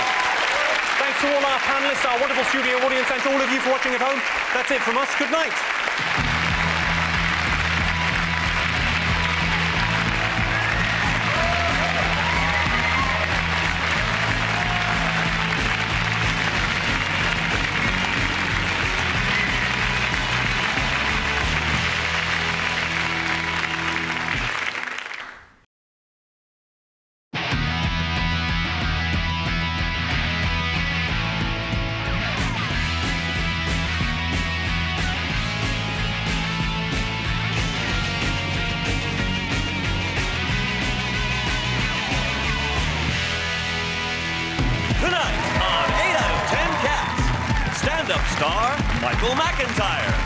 From Sweden with love, it's Ulrika Johnson. And their captain, Sean Locke. And facing them tonight, here's Johnny. It's Johnny Vegas. It's the News at 10 with Krishnan Gurumurthy. And their captain, Dave Spikey. Now, here's your host, Jimmy Carr.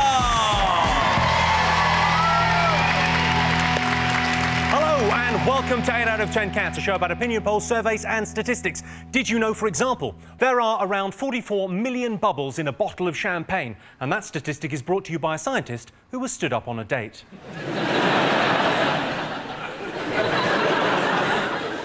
In 2005, it was made illegal to keep goldfish in goldfish bowls in Italy. So, that's goldfish sorted. Now, organised crime. And the average woman will tell 28,000 lies in her lifetime. I don't know what my girlfriend would make of that. She's out with an old school friend tonight. Apparently, she might have to stay over. Let's get started.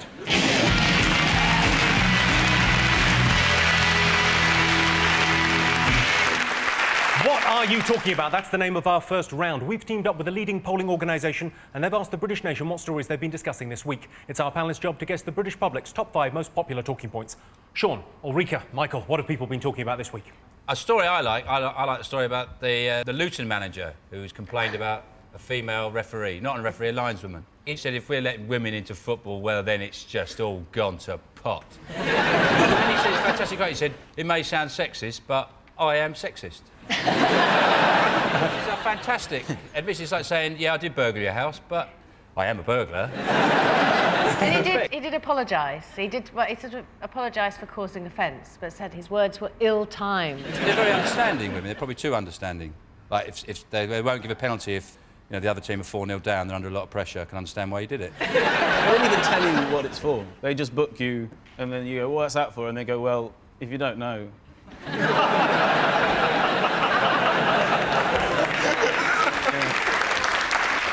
Someone would be good referees. Dinner ladies. You wouldn't argue with a dinner lady, would you? You wouldn't argue with a woman in a tabard and a tash, would you? You thought the ref wasn't facing you. You thought you were going to kick someone, and they're applying makeup. Bang to race in the middle, right? Bang to... I saw that! I saw it! You've dated a couple of footballers. Were they sexist? Or were they all right? Oh, they were lovely. A couple? Well, have you? I don't know. You said that couple like there was loads. A couple? Hundreds? Go on, do you find any of those guys you dated to be sexist? Of course. Well, you don't have video refs, do you? Like they do in rugby league. No, I don't. Have it in football. If you had a video ref and they go, let's go to the big screen, and a female ref went, oh, put X Factor in. I just want to see if he's gone out. The lady in question, Amy Rayner, has been qualified for 14 years. So she's actually more qualified than he is? Yeah, he's been a manager, I think, for 4 years. Oh, good. Would you fancy refereeing? No. You said that like you could actually arrange it. Do you fancy refereeing? Yes, I do, actually. Well, don't worry, I'll sort out. We're doing Man United Liverpool on Saturday. Yeah, maybe. Never know your luck. Shouting at the ref is an integral part of modern football, and I think it would make life very difficult for footballers just screaming at a woman going, why? He pushed me! I didn't, he did! It'd just be like shouting at your mum. It wouldn't be as effective. They'd stop doing it. It's probably a very good thing. They should have female refs. I'd have female scientists. I would. I'd have them driving trains. I'd let them drive cars. I would. Yeah, I'd let them work as policemen, policewomen, anything, you know. I just think it's time to open up the whole thing to them, let them do what they want. Yeah, let them ride bikes. Got it. It can't be that dangerous. They'll get the hang of it. No, let them do what they want. Well, is it a top 5 talking point? Yes, it is. There are 10,000 affiliated women's football teams and 133,000 registered female players. Goodness me, that's an awful lot of lesbians. Dave, Johnny and Christian, and what else will the nation be talking about this week? I'm a Celebrity, get me out of here, I started.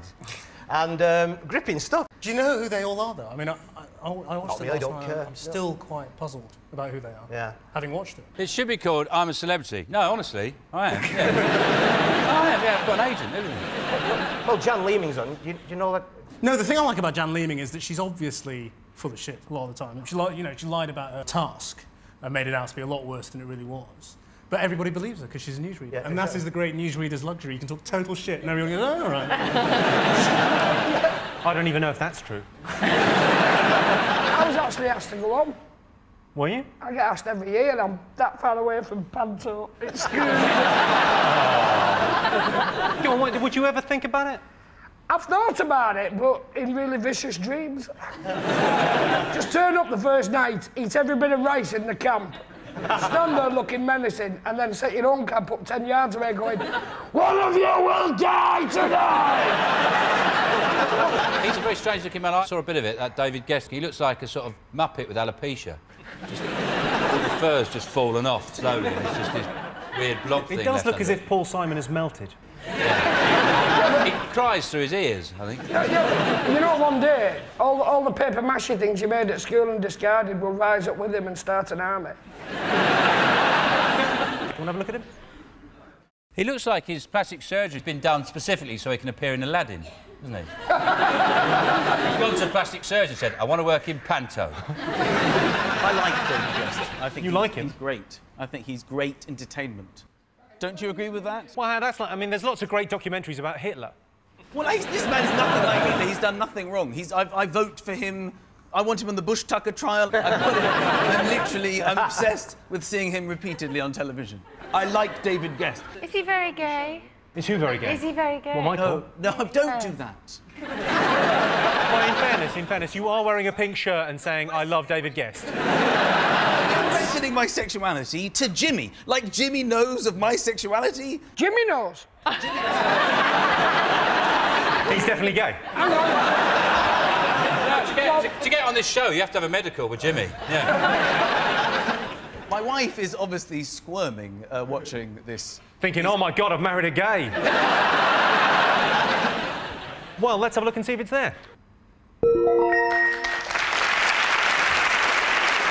Yes, the latest series of I'm a Celebrity started this week. Fashion designer Scott Henshaw said he tried to turn the other men in the camp gay. What, Jason Donovan, David Guest and Tommy Anstins? Good luck with that.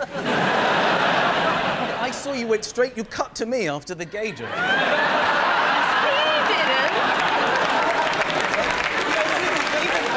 Even before you said gay, I thought, why am I on the screen? Gay!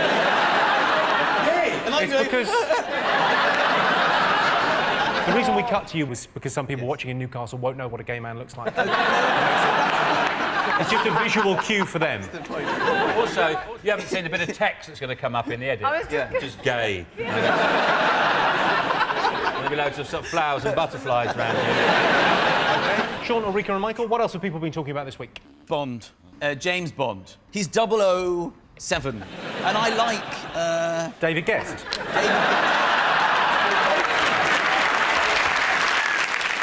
I just like the use of the 007 because I have a lot of trouble with O and 0. You've missed the point. It's not 0. That's why it's O. That's why it's not just 7. It's 007. So when you see me go, uh-oh, 7. Are you a Daniel Craig convert? Yes, definitely. Yeah. It's pathetic, isn't it? The way they all slagged him off beforehand and then turned around. Great. He's a real hunk. He emerges from the water. I can't keep up this facade any longer. He was in the National Youth Theatre around the same time as me, I think, and he... Sorry, I thought we booked Christian Guru Murphy. I know I was in the National Youth Theatre very briefly, but not as long as he was. As a newsreader? He used to get a lot of big parts. Most of the Bonds couldn't act, could they? I mean, but he actually can. He's stolen a lot of your moves. There's a thing where he punches someone in the neck and it's pure Christian Guru Murphy. If things had been different, classic. I've seen the film. I was there on the night. Oh, was it? How did you enjoy the premiere? Lovely, yeah. They're not that impressed, are they? You got 4 viewing. I got to go to the premiere as well. Well, who couldn't go? No, I did go, and I found myself turning to my brother, who I brought along, and going, oh, for fuck, what are we waiting for? And he went, the Queen? Did she come round with the ice creams? I don't think she enjoyed it. Does she sit with everyone, front, middle, or back? I mean, where does she choose to sit? Front, middle, or back? No, she's... Yeah. What the Queen does, she sits on a massive throne in front of the screen so no one can see it. She's got a big crown on and she keeps moving it around. Sure, she was pain in the arse. Nobody saw a thing. OK, let's see if it's one of the top 5 stories. Yes, it is. The most talked about thing this week. Yes, the latest Bond movie was released this week. Casino Royale is the first Bond movie that doesn't rely on gadgets. Q must be spinning in his grave, powered by the Grave Spinatron 3000.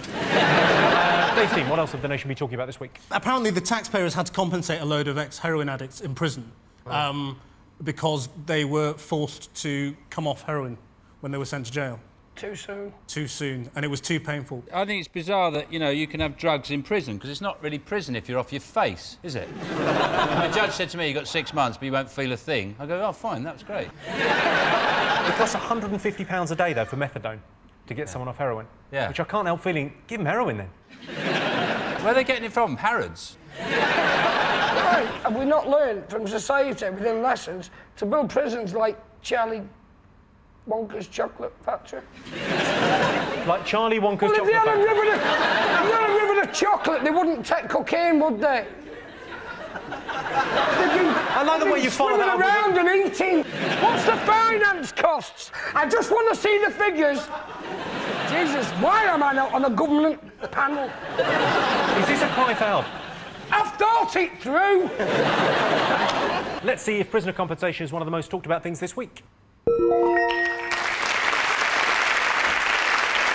Yes, prisoners have got compensation because they were denied treatment for drug addiction. And also in the news this week, a prison chaplain admitted to smoking crack cocaine. He apparently had so much of the drug, he believed that a man put to death over 2,000 years ago was his best friend. Right, one more to get. Fingers on buzzers. What else have the nation been talking about this week? Desert Orchid died. People got upset about that, didn't they? The nation's favourite horse. How nice can a horse be, really? It's like, how evil can a horse be? It's a pretty sort of thin area, that scope of behaviour that they live in, isn't it? It's trotting round a field or stopping. And it's sad, sad, sad, sad. Because everyone was very upset that he died. But in fairness, at any point in his career, if he'd so much as sprained an ankle, they would have shot him in the head. There's some amazing quotes, though, wasn't it? So he was loved because he was so versatile. It's a bloody horse. He couldn't make a brew or do a bit of pottery. Surely to God. Occasionally, when he crossed the finishing line, he used to lift his hoof up and go. Yeah. He was a bit of a character. You know, any opportunity to put a funny hat on, he took it. He often was seen standing behind John McCrick with his hoof going like that. I don't understand why dwarves don't ride horses. You'd think they would, wouldn't you? You know, they're always looking for short blokes to ride. Well, there's loads of dwarves out there. Why don't they ride horses? Short legs. Those are your arms. Well, no, they just lift the stirrups up. Not that high. Glue them. Just glue them. Glue them. Short legs and short arms. Just have to hold on, don't they? They don't really do much. I can actually tell you the reason why they don't use dwarves. It's because the flat season is in the middle of Panto. Or maybe they've got a deal with the jockeys, like you do horses, we'll do Panto. Yeah. We won't, you know, like an agreement. They had a meeting in a car park. That's a gang fight I would love to see. Well, let's see if the death of Desert Orchid is up there. Yes, it is. Desert Orchid sadly passed away this week. In a moving tribute, fellow racehorse Biffins Bridge said...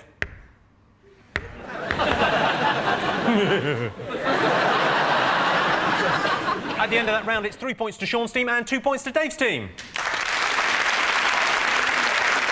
The next round is called the Pole with a Hole. Here's your first question. 12% of lottery winners have what?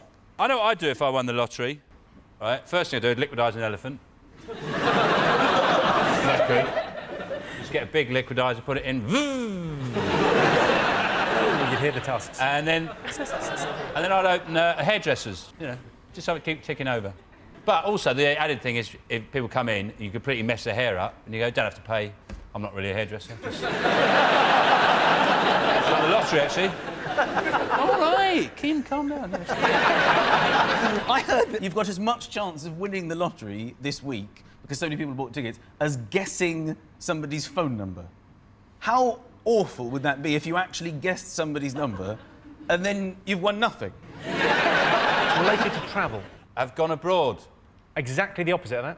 Have disappeared completely. Just completely vaporised as soon as they won. They were so ecstatic, all their cells inverted and they became antimatter. Is it not going away? Yeah, I'll give you that. The answer is, in fact, they still haven't been abroad.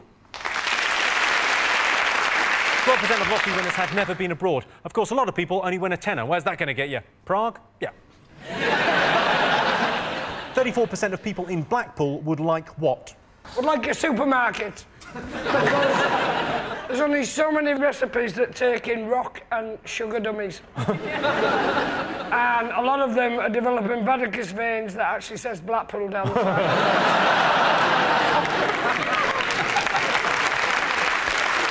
34% of people in Blackpool would like a tram up the front. My granny, when I used to go when I was a kid, when they first went there, she said, if I stand on that rail there, will I get electrocuted? He said, only if you cut your leg over that wire up there. 34% of people in Blackpool would like Tony Blair to admit that that clown in the glass case is actually his brother. And it's a bit like the man in the iron mask, and he should be set free and allowed to run for office. Welcome to question time, Mr. Blair's lost brother. What's your approach to taxis?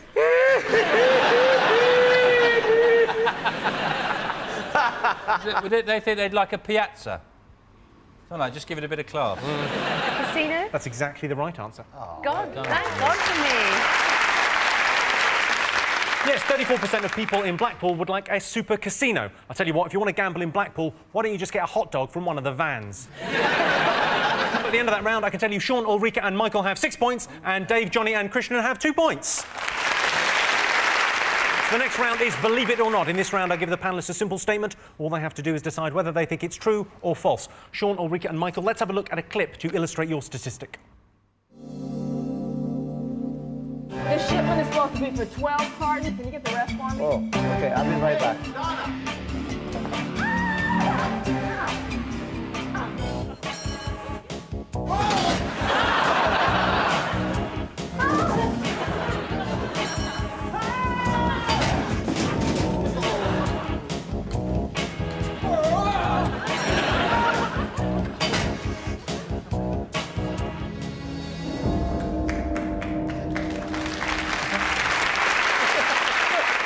to be the best beginning of Casualty that's ever been made.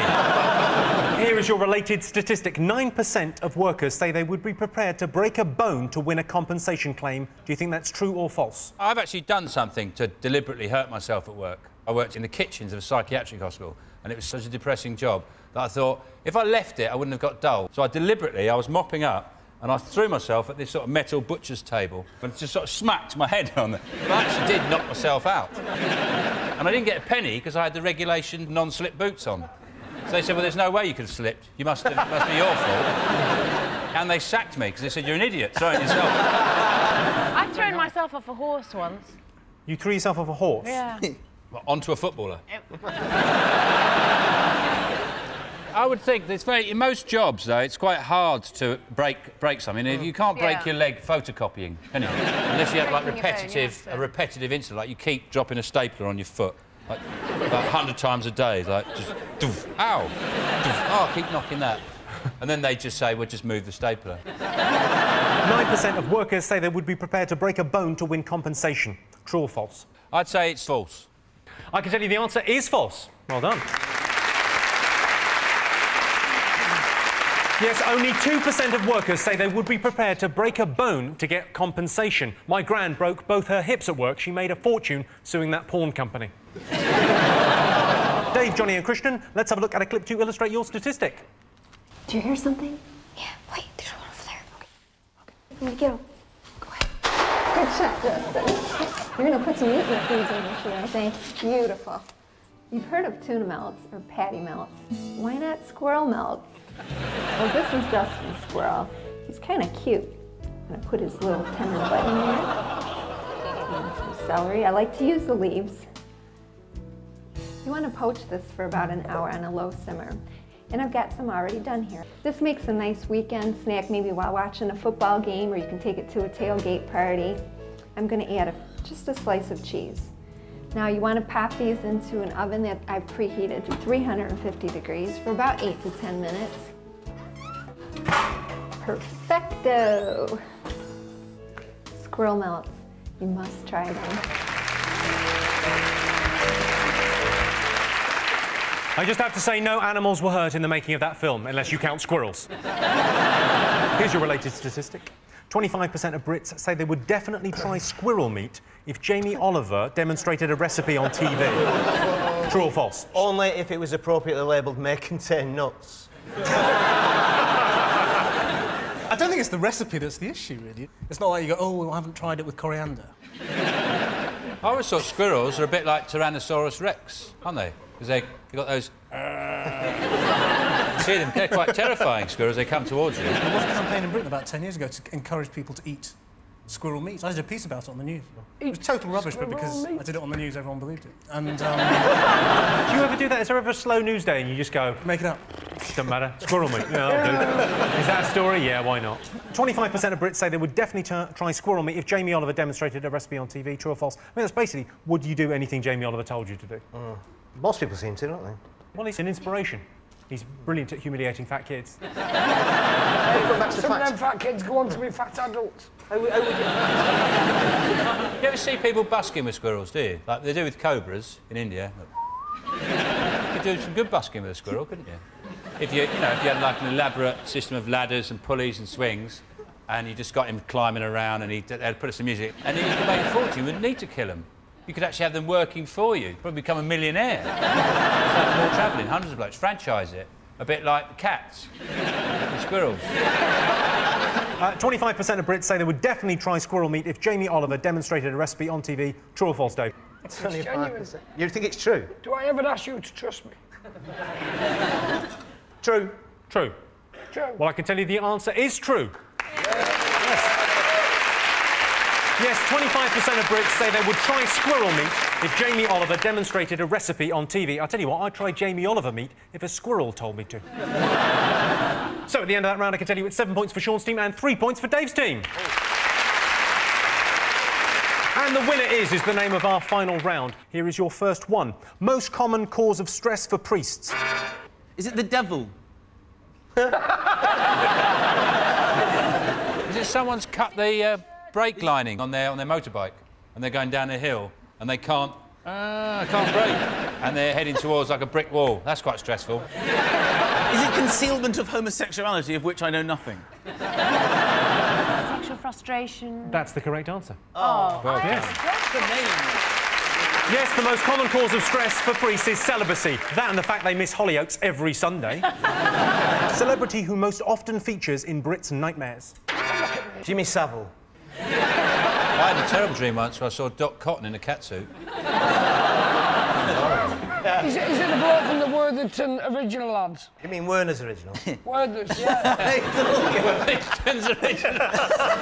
You're like my nan. Worthington's originals. Give them to kids. They love them. My grandkids were so pissed. Is it getting in a taxi and Richard Hammond's driving?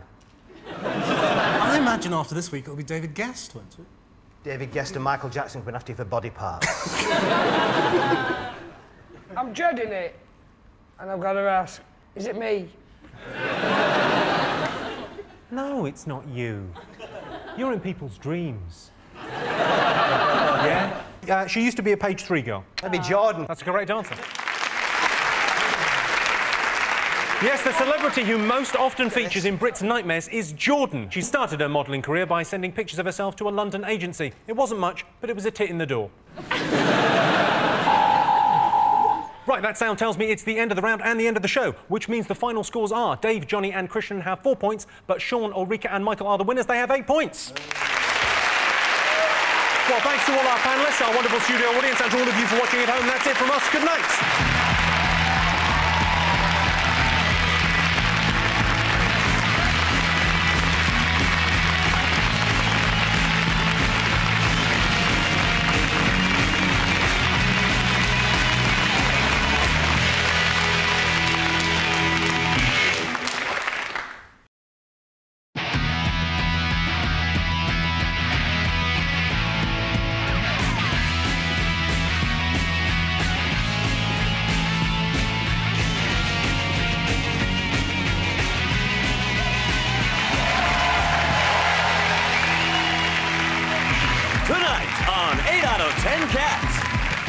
Going out, it's Lee Mack, King of the Twitchers, Bill Oddie, and their captain, Sean Locke.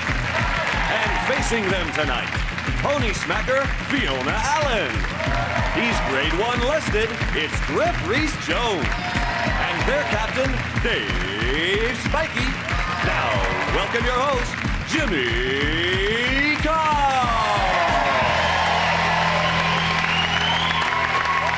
Hello and welcome to 8 out of 10 Cats, a show about opinion polls, surveys and statistics. Did you know, for example, a quarter of people don't know what kidneys do? They make steak pies delicious. 1 in 3 pet owners has made an unplanned visit to the vet in the past 2 years. I don't know, it's just a whim, put him down. And 1 in 10 housewives plan ahead when it comes to evening meals. They plan to eat oysters under the stars with a Brazilian tango instructor. And then they sigh, take another swig of gin and put the fish fingers on. Let's get started.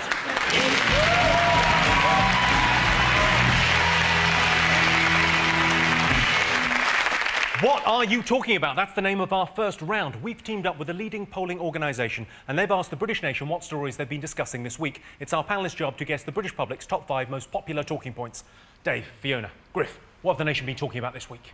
Well, like it or loathe it, I'm a Celebrity, Get Me Out of Here rumbles on, with David Guest as the unlikely star. And he is a bit odd, but he's good value, I think. Do you not? Yeah. And Lisa Minnelli said this week, they asked her opinion on his venture into the jungle, and she said, I hope he gets fucked by a kangaroo. Not only is that a great statement, but it would make a great Bush Tucker trial. It would, wouldn't it? You're getting fucked by a kangaroo, you've got to get the stars out of its pocket, like that. That is a great trial. Thing I never understand about this is what's a kangaroo doing in the jungle? Exactly. I've never understood. I thought a kangaroo lived in the desert. And every time indeed. When they're in the bush, they're always eating kangaroo testicles and things like this. This is some poor kangaroo's gone on a holiday and it's happened to just wander into this thing. What about Jan Leeming, who's there saying, I'm not a girl's girl? Well, clearly by her 5 failed marriages, she's not a boy's girl either, is she? When you first heard that, you went, five divorces, that's a lot. Yeah. And then you see her for about half an hour and go, no, fair enough, yeah. Yeah. We've all made mistakes, get out of that. Yeah, take the house, fuck off.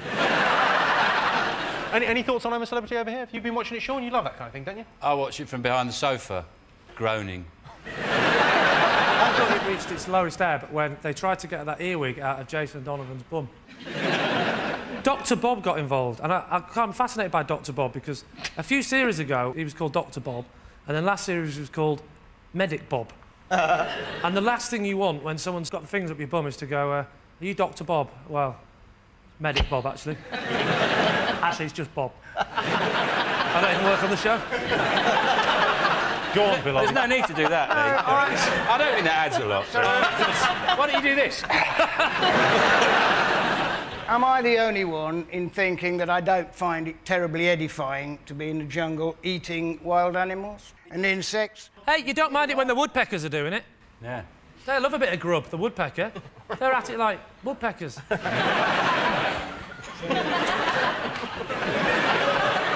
You're going to do that after every bit, like, just go. Let them have their little childish aside. It's all right. We'll carry on. But it is right. What show do you think you're on?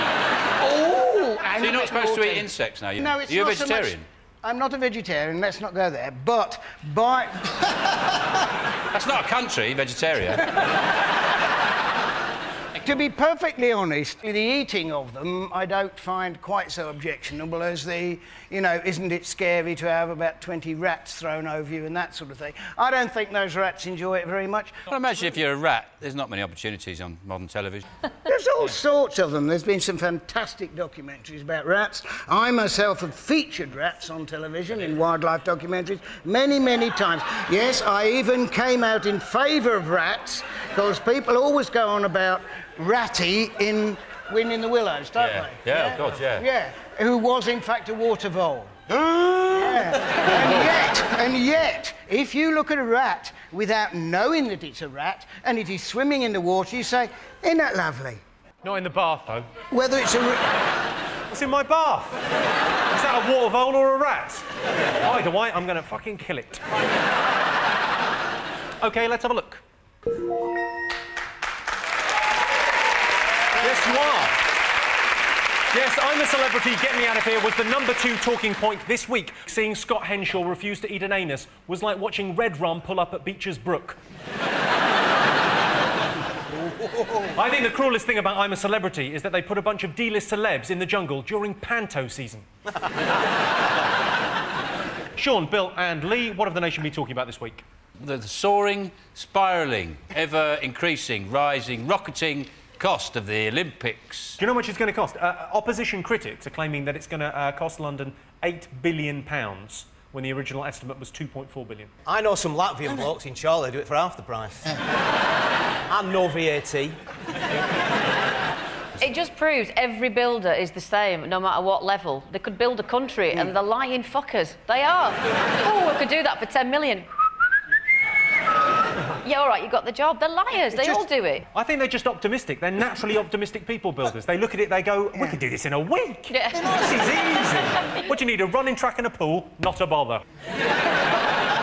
Where is the Olympic Village going to be?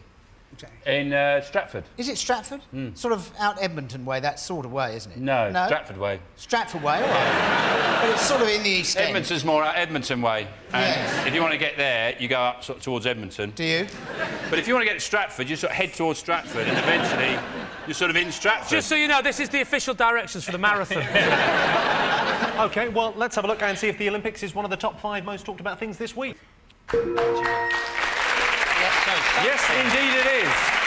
The Olympics is going to cost us £8 billion. That is disgusting. For that sort of money, we could have another 3 weeks in Iraq. OK, fingers on buzzers. What else have the nation been talking about this week? Well, we think it was the former KGB agent spy who was poisoned in London. The Kremlin said it had nothing to do with them, so that's them ruled out, obviously. Yeah, that is conclusive. I wonder who did it. As the full investigation, we phoned the Kremlin, we said, were you involved? They said no. No, we definitely weren't, so, bye. I've got to say, I think there's also a sort of slightly racist thing here, you know, that we assume that this sort of thing could only possibly happen with Russians. But it can happen in other countries. It can happen in this country, I absolutely... Well, it did happen in this country. Well, yeah. OK, let's see if it's one of the top 5 talking points this week.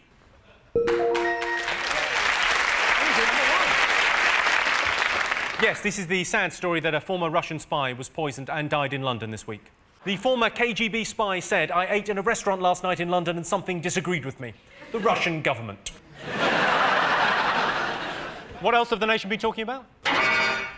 Tom Cruise getting married? You're broken-hearted. Too short. I was talking to Griff.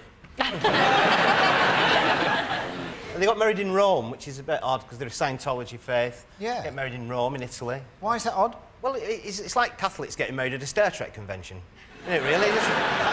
Interestingly, the critics of the marriage have said that Scientology is a made-up religion.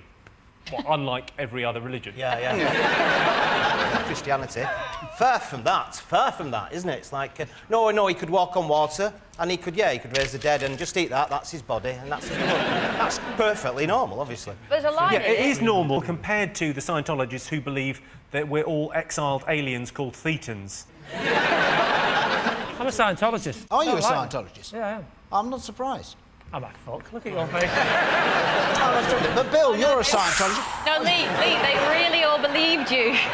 Bring it on, Griff! Lee, you're one of the few people Scientology turned down. Bloody Thetans, though. They come over here, don't they? Inhabiting our bodies, shagging our women. Piss off.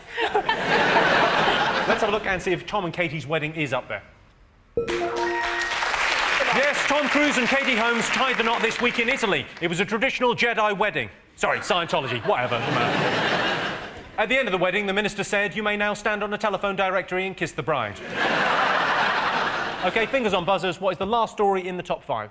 OK, we think it possibly could be the government has had this wheeze to have super nannies for teaching parenting skills to kids with Asperger's and stuff like that. And they seem to be, like, influenced by TV programmes, the government at the moment. Yeah, they do love it, don't they? Jamie's School Dinners. I know Super Nanny. Yeah, how does Tony Blair get so much time to watch so much early evening TV? Don't know how he does it. The thing is, a lot of our wartime leaders have been bothered about winning the war. He's taking a very sort of laissez-faire attitude. Also, watching a lot more telly and going, "Oh, fuck it. We'll never win this." I think you should watch the news. Probably doesn't like it. It comes out of it quite badly, doesn't he? Yeah. Also, how can he get his maths so wrong? There must be how many thousands and thousands and thousands of kids who've got Asbos, and he's only sending 70. Yeah, but they're super nannies. OK. These ladies can fly. The best way to deal with this is get all those kids with behavioural problems, put them on a plane and fly them to a country where you're allowed to give them a good clout. Saudi Arabia, something like that. That's more than a good clout, Sean. Right, let's have a look and see if it's up there. Yes, Tony Blair has announced plans to hire super nannies to help parents. The government's new transport policy has been revealed. Blair plans to pimp our rides. So at the end of that round, it's 1 point to Sean's team and 4 points to Dave's team. The next round is called the Pole with a Hole. Sean's team to go first. While on a job, 1 in 4 builders, what? Well, I'd just like to say, at 4-1 down, we've never come back from a score like that, so we actually just concede. OK, well, that's the end of the show, ladies and gentlemen. Thank you. We've never had this before. It'd just be the test card for the next 15 minutes. You do look a bit like that girl from the test card, Jimmy.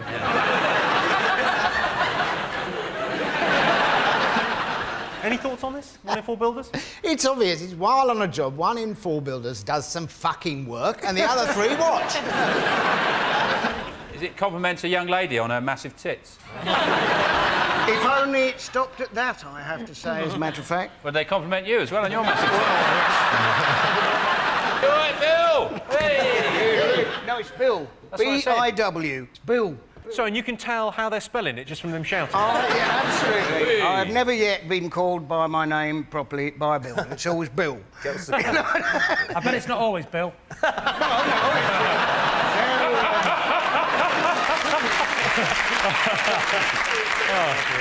What do they shout apart from boo? It's like, do you like me? And things like that.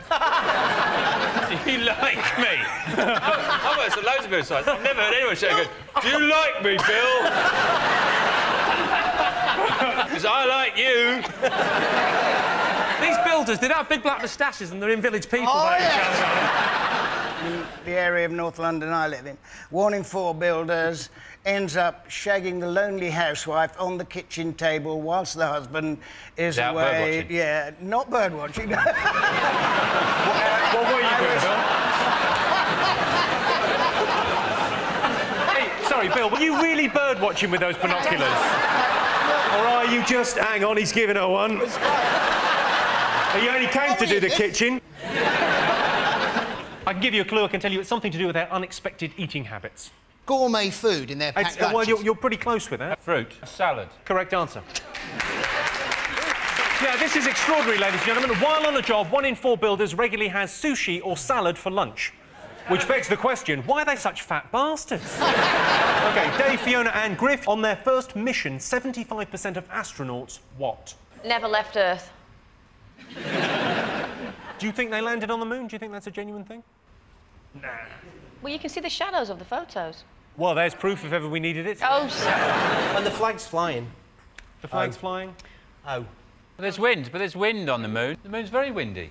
Oh, he's been there. The moon is not windy. Yes, it is very windy. It is not windy. Hang on, whoa, Otherwise, they'd have built a windmill up there or something like that. I'm prepared to go toe-to-toe with the hardest man in England on this one. It's bloody windy up there. Wind is air blowing around, you see. It's air blowing about. That's quite windy. That's on the why moon. it makes it come in your face with the air. Of course there's There air on the isn't moon, air on the idiot. moon. Kid, shut up! I believe I'm playing you an moron. All right, you know what? Easy. Yeah, I think we've upset Fiona. Let's all just take a moment. There's air. There's no oxygen on the moon. There is air. It just hasn't got any oxygen in it. And What's gets it made hotter of, and then? hotter. Yoghurt? What's it made of, then? Other stuff. You would make the best science professor in the world. Other stuff, moony air. Write it down. On their first mission, 75% of astronauts what? Play with their own piss, like this. Woo, woo. Whoa, whoa, whoa. They eat the packed lunch before they get to the stratosphere. Nothing left for the rest now. Demand a lot of air miles from NASA. No, I think you'll find there's no air up there. Oh, sorry. There is air. It's moon air. We're doing a whole series about it soon. About moon air. Or, just for fun, one of them goes... "Tss." Can anyone hear that? I bet at least one of them goes, are we there yet? It's taken ages. But you didn't have to do that in a northern accent. Yeah, I did, because I was trying to be stupid.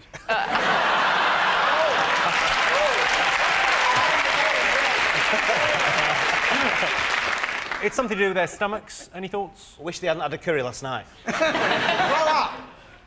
Throw up is exactly the right answer. Well done, Griff. He did that one. Good, we got a point. Yes, on their first mission, 75% of astronauts throw up. Of course, the other 25% blow up. Not my fault, talk to NASA. So at the end of that round, I can tell you that Sean, Bill and Lee have 2 points, Dave, Fiona and Griff have 5 points. The next round is Believe It or Not. In this round, I'll give the panellists a simple statement, and all they have to do is decide whether they think it's true or false. OK, this is for everyone. Let's have a look at a clip to illustrate the statistic.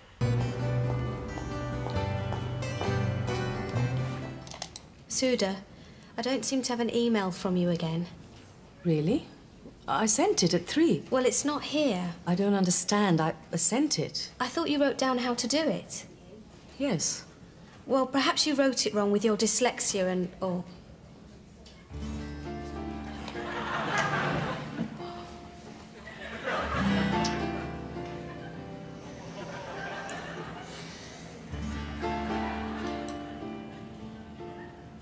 It is there.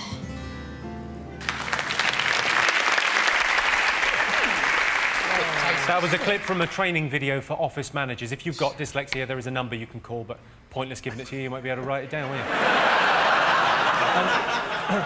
Your related statistic, 16% of bosses have made a decision based on their horoscope. Do you think that's true or false? What are you? I'm a Virgo. What are you then, Fiona? I'm a Piscean. A Piscean? Least likely to kill somebody in your family if you're a Piscean. Least likely to kill someone... You are clutching at straws. Here's some advice. Don't put that in a personal ad. It's all bollocks. Apart from the magpies, obviously. Got to see 2 magpies, haven't you? That's typical or else you're in the Scorpio. shit. Well, hang Hang on, you must see 2 magpies every day, surely? Several. Would you call yourself lucky? Absolutely. Every time I go past a building site, somebody goes... I like you. Well, and then you get lucky. Bill, come here! I want to make love to you, Bill! I don't think it's ever happened before, but I imagine this weekend it's going to be happening a lot. Builders, if you're watching, please, for us. Can you make bird noises? Some of them, yeah. I can make the one of a bird hitting the pavement. It's the only one I do, really. What would you like? I would like a chaffinch. Well, no, chaffinch, all right. It's like a fast bowler running up, and so he goes... bowl. That's countdown. No, he comes up... Boom, boom, boom, boom, boom, boom, bowl. Well, that's what the bird makes that noise. Did Bill just stand up then? Amazing. That's extraordinary. A man actually gets out of his seat and is smaller than when he was sitting down. Bill Oddie, I've had it up to here. Have you really had Bill Oddie up to there? You bloody haven't. Yeah, I used to work on a building site, Lee. But you don't know what this one is. This is for true. This is true. It goes... That's not an impression of a bird. It is! That's a midlife crisis, is what that is, Bill. It's one of the best-loved birds in the country. Is it a blackbird on a moped? Is it a forgetful sparrow? Remember where it is? It's a puffin. Is it? Yes. Ah, very well loved. I'm always bumping into puffins. Can I just remind us, and I think you may find this amusing, ladies and gentlemen, I'd like to remind you what the question is. 16% of bosses have made a decision based on their horoscopes. True or false? The fuck are you people talking about?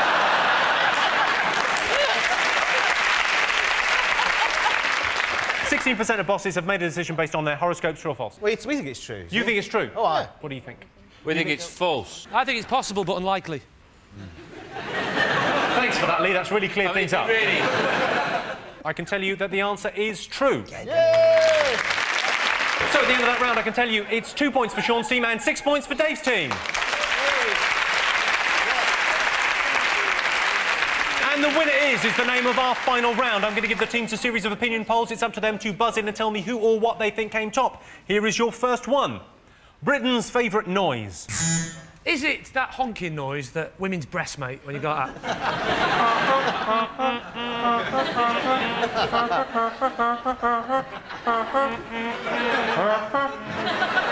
That last one was Jordan. Is it a...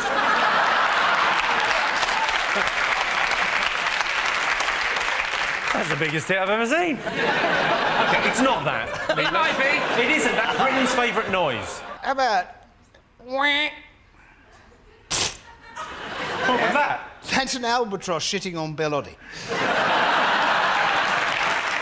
You'd be delighted. Albatrosses are quite rare. That's right. And you shat in my face.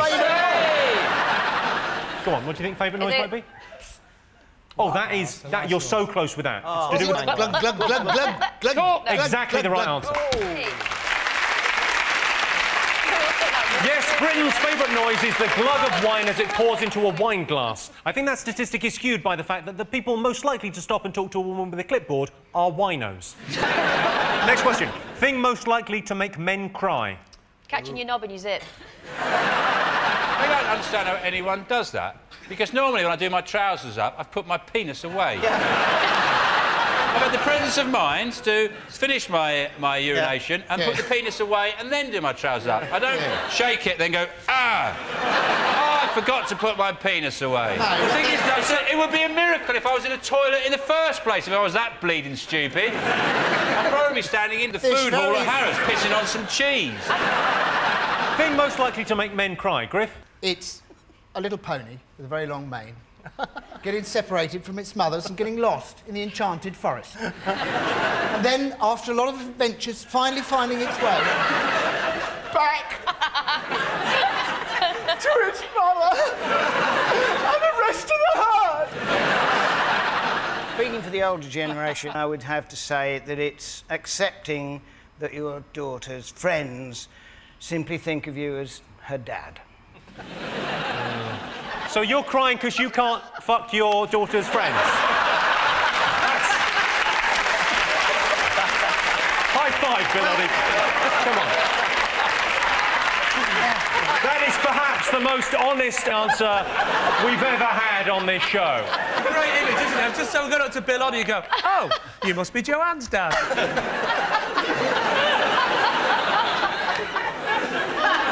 Welcome to Springwatch. I've got some binoculars. I'm in a shed. My daughter's having a sleepover. Should be a hell of a show. OK, thing most likely to make men cry. It's something you do in the kitchen. Oh, onions. Onions is exactly the right answer, correct.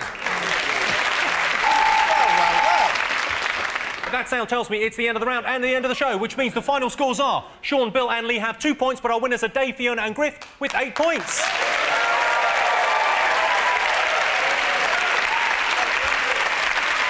Thanks to all our panellists, our wonderful studio audience and to all of you for watching at home. That's it from us. Good night.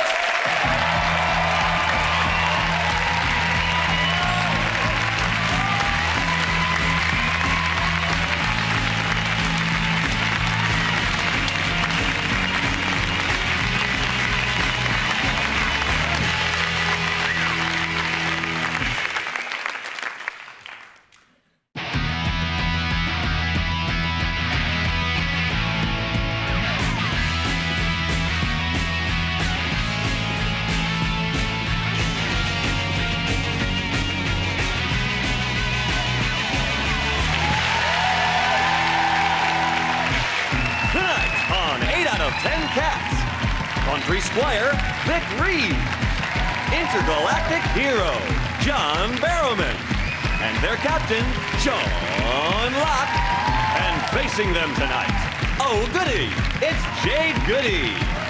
From the thick of it, Chris Addison.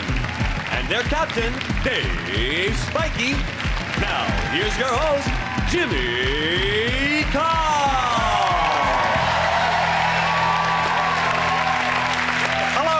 Welcome to 8 out of 10 Cats, a show about opinion polls, surveys and statistics. Did you know, for example, 60% of cosmetic surgery patients are disappointed with the results, although they look pleasantly surprised? A quarter of the over 50s are failing to save. It's Control S, you old buffers. While abroad, 2/3 of Brits are more sexually adventurous. So, look out, Iraq. And 1 in 4 Brits claims that their post has been lost or stolen. Well, I can reassure you, it was definitely stolen. Let's get started.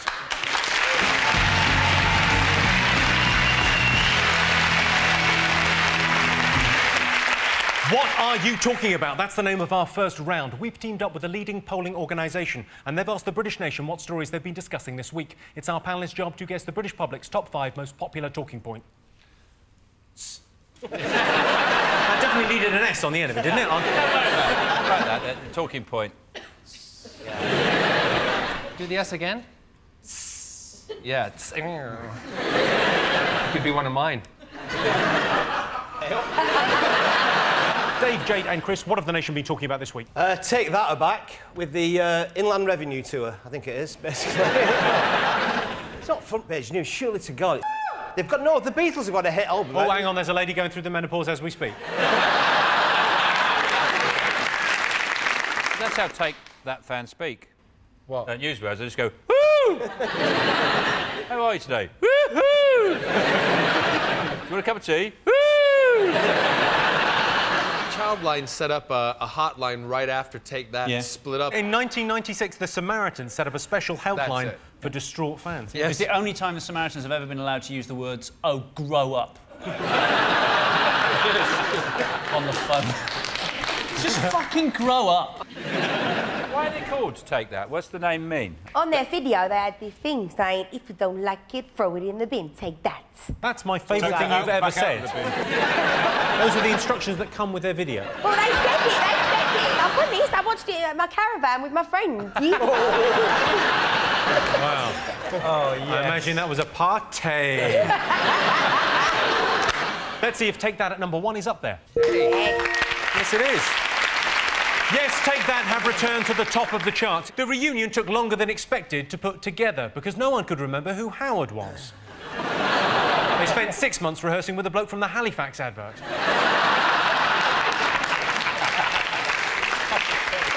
Vic, Sean and John, what have the nation been talking about this week? I think they're talking about Michael Grade going from the BBC over to ITV. You know, they're saying he got something like 8 million, and he's saying he didn't do it for the money. No. Rubbish. He's genuinely saying that, though. He's kind of come out in the press and gone, it's not about the money. I don't do a job for the money. What the hell do you do it for? He said he did it for the challenge. The challenge being getting all that money home in a wheelbarrow. ITV said it was a real coup.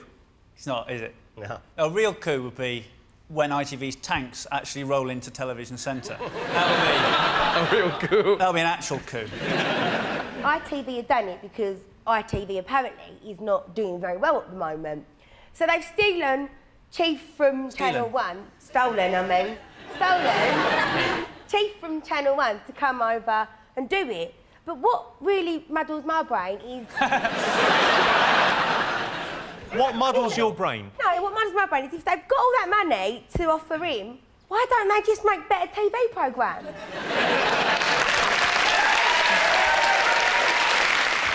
I hope he finally ends Coronation Street, because this first series is really dragging on.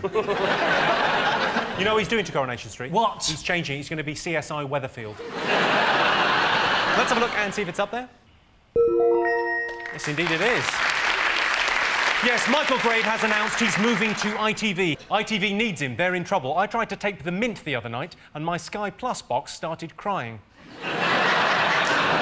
Dave, Chris, Jade, what else have the nation been talking about this week? Chris. Hiya. Hiya. What have you been talking about? Oh, well, I've been talking about this royal editor of the News of the World, Dave. Oh, yeah, they've been listening in to people's phone calls. Yes, I was listening to stuff. But they've actually been tapping into the voicemail. That's how they do it. They hack into the voicemail and they put some sort of code in. If you were phoning up a royal like Prince Charles, you wouldn't leave like an important message on voice. If he doesn't answer, you're not going to leave. It's not going to happen, is it? You're not going to pick up any real news. It's not going to be like the Queen phoning Prince Charles and going, "Hello, Charles, Mum here. I think I'll abdicate. Give us a ring later on." You know, it's not going to happen, is it? No, you'd text that, wouldn't you? Yeah. The Queen doesn't use a phone. She does? She doesn't use... No, she hasn't. She has a big chain of butlers and they just whisper messages along. Go on for miles. And let's see if it's up there. Yes, indeed it is. A News of the World journalist has admitted tapping royal phones. The journalist will soon be sending messages of his own to his cellmate in Morse code by clenching and unclenching his buttocks. Was that a dot or a dash? Please get out of my bin.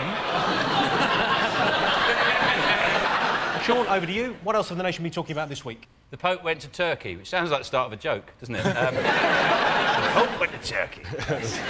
The Pope ate a turkey. He went to Turkey and there was a lot of protests. I think the interesting about it was when he looked at his diary on the Monday and he went, "Turkey, Wednesday? Who put this in?" It is dangerous for him to go to Turkey, though, because it's a very sunny country. And popes can die in those popemobiles if the archbishop who's driving them doesn't crack the window when he... Are you saying popes die in hot cars? Yeah, popes die in hot popemobiles. That's what happens. That may be the most limiting safety campaign ever launched. If you can save just one life. Yeah. Well, I can tell you that the Pope isn't one of the most talked about things this week, but he did make an official visit to Turkey. The Pope, ever the diplomat, was very happy with the warm welcome he received. He said, at least I think it was a warm welcome, from what I could understand of their jibber-jabber language. Figures or buzzers, what else have people been talking about this week? We think it's the fallout from this KGB poisoning. That still rumbles on. There seems to be 3 suspects. It's either Putin and the Kremlin, it's either enemies of Putin and the Kremlin, who are trying to discredit him, or it's a group of ex-KGB spies led by a guy called Igor the Poisoner. The police said the death was suspicious. Yeah. I think they should upgrade it to fucking suspicious.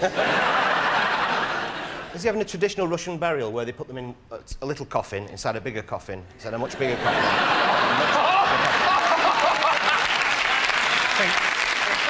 I think you'll find, Dave, a traditional Russian burial, you have to dig your own grave. Ah, But don't blame me, blame Stalin. No, on a serious note, we in danger because it was on the planes. Yeah. It was in a bag. Yeah. Unless they put it in TK Maxx, you'll be fine. They found it in a restaurant. They found it in 2 hotels. On a humpback whale. humpback whale's got a 10-foot dick, hasn't it? Sounds like the start of a song. Yeah, I was going to say. Oh, the humpback whale's got a 10-foot cock, doo-dah, doo-dah. The humpback whale's got a 10-foot cock and it's so hard as a rock. That's I think I've won money on you singing in the first 10 minutes. You have gone quite a long way to kill him. It's a lot of effort, isn't it?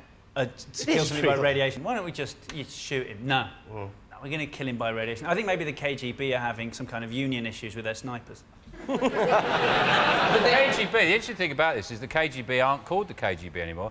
They're called the FSB, which worries me because I think I bought a sofa from them. I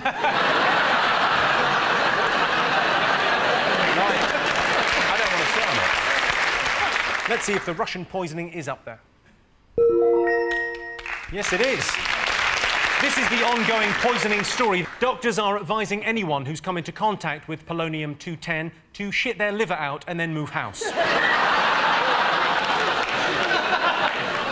OK, fingers on buzzers. What else have the nation been talking about? People have been talking about the fact that England lost the first test of the Ashes. What have they been saying, then? Oh. Oh, no, you knew it. Yeah. Our best chance we've got to keep the Ashes is give up cricket. They didn't play their best bowler, which is a good idea, because they should, you know... Who's he, then? Monty Panesar. Actually, Australia have never declared independence, so technically, we always win. Vic, do you watch cricket? I like the fellow with the glass eye. What was it called? What's that bloke you talked about before? Who? What fellow? That cricketer that you mentioned. Monty Panesar. Him, with the glass eye. Has he got a glass eye? Yeah. Yes. I can prove it. You can prove it.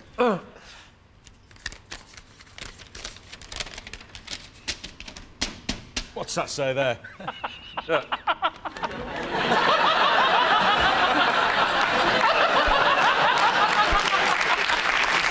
Get a close-up of that. That's evidence. That's proof. Look, what does it say there? Proof. Right.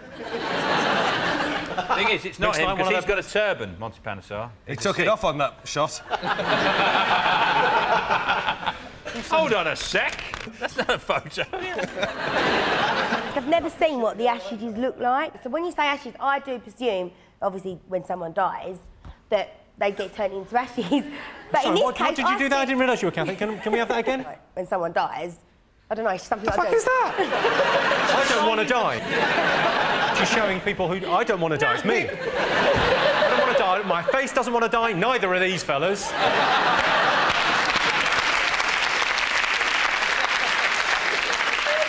Let's have a look and see if the Ashes is one of the most talked about things this week. Yes, it is. Yes, the Ashes continued. I guess if England wants to enjoy a sporting victory, we're just going to have to wait until Wimbledon. Come on, Tim. At the end of that round, it's 2 points for Sean's team and 3 points for Dave's team. The next round is called the poll with a hole. Dave, Jade and Chris, here's your first one. 33% of young men say they would what just to impress their friends? Anything. They're mad, they're idiots. Climb a pylon, bum a goat, punch a nun.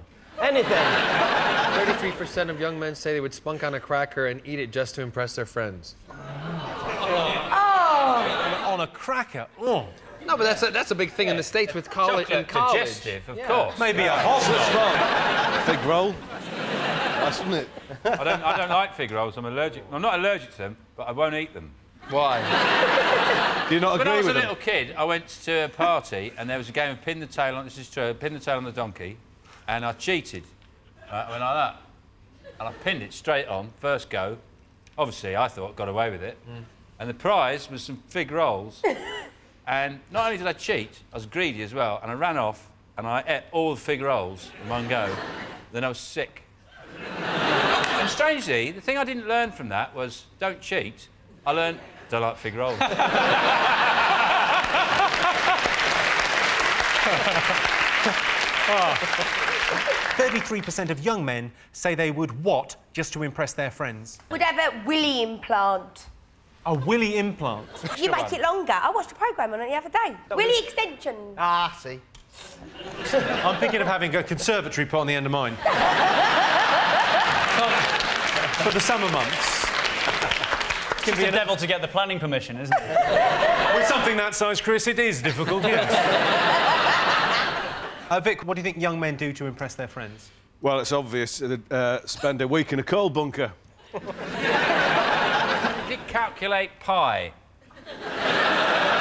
7,000 points. It's not... No, it's not pi, but it's to do with eating something. No, when I said calculate pi, I meant the mathematical equation, not pi. Yeah, but words can mean two things at the same time. Eat a really hot curry. Exactly the right answer. Yes. Yes, 33% of young men say they would eat an unbearably hot curry just to impress their friends. Yes, I'll have a number 68, with the number 33, followed by an extremely painful number 2. Sean, Vic and John, 99% of the over 50s say that what has got more difficult over the last 10 years? Being under 40. Firstly.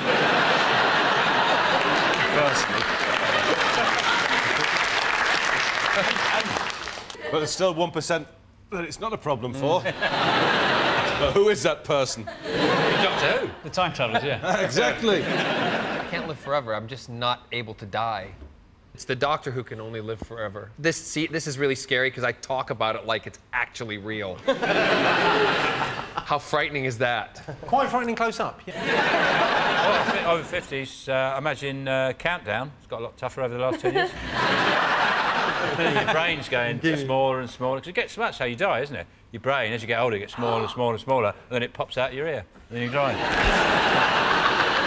I'm speaking as an over 50 here. Remembering stuff, as you get older, you just forget all sorts of shit. When it's like if you're looking for scissors, you have to incorporate a little mime when you get to a certain age. You're going like, scissors, scissors, scissors. As if that's going to help, as if that's some sort of scissor diviner that's going to go, scissors, there they are, there they are. Sudoku? No, that only came along a couple of years ago. I remember I went on holiday, came back, there was 2 new phenomenons. Happy slapping and Sudoku. Which one did you go for? I used to happy slap people who are doing Sudoku. OK, 99% of the over 50s say that what has got more difficult over the last 10 years? Come on, Vic, we need these points. What, playing the bouzouki? I don't know. Walking up the stairs. Oh, I'm sorry. It's all right. Sorry, I just ain't coming to my head. Best to get it out quickly. You don't want any stuff clogging it up in there. I'll tell you what, I'll give you a clue. It's to do with being all fingers and thumbs. Opening a milk carton. I'll give you that. Opening packaging. Opening packaging. This is thrilled. Yes, 99% of the over 50s say that opening packaging has got more difficult in the last 10 years. The survey was originally about Scottish devolution, but they whittered on about packaging anyway. So at the end of that round, Sean, Vic and John have 3 points. Dave, Jade and Chris have 4 points. The next round is Believe It or Not. Everyone, let's have a look at a clip to illustrate your statistic. Hey, praise the Lord, Jesus is Lord. Get the writing on the back.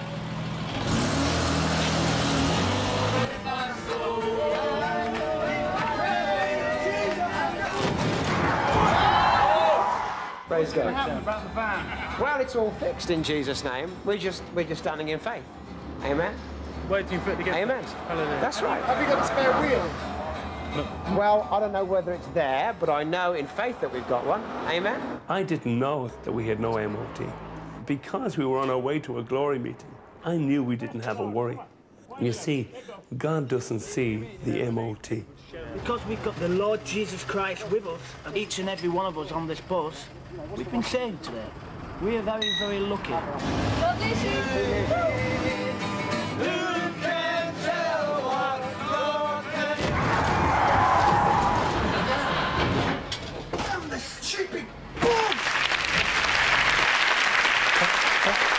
God doesn't see the MOT. Oh, no. He doesn't like it if you're untaxed, though. It was your related statistic. 62% of Brits say they would believe in God if they saw a man walk on water. Is that true or false? Could be ice. You could be walking on ice. Yeah. Technically, on ice, there's a thin layer of water on top that keeps the ice smooth. So you are walking on water. So there is a God. Many Brits are quite cynical. I think 62% of Brits wouldn't believe in God if they saw God walking on water. David Copperfield walked through the Great Wall of China once. Saw it. So he could do it, couldn't he? He made the Taj Mahal disappear. Indian tourist board were livid. Jay, do you believe in God? I don't just want to sit here and say, no, I don't believe in God and I get in the grave and that's the end of me. I'd like to think that I could come back as a bee or something. Do you know most people now have in their wills that they want to be buried with their mobile phone on a full charge? Just in case they're not dead and they wake up, they can call somebody to come and get them out. They're not going to get a signal. If I was buried with my phone and I was like to wake up, I'd start phoning people up going, oh, it's me. I never liked you. There was a rapper in the States buried in his Cadillac because they couldn't find a coffin that was big enough for him. He was so big, and they buried him in the Cadillac. Get you out your house with a crane if you're overweight in America. Yeah. That's a bit harsh, that. I think the best way to get someone really big, out of a house is with those mincing machines.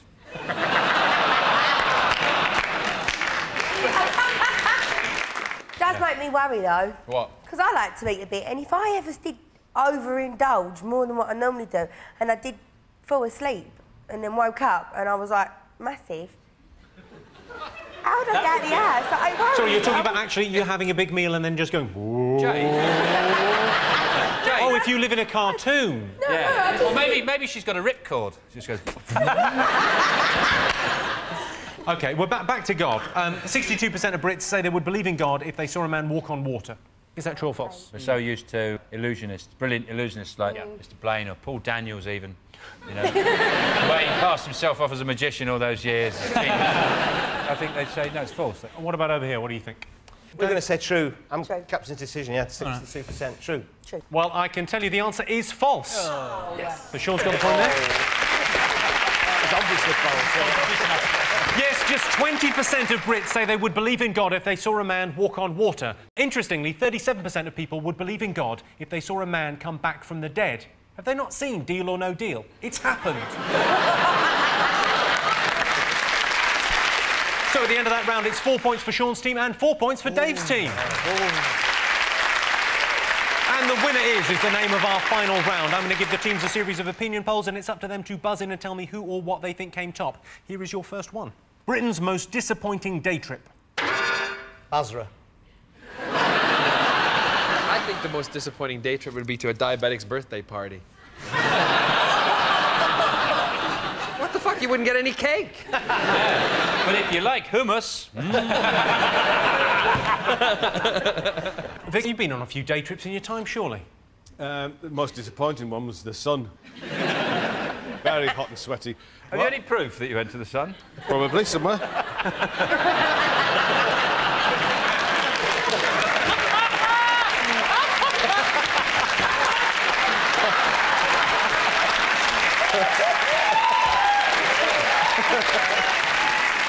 Most disappointing day trip. Is it Madame Tussauds after a fire? You are absolutely right. It is Madame Tussauds. Hey! Yeah. Yes, Britain's most disappointing day trip is Madame Tussauds. It's basically novelty candles. Top thing to do before you're 10. Does it get to 9? It's got to be right up there, isn't it? Surely. Surely. I think it's appear on You've Been Framed falling backwards off a slide and crushing a hamster. Get adopted by Madonna. Go to Neverland and drink Jesus juice. Yeah. Oh, come on! Yeah. Right. You all thought it. I tell you, when I was 10, if they'd given me the option. You want to do what with me? Yeah. There's a fun fair. I'll be right over, yeah. Vic, any thoughts? Well, it'll be ride a sea serpent to Banbury Cross. Without doubt. You have any proof, Vic?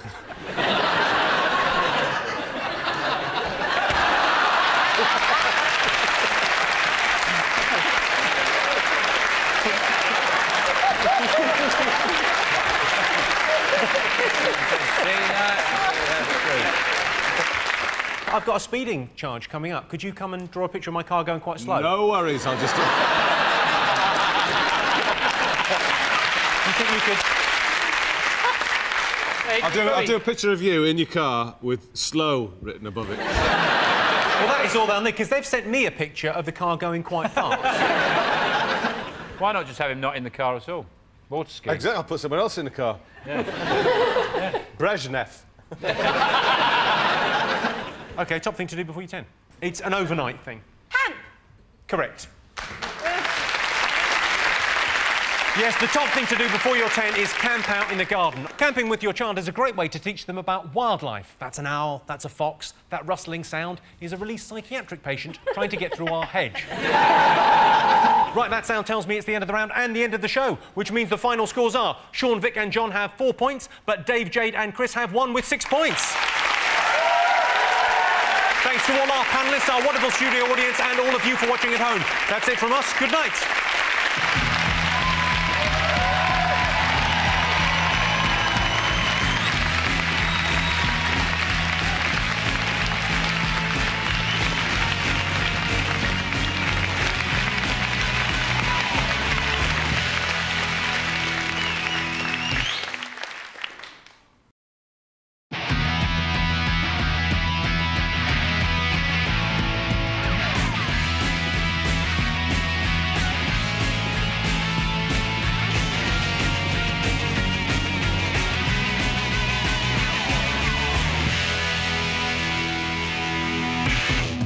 Tonight on 8 out of 10 Cats, Housewives' favorite, Alan Carr. The Jungle VIP, David Guest. And their captain, Sean Locke. And facing them tonight, the Queen of Comedy, Joan Rivers. The Prince of Pop World, Alex Shane. And their captain, Dave Spikey. Now, welcome your host, Jimmy Carr. Well, thanks very much. Hello and welcome to 8 out of 10 Cats, a show about opinion polls, surveys and statistics. Did you know, for example, David Beckham is the only English player to have scored in 3 World Cups, with 2 personal assistants and a hairdresser. The largest consumer of fortune cookies in Europe is Greece. Tomorrow you will eat hummus and have a hairy wife. And inbreeding causes 3 out of every 10 Dalmatian dogs to go deaf in Disney's bleakest ever Christmas film. Let's get started.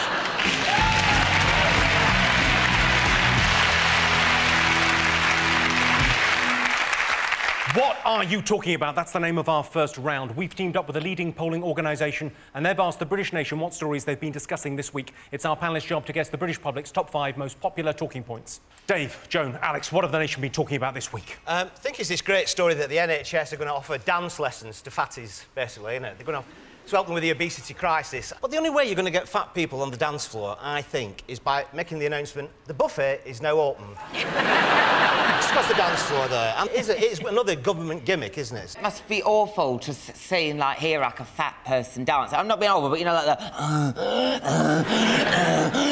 well, that's the shoes on. You know, it's going to be a slow process. I resent people talking about fatties like this. I belong to Overeaters Anonymous. Really? Yes, this is the truth. And it's very... A lot of you here are thin, so... But it is very, very sad because we all sit there and the women cry, and they go, no one loves me. And I always say, yes, yes, your butcher loves you, your baker loves you. And one woman, I mean, last week, right before I came over here, she was saying things like, I went on an airplane and she was sobbing. And she said, and they made me buy 2 seats. And she just cried. And then I said, yes, but now you can have 2 meals. And she perked up. If we want to be fat, God damn it, we can be fat. That's the way it goes. David, do you dance? No, I have a cousin. You have a cousin? Yeah. I have a cousin. Good answer. I have a cousin, 279 pounds. 279 pounds? He started ballroom dancing, Fred Astaire studio. Met this lovely woman, 5 months, lost 100 pounds, got syphilis, and died. If that's not being made into a musical, I'm too come dancing too literally, I think, really. OK, well, let's have a look and see whether fatty dance classes is one of the top 5 most talked about things this week. Yes, it is. Oh, just correct. Yes, it was. Yes. All right, that's good. Sean, David, Aaron, what else have the nation been talking about this week? I imagine a lot of people quite upset about England losing the Ashes. Well, I mean, virtually losing the second test. And I think it's stupid, really, because what we invented the game, we should just change the rules to suit us. So in that match, we should have said, yeah, we just made this new rule up. If we have tomato soup, lowest score wins. So just stuff like that. Just make up rules. If it's cloudy, oh, no, you can't lose on a cloudy day. Just anything. You made the sport up, you can do what you want. You're not wearing the right pants. We win. My dad tried to get me... He's always trying to get me sporting. He tried to get me interested in cricket, right? And I hate cricket. It's so boring. He told me that the Ashes, yeah, were Ellen Daniels from Neighbours, right? Now, obviously, a spark of interest and I was there. like, Ellen Daniels, you say? And I was hooked. Joan, have you ever seen a cricket match? I hate sports. You hate sports? I go to tennis matches, I don't even turn my head, you know. The ball doesn't come back, that idiot missed it. I mean, you know, just... I don't like sports. Yeah. I don't like sport either. Really? Well, yeah. Because you look like quite a sporty... Yeah. Have you not been... You work out, though, right? Yeah, of course. Yeah, in indie clubs. You a big cricket fan, David? You aware of cricket? Nah, more baseball. More baseball. Have you heard of cricket? Of course. He forgets I was in the Outback, and I just was with all these crickets all over there. Yeah. You knew Fina, right? Well, I didn't actually watch... I meant to watch it, but at the last minute, I fell pregnant. So it's been quite a few crazy weeks for me as well, so... turns out it was a scare. But no. What did she do? What did Fina do? She stole all the food. She stole all the food? Yeah. Really? She ate a few crickets, too. Did she? Yeah. People have to eat testicles, don't they? No, it's an anus, wasn't it? Matt ate an anus. Someone had to eat an anus. Yeah. Oh, Matt ate an anus. Matt ate an anus? Yes. I see, I thought you said a marinated anus. No. For a second. No. We had nothing to marinate there. What, do you eat it like a hula hoop, like that?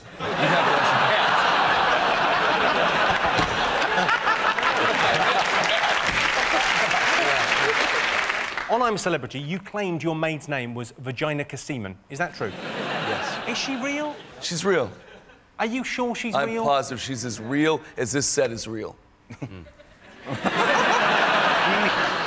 Her mother, and this is the truth, her mother loved her body part so much, she said if she had a girl, she was going to name it Vaginica. Then, no, this is true, no bull. Then she married a guy named Harry Seaman. Harry Seaman? She became Vaginica Seaman. What's her middle name? I have no idea. She hasn't got a middle name. I suppose she doesn't need one, really. Mostly when she tells her name, she's probably just wiping the drink they've just spat in her face. What's your name? Let's get back to the Ashes. Shall we have a look and see whether the Ashes is one of the most talked about things this week? Incredibly, it's the second most talked about thing. The Ashes is a best of 5, although England have controversially opted to play worst of 3. Back over to you, Dave. What else have the nation been talking about this week? John reckons it's Christmas, well, Christmas and the politically correctness of Christmas. Oh, yeah. Where they're doing the Queen's speech, and that makes sense to me, and they're having a Muslim lady do it. On Channel 4, yeah? Yeah. It's the alternative Queen's speech is being done by a Muslim lady in a veil. They could have gone halfway. I mean, she's a fundamentalist Muslim. She wears the hijab, whatever, the niqab, whatever, which she covered. She could have actually really dressed up as Father Christmas with a big beard and pulled and gone, ho, ho, ho. They could have gone halfway. The Muslim lady? Yes. I'm the one that sold her the veil from my New York website. Your New York website? Yeah, I sell veils. You sell veils? Yeah. Of course you do. What's the website called again? Veils for Muslim women who want to speak in England. Oh, that website! That website! .com, remember? .com. But it's all crazy. The internet now, they had the best day ever. And yeah, indeed, yeah, the best online day. $182 million in one day in internet sales. And they looked it up, and it was Mel Gibson buying Nazi memorabilia. And I found that was fascinating. I like online shopping because, you know, like, when you're looking, if you get bored, you can just go to some porn, it perks you up, and then you carry on shopping. Now, I wish it was like that, normal shopping. Do you mean, like, you'd go around the Trafford Centre, bored, someone shows you a cock, you're like, right, now, Auntie Janice. That probably does happen.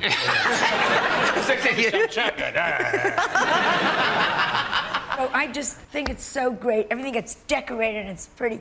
And I'm Jewish, and even I have a Christmas tree, and I have a nativity scene. I have Jesus and Mary and the baby, but I'm Jewish, so we have a nanny.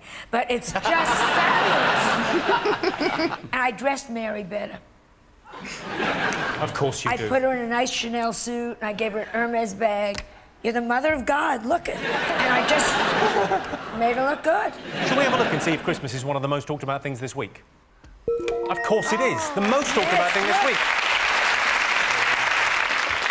If you follow a light in the sky in the Middle East these days, you'll end up tracking a Scud missile into a Palestinian hospital. The true meaning of Christmas. Right, over to you, Sean. What else have the nation been talking about this week? Is it the moon?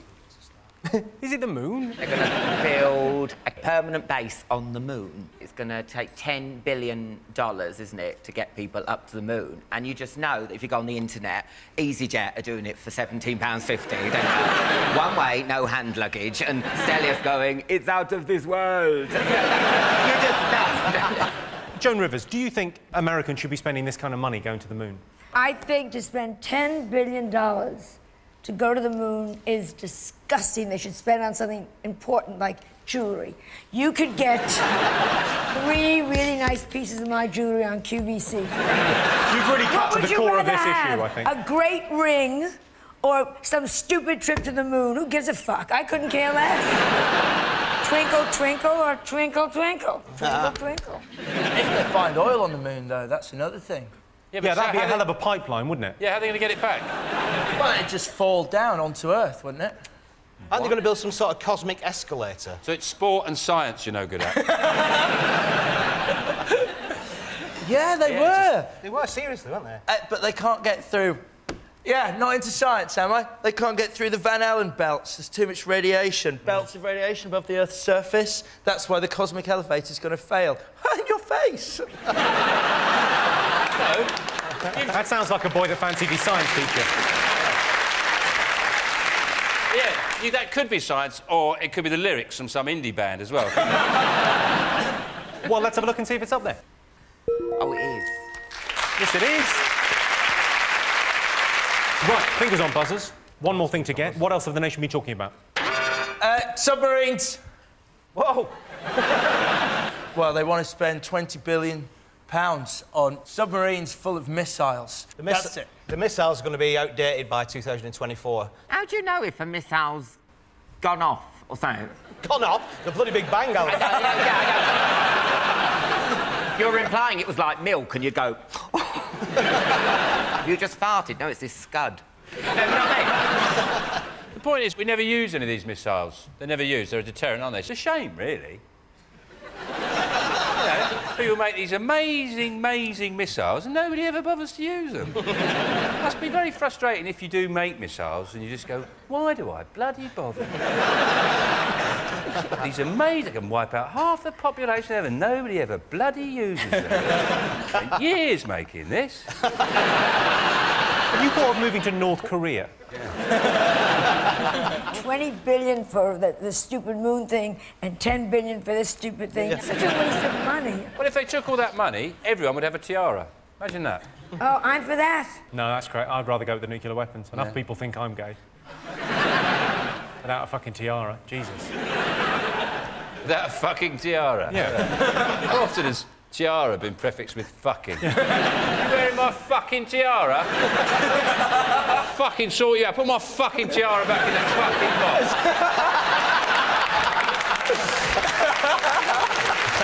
Well, let's see if Trident is up there. Yes, it is. This is the news that the government is spending £20 billion on replacing Trident. £20 billion seems like a lot of money to spend, but it is only 10 pence for every person they're going to kill. Well, at the end of that, I can tell you Sean's team have 2 points and Dave's team have 3 points. The next round is called the poll with a hole. Dave, Joan and Alex, here is your first question. 40% of couples in counselling say what is a problem? Viagra. Oh. These old guys that take Viagra. Oh, and it's good for 36 hours. You know how many orgasms you have to fake? I imagine there's a certain amount of chafing involved as well. Oh, chafing, those poor old dry ladies, they'd set them on fire.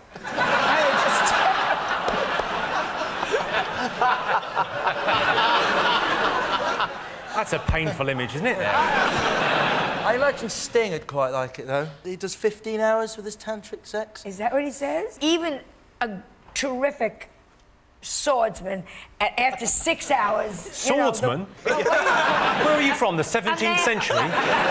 Yes. Snoring? Oh, you can talk. Oh, brilliant. You snore in the most monumental way, my friend. Thank you very much. I should explain to the viewers that David and Dave are having an affair. Does it hurt not locking the bathroom door when she goes to the toilet? They go and sit on the toilet and just leave the door and keep walking in going, oh! But what about men that leave the toilet seat up and they go all over? You know, you've got a pointer and it's a lit room, for God's sakes. A woman I could understand if we were standing up with a penis, because you'd be looking around. Oh, I'd redecorate, you know, so I could see where... I'll give you a clue. It's to do with computers. Watching porn on the computer. That's the correct answer. Well done, Joan Rivers, yeah.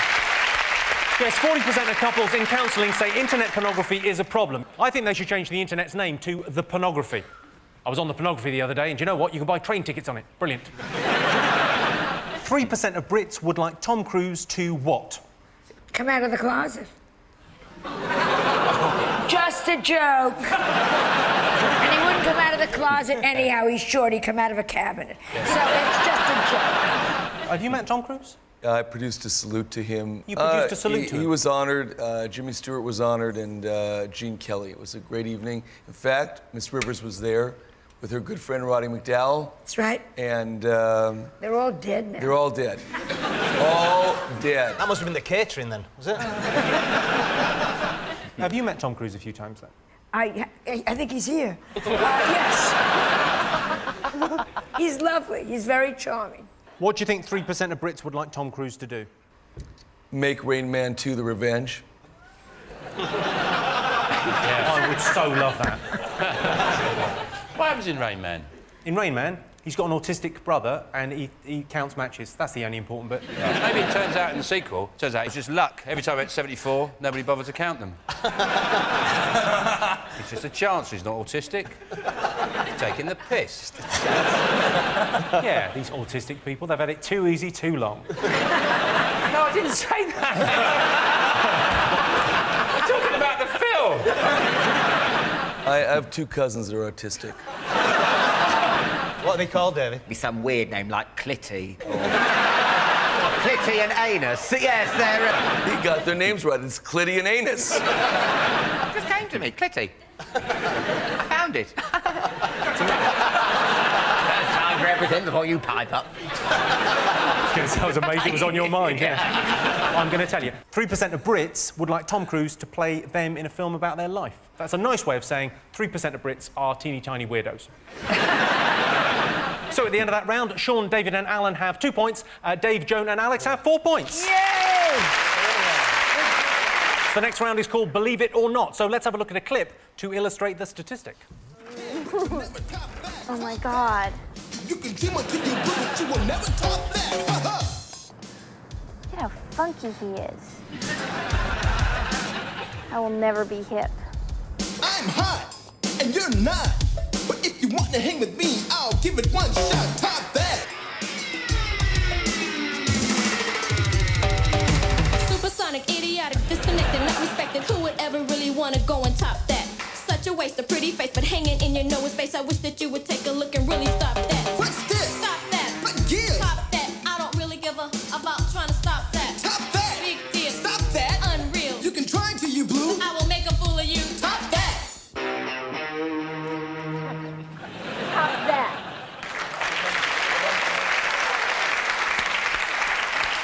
That was the American 80s teen movie, Teen Witch. I thought it was some kind of like public information film about twats. Like warning you about there are twats around and this is what they look like. He's wearing the same outfit as me. Yes, there are twats in our area. You can see Here is your related statistic. 34% of adults would rather be a teenager again than win the lottery. Do you think that's true or false? Well, I know I would never want to win the lottery. I think it's a curse to win a lottery. Right. What? Why? Well, it depends when you win it, but if you say you win it when you're sort of 40s or 50s, that means that everything you've done in your life, all the work, any training, any skills, was completely pointless. I'd feel like an idiot if I won the lottery.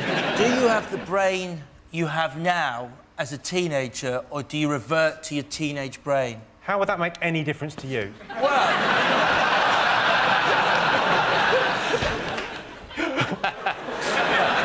You look all sulky now. He's sulky now. I just want, wanted just a bit of, attention.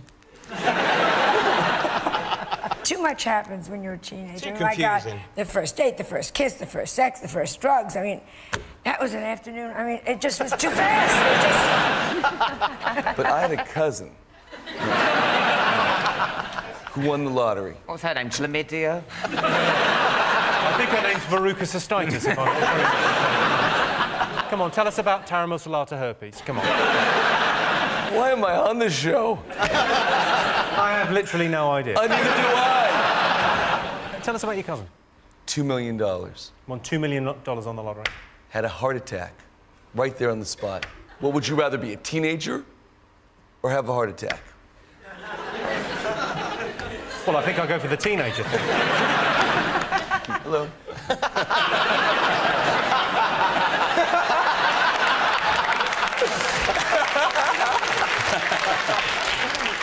I once convinced my friends when I was a teenager that I bought a hoverboard in the US from Back to the Future 2. David probably sells them on a website. I'm pretty sure he does. I'll check. I think this show's turned into Call My Bluff this week. Can you go back and be a teenage girl? That's what I'd like to be. A Mexican teenage girl called Bernard. He hasn't got legs, he's got wheels. A hovering Mexican teenage girl called Bernard who's got no legs. My father only has one leg and my mother only has one leg. It's the truth. Really? Yeah. But one has a left leg and one has a right leg, so they're able to conceive. Right. I suppose they just got one big belt.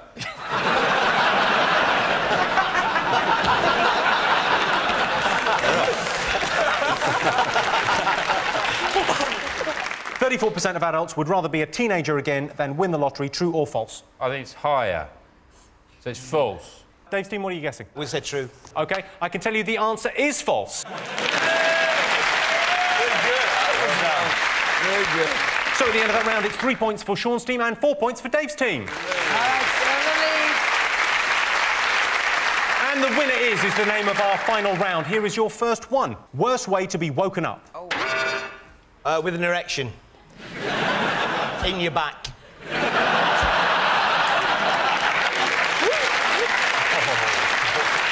Oh, the sound of a peeping Tom vomiting. David, any thoughts? What's the worst way you've been woken up? Is it by a cousin? Westlife waking you up thinking that you were actually in a coma. Oh, no. Is it a woman demanding money in pidgin English? The sound of waves crashing against your plane windows. Oh. It does involve water. Oh. Well, just being in the womb. Water in your face is the right answer. Yes, the worst way to be woken up is having water thrown on you. Well, surely the worst way to be woken up is Kerry Katona shaking a stick at your face and saying, "It's blue." Top celebrity to have a night out with? Kate Moss, because whenever you're with her, it's a white Christmas. Is it like Rosie and Jim? You're talking about the ragdoll puppets? Yeah, Rosie and Jim, Rosie and Jim. What are you doing watching that? Just before loose women. Just before loose women. I'd like to take loose women out with me on a night out. Well, wouldn't we all? Yeah. Joe, I imagine you've had some stunning nights out. One of my great nights was with George Michael. And we got to see the Hyde Park men's room at 4 in the morning, and it was just amazing. Did you come across any police officers? It's a she. Angelina Jolie. No, that you want a night in, wouldn't you? You're right. Charlotte Church. Correct answer. Well done, Sean. Thank you very much. Yeah. Bottom of the list of celebrities to go on a night out with is Dodi Al-Fayed. Well, that sound tells me it's the end of the round and the end of the show, which means the final scores are Sean, David and Alan have 4 points, but tonight's winners are Dave, Joan and Alex with 5 points. Thanks to all our panellists, our wonderful studio audience and all of you for watching at home. Join us next week for a special show featuring all the best bits from the current series. See you then. Good night.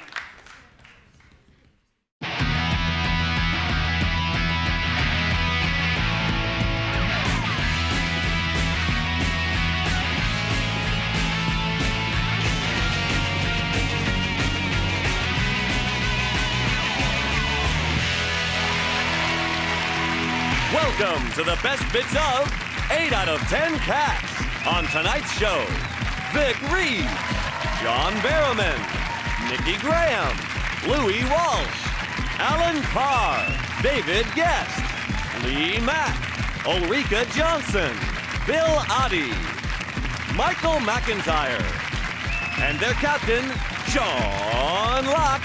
And facing them tonight, Johnny Vegas, Joan Rivers, Jason Manford, Griff Rhys-Jones, Jade Goody, Alex Zane, Frankie Boyle, Boy George, Fiona Allen, Pierce Morgan, Chris Addison, and their captain, Dave Spikey. Now, here's your host, Jimmy Carr. Welcome to 8 out of 10 Cats, the show about opinion polls, surveys and statistics. This week we're bringing you the very best bits from the latest series. Our first round is What Are You Talking About? Every week we team up with a leading polling organisation to find out what the British nation is discussing, and it's our panellists' job to guess the 5 most popular talking points. Take that aback with the Inland Revenue Tour, I think it is, basically. It's not front page news, surely to God. They've got, no, the Beatles have got a hit album. Oh, hang on, there's a lady going through the menopause as we speak. That's how Take That fans speak. What? Newswords, they just go, woo! How are you today? Woo-hoo! Do you want a cup of tea? Woo! Why are they called Take That? What's the name mean? On their video, they had this thing saying, if you don't like it, throw it in the bin, take that. Do that again? If you don't like it, throw it in the bin, take that. That's my favourite thing you've ever said. Those are the instructions that come with their video. Well, they said it, I promise, I watched it at my caravan with my friends. Wow. Oh, yeah. I imagine that was a party. Yes, Take That have returned to the top of the charts. The reunion took longer than expected to put together because no one could remember who Howard was. They spent 6 months rehearsing with a bloke from the Halifax advert. I'm a celebrity. Get me out of here. I started.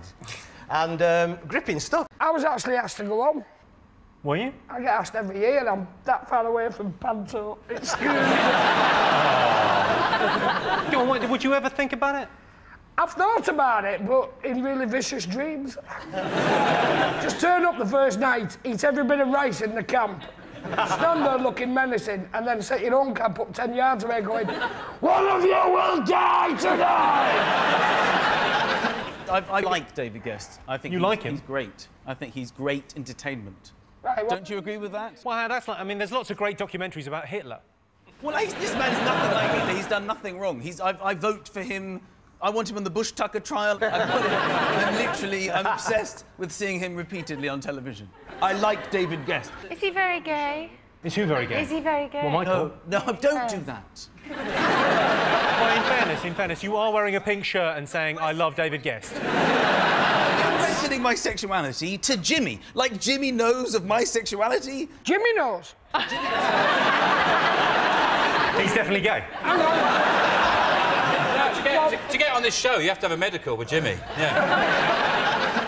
My wife is obviously squirming watching this. Thinking, oh my God, I've married a gay. Well, let's have a look and see if it's there. Yes, the latest series of I'm a Celebrity started this week. Fashion designer Scott Henshaw said he tried to turn the other men in the camp gay. What, Jason Donovan, David Guest and Tommy Anstis? Good luck with that. I saw you went straight, you cut to me after the gay joke.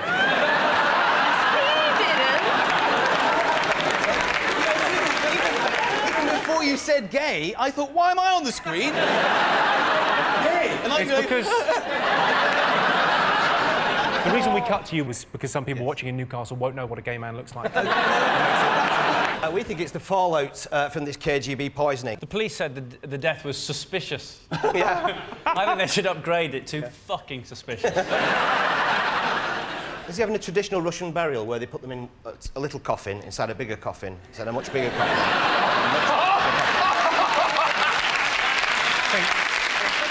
I think you're fine, David. Traditional Russian burial, you have to dig your own grave. Ah, But don't blame me, blame Stalin. No, on a serious note, we dated her because it was on the planes. Yeah. It was in a bag. Yeah. Unless they put it in TK Maxx, you'll be fine. They found it in a restaurant. They found it in 2 hotels. On a humpback whale. Humpback whale's got a 10-foot dick, hasn't it? Sounds like the start of a song. Yeah, I was going to say. Oh, the humpback whale's got a 10-foot cock, doo-dah, doo-dah. The humpback whale's got a 10-foot cock and it's so hard as a rock. That's This is the ongoing poisoning story. Doctors are advising anyone who's come into contact with polonium-210 to shit their liver out and then move house. Nicky, what do you think of Madonna? She's a bit high maintenance. I like her, but to be honest, a whole week's news on her adopting the child. Oh. Who cares? You're a big brother.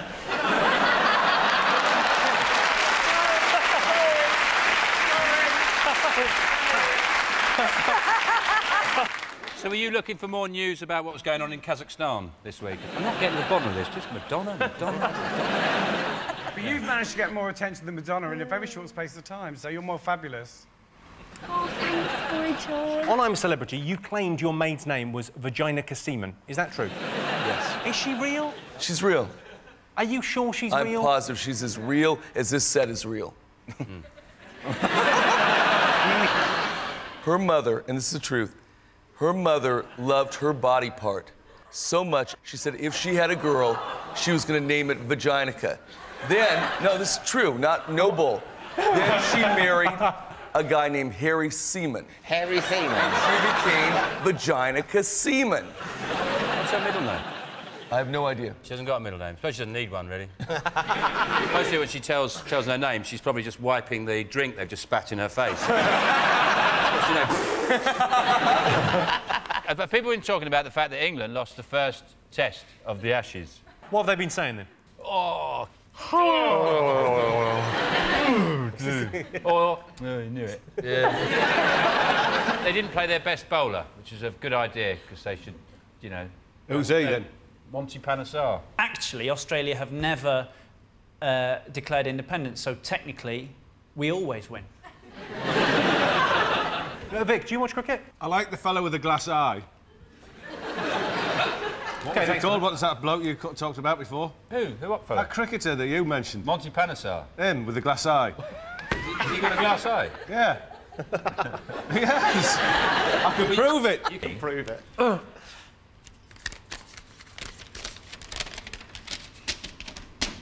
What's that say there?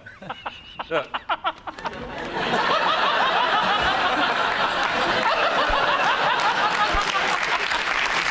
Get a close-up of that.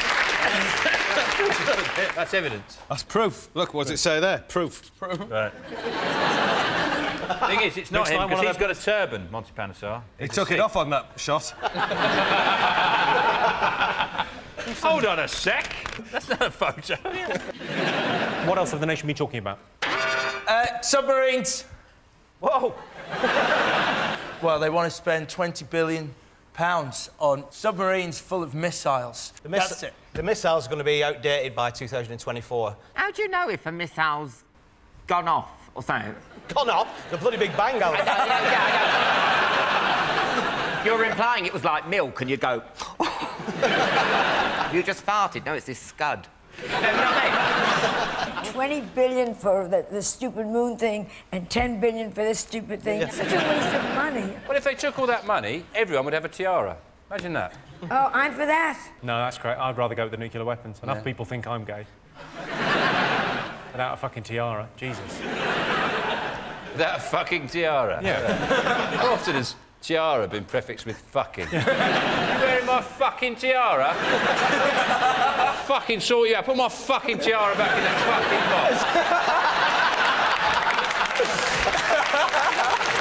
box. All revelations in the McCartney divorce proceedings. All that business rumbles on, doesn't it? I tell you what, I wouldn't want to be the fella that introduced them. All right, all right. I introduced Heather Mills to Paul McCartney. Why? Exactly. That's exactly what he's asking. Don't you think she's awful, Heather Mills? Yeah. He's Paul McCartney. You know, he wrote yesterday. She's Heather Mills. And today, and he'll probably write tomorrow. He's a relentless worker. I think the obvious thing, though, is that mostly when you meet a very beautiful woman, you assume there's a catch. There must be a catch. It can't be this good. And he thought the catch was the leg. Oh, it wasn't. But this would never have happened to the Stones. None of the Stones would have ever married a one-legged nutter. The one thing he said was, she threw a bottle of ketchup at him. Right. And he's still not got it out of his hair, has he? But the thing is that, I like the way even celebrities can't have an argument without doing some product placement.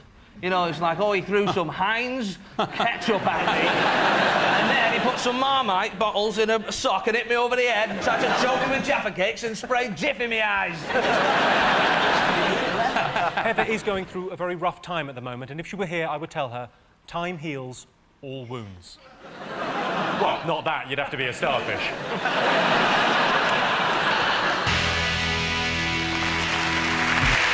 The next round is called the Pole with a Hole.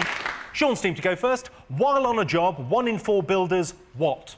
Is it compliment a young lady on her massive tits? If only it stopped at that, I have to say, as a matter of fact. Would they compliment you as well on your massive tits? All right, Bill!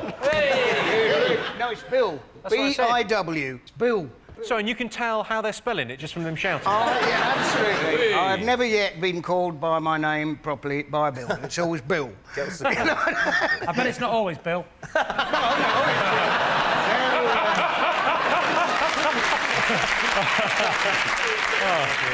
What do they shout apart from boo? It's like, do you like me? And things like that. Do you like me? I've worked at loads of building sites. I've never heard anyone shout, do you like me, Bill? Because I like you. These builders, they don't have big black moustaches and they're in Village People. Oh, yeah. 40% of couples in counselling say what is a problem? Viagra. Oh. These old guys that take Viagra. Oh, and it's good for 36 hours. You know how many orgasms you have to fake? I imagine there's a certain amount of chafing involved as well. Oh, chafing? Those poor old dry ladies, they'd set them on fire.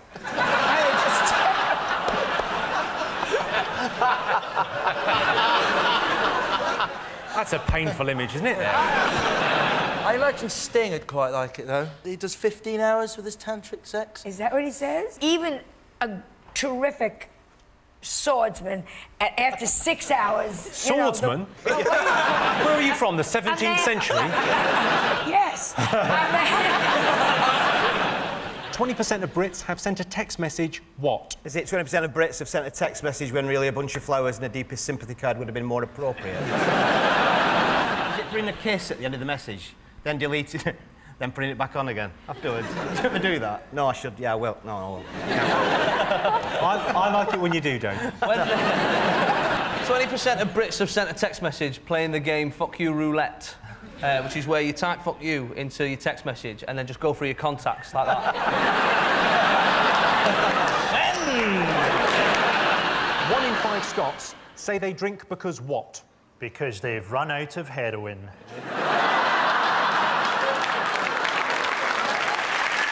in 5 Scots said they drink because they want to. That's so close to the answer, I think I might give you that. Yes, 1 in 5 Scots say they drink because they want to get drunk. Mission accomplished. Of course, not all Scots are alcoholics. Some of them are ex-alcoholics with drug problems. Jimmy Carr is performing at this year's Glasgow Festival, where he will be ripped to fucking pieces. On their first mission, 75% of astronauts what? Never left Earth. Do you think they landed on the moon? Do you think that's a genuine thing? Nah. Well, you can see the shadows of the photos. Well, there's proof if ever we needed it. Oh, And the flag's flying. The flag's flying? Oh. There's wind, but there's wind on the moon. The moon's very windy. Oh, he's been there. The moon is not windy. Yes, it is very windy. It is not windy. Otherwise, they'd have built a windmill up there or something like that. I'm prepared to go toe-to-toe with the hardest man in England on this one.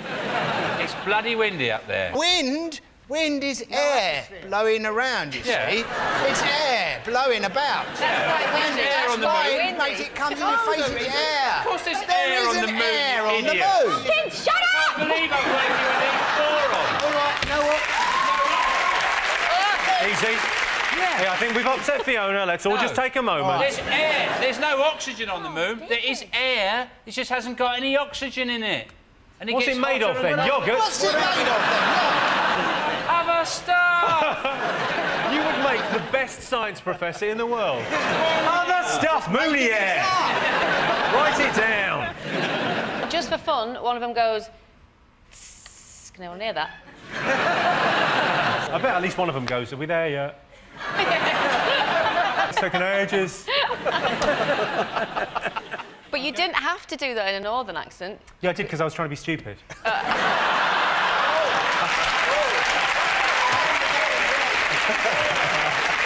3% of Brits would like Tom Cruise to what? Come out of the closet. Just a joke. And he wouldn't come out of the closet anyhow. He's short. He'd come out of a cabinet. So it's just a joke. Have you met Tom Cruise a few times then? I think he's here. Yes. He's lovely. He's very charming. What do you think 3% of Brits would like Tom Cruise to do? Make Rain Man 2 The Revenge. I would so love that. What happens in Rain Man? In Rain Man, he's got an autistic brother and he counts matches. That's the only important bit. I have 2 cousins that are autistic.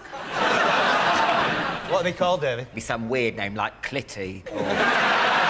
Clitty and Anus. Yes, they're... He got their names right. It's Clitty and Anus. It just came to me, Clitty. I found it. Time for everything before you pipe up. I was amazed it was on your mind, yeah. Welcome back to 8 out of 10 Cats. The next round is Believe It or Not. Let's have a look at a clip to illustrate the statistic.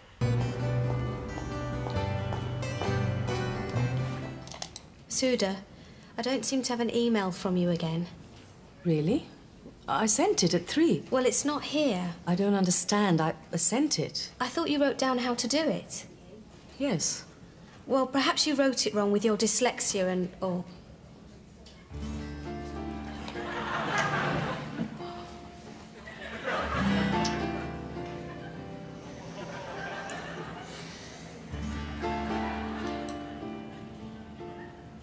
It is there.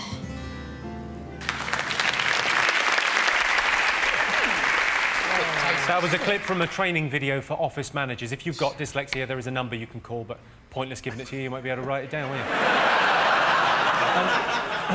you? Your related statistic, 16% of bosses have made a decision based on their horoscope. Do you think that's true or false? It's all bollocks. Apart from the magpies, obviously. You've got to see 2 magpies, haven't you? That's typical Or else you're in the Scorpio. shit. Well, hang on. You must see 2 magpies every day, surely. Several. Would you call yourself lucky? Absolutely. Every time I go past a building site, somebody goes... I like you. Well, and then you get lucky. Bill, come here! I want to make love to you, Bill! I don't think it's ever happened before, but I imagine this weekend it's going to be happening a lot. Builders, if you're watching, please. For us. Can you make bird noises? I don't Some of them, yeah. I would like a chaffinch. Yeah. No, chaffinch, all right. It's like a fast bowler running up, and so he goes... bowl. That's countdown. No, he comes up. Boom, boom, boom, boom, boom, boom, diddle-diddle-diddle, bowl. Well, that's what the bird makes that noise. Did Bill just stand up then? Amazing. That's extraordinary. A man actually gets out of his seat and is smaller than when he was sitting down. Bill Oddie, I've had it up to here. Have you really had Bill Oddie up to there? You bloody haven't. Yeah, I used to work on a building site late. 34% of adults would rather be a teenager again than win the lottery. Do you think that's true or false? Too much happens when you're a teenager. Too My God, confusing. the first date, the first kiss, the first sex, the first drugs. I mean, that was an afternoon. I mean, it just was too fast. But I had a cousin who won the lottery. What's her name? Chlamydia? I think her name's Veruca Cystitis, if I'm not Come on, tell us about Tara Salata herpes. Come on.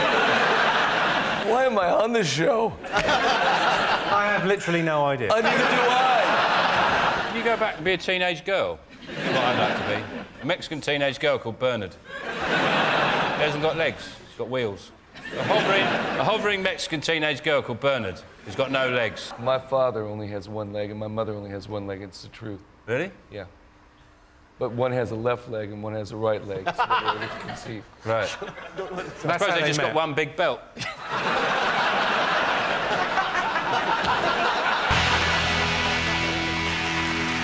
And the winner is the name of our final round. I'm going to be giving the teams a series of opinion polls and surveys. It's up to them to buzz in and tell me who or what they think came top. Here is your first one. Top reason to celebrate. I know.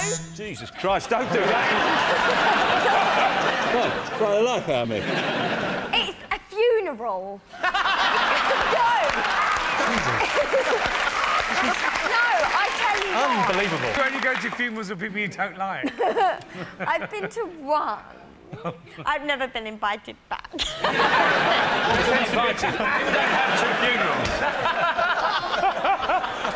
Oh, I've been to one funeral, I didn't get invited back. Same time again next year, then. The biggest worry for farmers. Is it like being asleep at night and the scarecrow tapping on your window? Me and you outside. I'm just going to put my killing head on. Britain's favourite noise. Is it that honking noise that women's breasts make when you go out?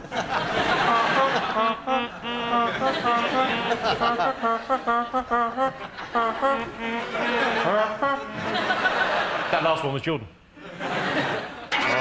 Is it a...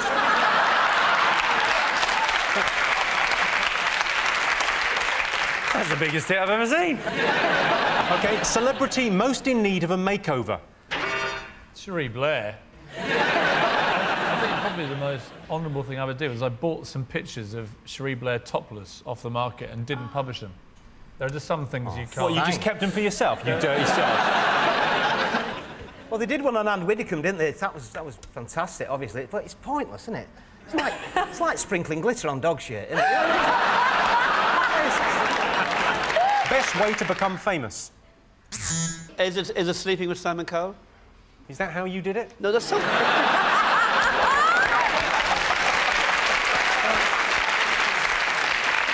Thing most likely to make men cry. Speaking for the older generation, I would have to say that it's accepting that your daughter's friends simply think of you as her dad.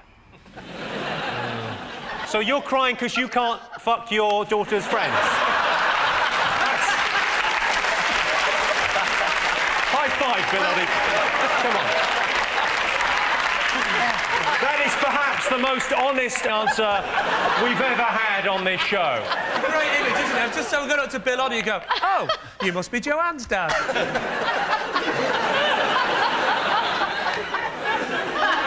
Welcome to Springwatch. I've got some binoculars. I'm in a shed. My daughter's having a sleepover.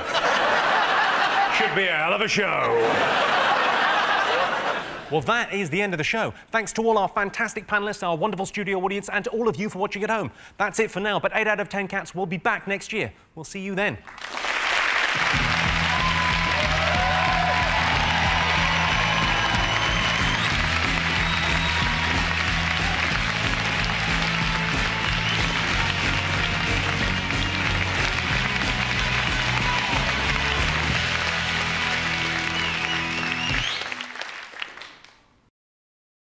Well, thank you for watching 8 out of 10 Cats. If you want to watch another episode, you know, feel free, or, you know, pop to Pornhub for some different kind of fun. Good luck.